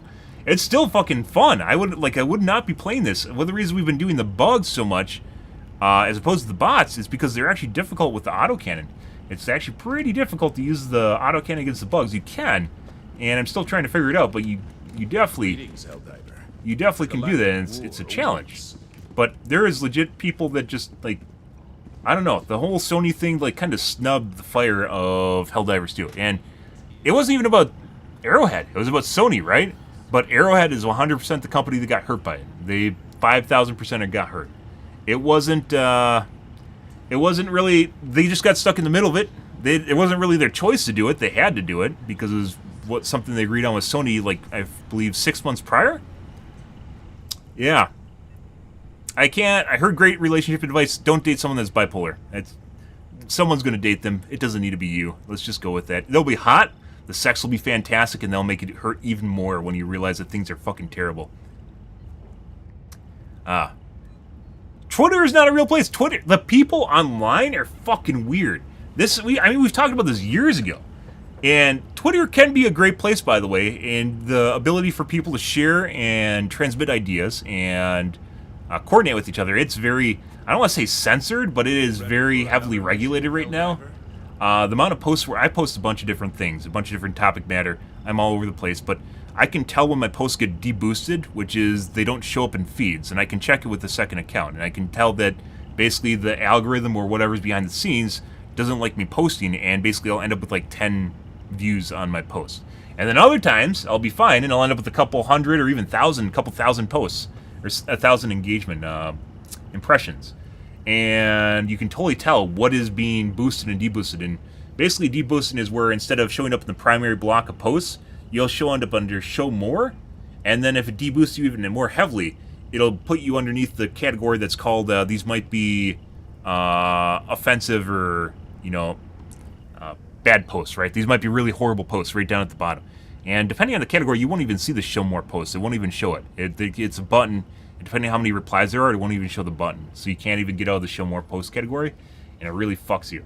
So even then, like kind of the experience, regardless of what Elon Musk says on Twitter, the experience on Twitter is very, very much tailored right now. And while technically you're not being censored as in your posts are being deleted, if people can't see them, it's the same thing as being censored. So, you know, one of those things. But yeah, I mean, that's also the thing though, is Twitter is not real. The amount of people, like you get people that dox other people, and like the really weird thing is like you get people that wouldn't otherwise do something in real life, right? They're like in real life, if they're just, you know, socializing or interacting with someone, they wouldn't do something. But when social media tells them it might be all right, or someone agrees with them, all of a sudden they get this fire under their ass that what they're doing is like the word of God sort of ordeal. Like they came down here out of the fucking heavens on like a chariot to fucking kill or maim or do some sort of fucked up shit, you know? And you're like, what is going on? Like they don't, like, it's like when people talk to the box on their screen, they don't realize that that's actually a person they're talking to, right? They talk to the box has words on it, but then they don't associate those words with actual real people. It almost kind of like goes into the bipolar or psychopathic territory where people don't really understand that people are people, right? Or people on social media, right? Yeah. It can be. It's all over the fucking place. I really kind of enjoy Twitter because it shows a lot of different directions and opinions and stuff, but it is literally all over the place. Same thing with Reddit. But anyways, with the game here, what we're talking about, I got off on a tangent, is the game. A lot of people seem to think that they can't enjoy the game anymore, and there's also the people that just try to shit on the game still because like they were enjoying kind of the thrill of having this group of people to shit on one thing super hard, which was what happened during the Sony controversy, right? And then they didn't really reverse course, and they're still trying to do it. And you're like, bro, that's done. It's over. It's past. There's no Sony PSN linking. I linked my PSN account in the first 2 days because it was required, and I didn't care, right? Putting that aside, it's done. It's over. Move on. It's over. But there's still people trying to like relive that like little fire they had from the Sony controversy, and it just hurts the game. There's like people that are discontent with like the balance in the game. Like everything's like all the good stuff has been nerfed, and it wasn't. Like there's been a handful of things that have been nerfed that which needed to be nerfed. But there's more usable weapons than there's ever been in this game, and that's saying something, right? Still, its balance can be better, but it's still better than it used to be. And yeah. You linked it, you don't care about it. Yeah, no shit, because everyone has, like, the post about everyone having accounts for everything else is 100% true. You have your fucking Ubisoft account, you have your Origin account, you have your goddamn Rockstar account, you have your Blizzard account. You like, I as a gamer, I have to have accounts for everything. It's just the way the world goes now. Like, I don't fucking care, and, you know, the people that are paranoid about Sony possibly having, like, a security breach at some point, legit could use fake credentials, and then you got the one guy that's like, oh, you can't use fake credentials because I live in the UK and you have to submit a face scan or some shit like that, you know, and you're like, yeah, I don't know. But anyways, kind of the stink that's still lingering behind in this game, and it might pick back up, is from the Sony controversy, and that's going to take a while to go away.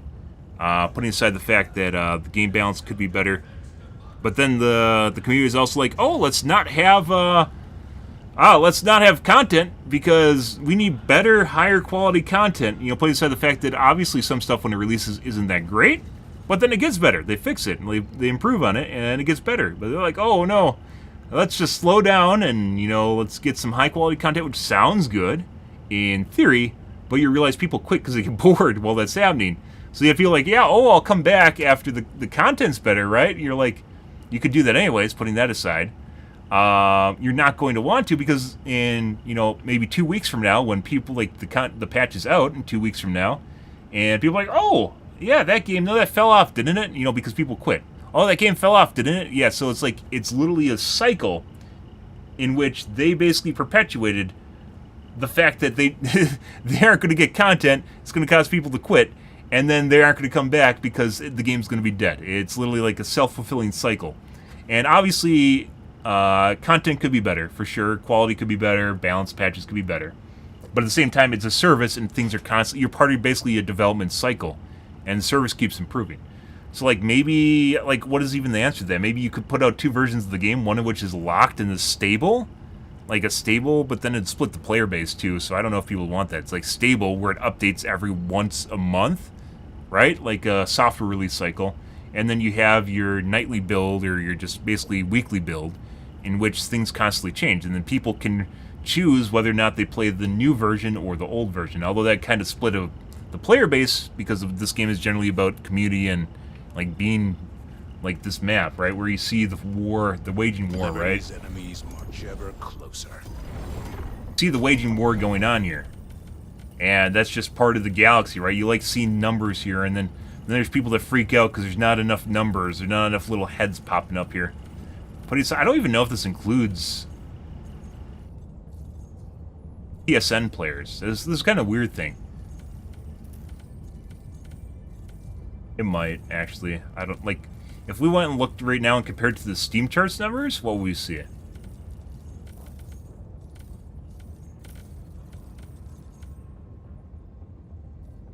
Basic QoL things rather than new content, for example. I really wish we could have saved loadouts.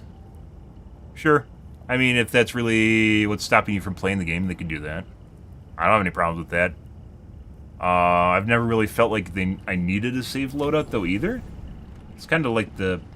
I've mentioned before, this game's kind of a little bit like Tarkov, where it's just kind of like, you like fiddling with your shit and loading your stuff and picking your loadout, right? So maybe for some people, but for me, I actually kind of like doing the doodly-doos, but... Sure. Could they do it? Sure. Like that, I mean, Greetings, I don't have anything against it if they wanted to in the future. Awaits. But new content, the drip is what keeps the kids interested, regardless of what you might think or what people might think. New things keeps people interested. And I mentioned before, we've basically, at the beginning of the stream, we've basically gotten past the balance. Like, balance does matter a lot, and it helps make things feel fresh, being able to use all the stuff, as opposed to the same 3 things, right? And it used to be a lot worse, for instance, but there's a lot of stuff on the list of things here that just suck. You can't really use them. They're just terrible. And not even terrible, they just aren't really good. Like, almost all the turrets are fucking bad. There's a lot of stuff. We routinely go through the list, so I'm not going to do it right now ad nauseum here, but we went through all the lists. There's a lot of different things they could do. For instance, being able to use a niche weapon, let's say, like an LMG or HMG. You want to be able to use that, but you don't want to sacrifice the ability to kill armored units. So, like a Quasar or... the AMR, mainly the Quasar, the Recoilless, EATs, maybe the Railgun. Railgun still needs to be buffed again. It's still kind of shit. Still pretty shit. But the answer to that, for instance, is you can carry 2 primaries. But then you go, oh, you can carry 2 EATs or 2 Quasars more likely. You can carry 2 Quasars, right? You could actually make it so you have two stratagem weapons. You have a light and a heavy one. And then they can split up into further categories. So you can only carry 1 heavy and 1 light stratagem weapon, right? So you have one on each shoulder. You have an LMG or a flamethrower or, you know, whatever you want to classify as a light gun, right? An HMG. And then you have a Quasar, autocannon, all different sorts of things you can put on your left side.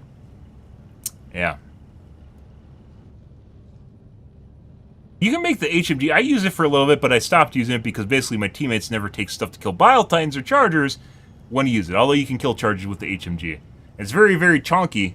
But if you actually tap it, you can kill pretty much anything in like one bullet. You just got to start tapping it pretty well.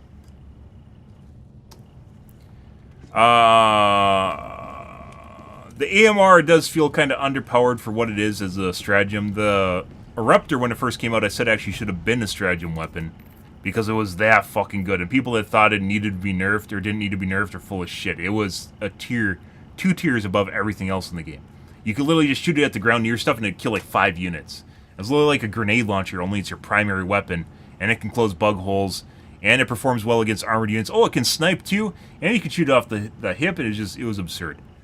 Yeah, it was. You guys saw me when I legitimately refused to use it after I basically played 2 missions with it, and then went back to it a week later because it wasn't meta. And then we basically played it till it became meta, and then it finally started getting nerfed. Well after the fact, and people loved the power spike from it, so then they weren't ready for it to be nerfed. It should have been nerfed on like day 1, and it was not. It took forever, and then people got attached to the power spike associated with it, and then they don't want to give it up and go back to normal stuff because it feels, you know, lower class because it is.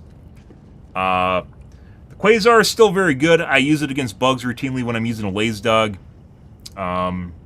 It's still very good, mainly because it reloads on the run, and it basically has still higher throughput than an EAT. Like, you're going to get more shots out of it than an EAT if you call that in every single time it's up. There's ups and downsides to it. Eruptor, I'd say, or Quasar, I'd actually say is in a good spot right now. Recoilless probably needs to be buffed. Specifically because you only get 1 shot, and you probably should get 2 per reload, and there's ways graphically you could program that and immediately double the amount of ammo that you have, for instance. The cluster projectile needs to be buffed too. The railgun definitely needs to be buffed. I mentioned before, the problem with the railgun is not only is the armor pen still kind of worse than what it was, you have to reach like 95%, 95 including overcharge, basically where you go pop at 100%. You need 95% charge on the thing in order to do the same pen as before. But then in addition to that, it takes 2 times as long to reach that. You have a risk of exploding at 100%, and then you lose your gun when you do explode. Yeah. I definitely think, like, Railgun, for instance, if they gave it the original pen at 80% charge, which includes overcharge, so 80% of the full gauge, and made it charge 2 times as fast, you'd already be off to a good start. And you could even make it where you don't die when it explodes either. You just take a shitload of damage, right? I don't think that would be that far-fetched. I mean, it's been, even then, like, we survived actually exploding with the railgun. If I have a shield pack and anti-explosive armor, it takes me to like 5% HP. So it doesn't even kill me. But then I'm out of my gun for 10 minutes, which basically does kill me. So, you know. Yeah. You weren't ready for the Eruptor nerf? It is fine. It's still fine. It's not as good. It's like people get into this kind of mindset of, oh, the game sucks because my thing got nerfed. Which it does. You know, it kind of does suck. I use the Quasar extensively. I advocated for it being nerfed because it was just that much better than the EAT and Recoilless, right? It was amazing. It's still, for the most part, better than EAT and Recoilless. Even though Recoilless, possibly you could make a case for it having higher amounts of ammo shots per minute, right? Because if you're next to an ammo source, you could just keep pounding it. I don't think that offsets the fact that it has a backpack, though. So, you know, like I said, if this had 2 shots per reload, you know, because you're usually almost never going to have a backpack reloader because Alex or some of the Joel at Arrowhead refuses to allow you to reload someone else's backpack weapon without actually having the backpack yourself. I didn't come up with it. I think that's a great idea, though. And someone there is literally fighting tooth and nail to prevent you from reloading someone else's gun without the backpack itself, which is hilarious. But Recoilless, for instance, the amount of time it takes you to reload the damn thing, you know, you have to have, it has to make up for it, and it doesn't. But if it had 2 shots per reload, right, and then you'd effectively have 10 shots per pack, that would definitely be pretty huge, right? And it would offset the fact that basically it has a backpack. We've talked about basically a multiple tier approach to improving the air burst without actually wrecking the weapon. Air burst, we talked about 4 different things here. Let's see if I can remember them. Possibly 3. The 3 big ones to fix the air burst: you need to be able to reload it while moving. It needs to have a Quasar attached to the tip, so at the very least it'll do Quasar damage on a direct hit. So you can use it against chargers, even though it'll more than likely kill you when it happens, right? You'll still probably die, you're in risk of doing it. And then they need to lower the proxy on it, so the range at which, how close it is to units before it explodes. And that allows you basically to thread the needle between units and get into a good sweet spot, which right now you can't do because it explodes too easily next to stuff. But if they reduce it by about half, you can thread the needle right in there and get inside of a herd of enemies and blow it up, which would be great. The fourth one, which is the possibility of having an alternate mode in which it functions like the actual airburst. So in addition to this fucking, like, I don't even know what to call it, like airburst. In addition to it basically just blowing off in 360 degrees, you could swap the mode on it into basically a normal airburst, where it basically shoots down at the ground. So you fire it over the top and it goes like that down. So it makes it safer, and possibly you could get into different situations. It gives you more options. Either way, it pretty much fixed the airburst and make it a much more usable state than it currently is. But instead we have this thing, which is, yeah, you're never going to see 20 fucking Shrikes all grouped up flying perpendicular to your position to ever do this. So, you know, I guess there's a lot of everything in this game, by the way. Every single thing in this game they could improve and it would work. And I think the shitty thing about this, guys, is a lot of this stuff actually has a cool little niche to it already. It just doesn't do it good enough.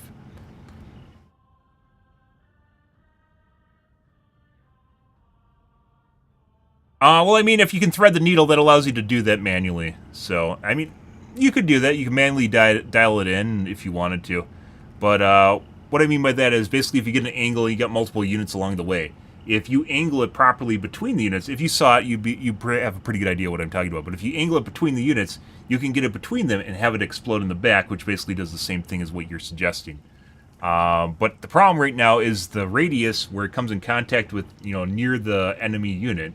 The radius is so big that you can't thread the needle between anything. We tried doing it a bit. So threading the needle, you know, like you got two units here and you got a big group back here with a bug hole, right? You got to get between these two units and back into the bug hole to blow it up, right? But the way it works now, chances are it's going to explode right next to this first guy and literally just shower shit all over the top of you and you're going to die. So, you know, yeah.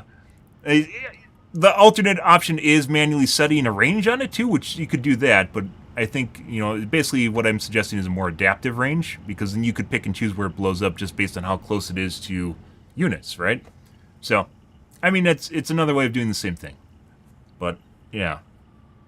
There's a lot of different options they could add to this guy and actually make it useful. Pretty much everything in this game could be useful.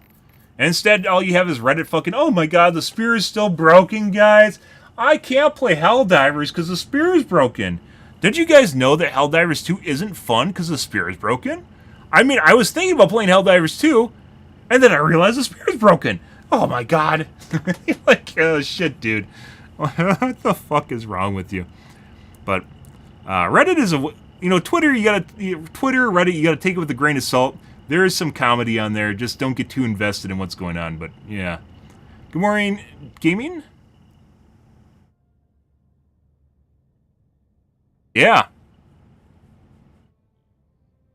You can't play the game because one weapon is in top tier. The spear is broken. You can't play Helldivers 2. It literally crashes if you try launching Helldivers 2 as a spear. Right now, I am risking my game crashing because I have the spear selected. So, I don't know, until Arrowhead fixes this bug with the spear, you know, I don't think we can actually play this game, guys. It doesn't work. According to Reddit, we can't play this game because the spear is currently broken. So, you're like... You know, putting aside the fact that it would be nice if a lot of these more options were viable. A lot of the orbitals are not. I take the barrage early, like when I play against the bugs, because it's flavor. Like us taking the strafing run against the bots, even though it's basically fucking shit. You guys legitimately watched me get hit, drop it on the ground, and it went over the top of my entire team and killed no one. So, yeah. Like, stuff could be better. But, like, a lot of the stuff, you know, like, I wouldn't even say half the list, like a third list. Like minefields they could fix too, where they make it like spit out, like make the minefield like 2 times as large, so it like cakes an entire area. Minefields have multiple issues right now. Minefields are not only does it kill your teammates, it's less likely to kill bugs because they'll get blown up with stratagems, and the overall effectiveness is about the same as an Eagle airstrike. So you got something that's on a 5-minute cooldown, I think, with essentially the same overall effectiveness of an Eagle airstrike. There's a chance to kill your teammates, and it gives you 1 charge. Yeah. So there's I mean, minefields I love using. We tried to make it work for the first week, and they just do not. Once you use the Eagles, you just really don't use anything else. Yeah. You get a blue screen. Oh my god, I didn't even know that. I'll have to add that. That's another reason not to play fucking... Oh my god. You are correct. That's another reason not to use a spear. You get a blue screen. Apparently, I heard it on Reddit. You get a blue screen whenever you use a spear. Don't use a spear, guys. Don't even play Helldivers 2 till they fix it. You can't play the game.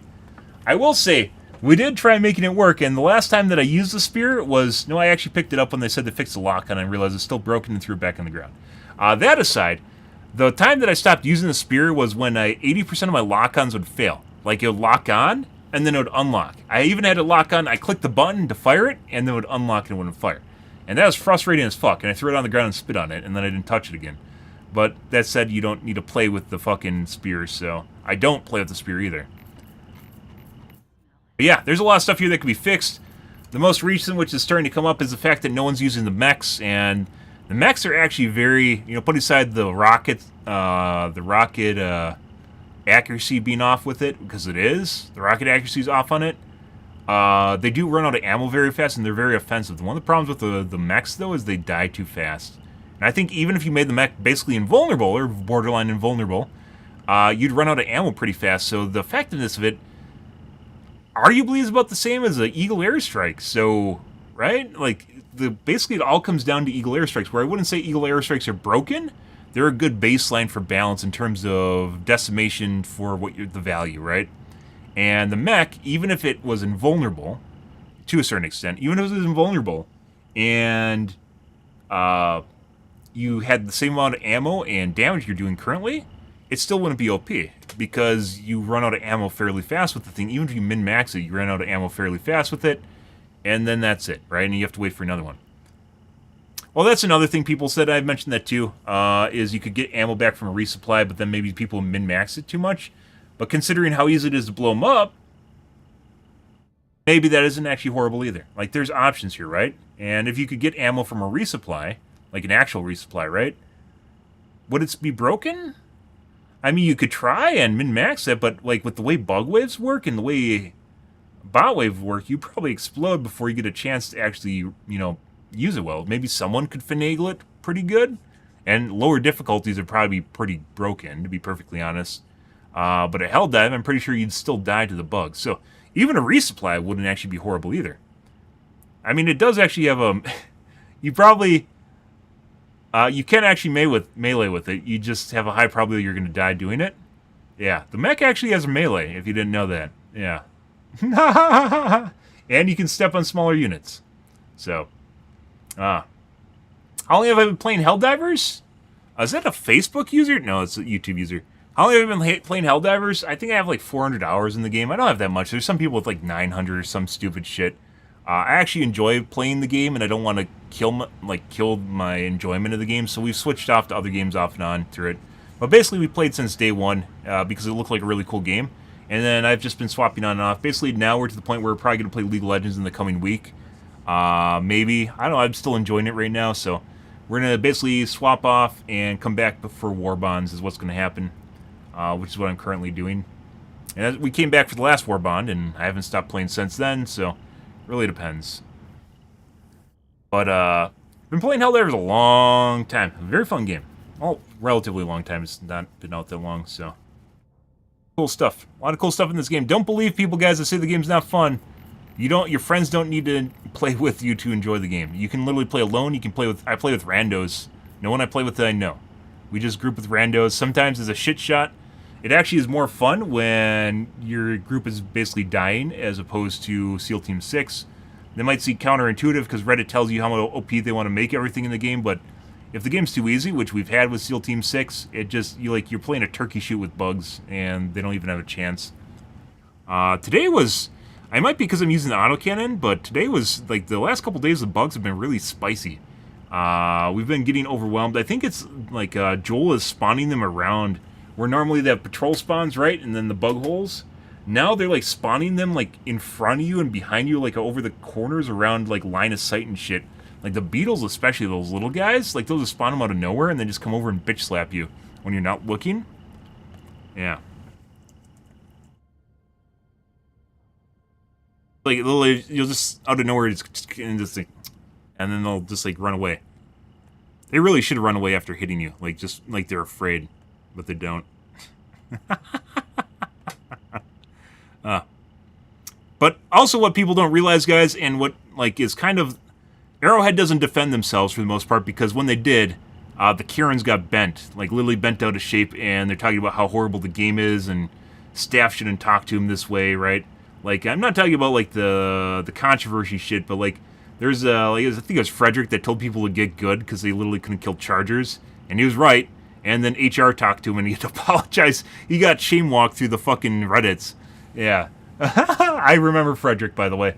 Yeah, he told people to get good, and he got shame-walked through Reddits. To be perfectly fair, though, like, the company shouldn't be telling people just, like, to fuck off or get bent or to get good. That's the stuff that they say behind your back when no one's listening, because except for them, right? That's where they go and drink beer and talk about how horrible their player base is, because it is partially true. Like, you got people that are legit. We talk about this relatively regularly. There's 9 different difficulties in this game, guys, and every goddamn person wants to play on Helldive, despite the fact that not everyone is capable of playing on Helldive. And when, like, I don't fault people. You can play on whatever difficulty you want. I don't care. I play on Helldive all the time because it's challenging. But you can play on whatever difficulty you want. But these fuckers that can clearly only play on, like, Diff 6 or 7 want Helldive to be accessible for them. They want to be able to play without getting better. They want to be able to play exactly at Helldive. But that makes the game easy. So then they have to raise the bar for the game. So Diff 9 then becomes Dick 6, and then they need to make a Diff 11 or 13 now that I can play at, right, and be challenging. So, like, the constant raising bar, buff everything no matter what, and don't get me wrong, stuff needs to be buffed, make everything OP, means that Diff 9 is going to become Diff 6, and then we need to do difficulty that's going to be, you know, harder, right? But then these guys are going to want to play a Diff 13 or Diff 15 or whatever, because they feel as though they should be playing at it too, and they can't, right? It's just, maybe they'll get better. Maybe they'll watch a guide. Maybe they'll get good.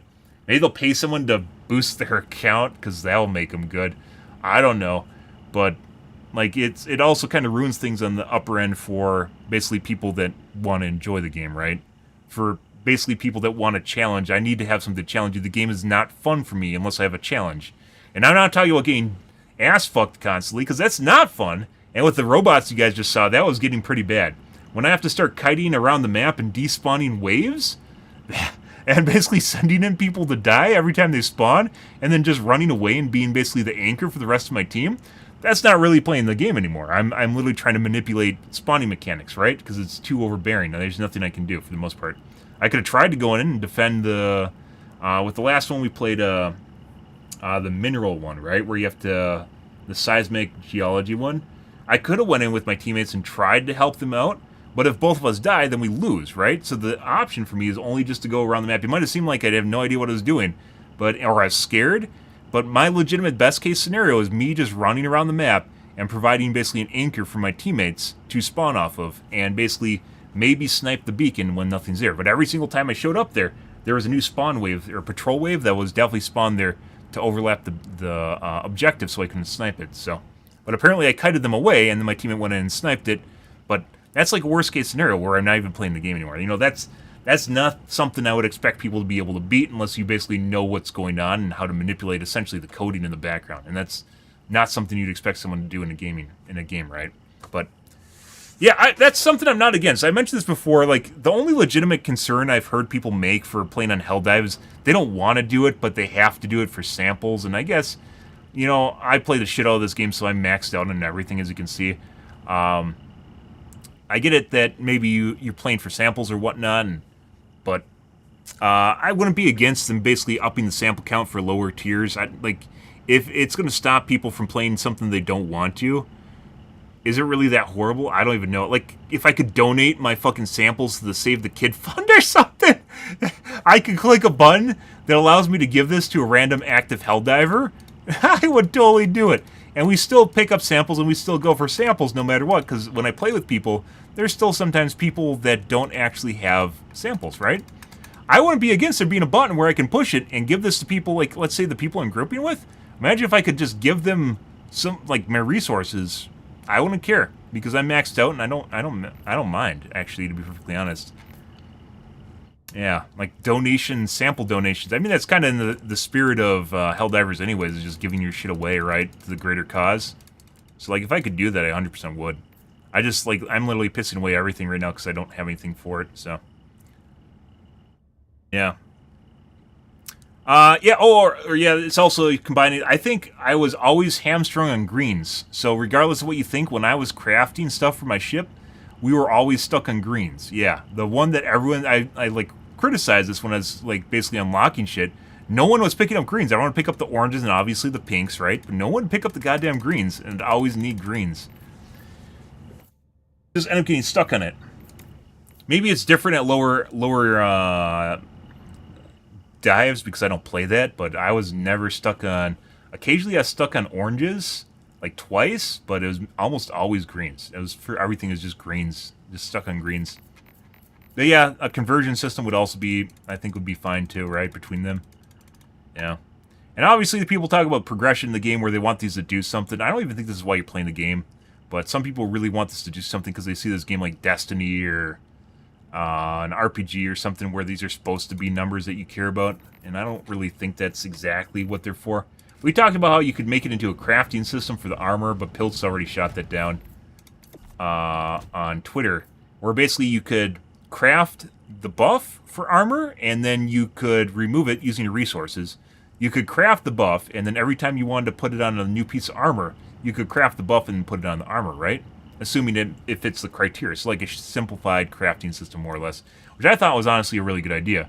But Pill said they aren't going to do that because they want to match the armor or whatever, but I guess that's what they want, so yeah. Extra bomb on the Eagle airstrikes. It's pretty good. The charges on the Eagle Strike was a much bigger deal than the bombs on the Eagle Airstrike, but you can notice that I had to, because I'll do parallel airstrikes. Copyright CC.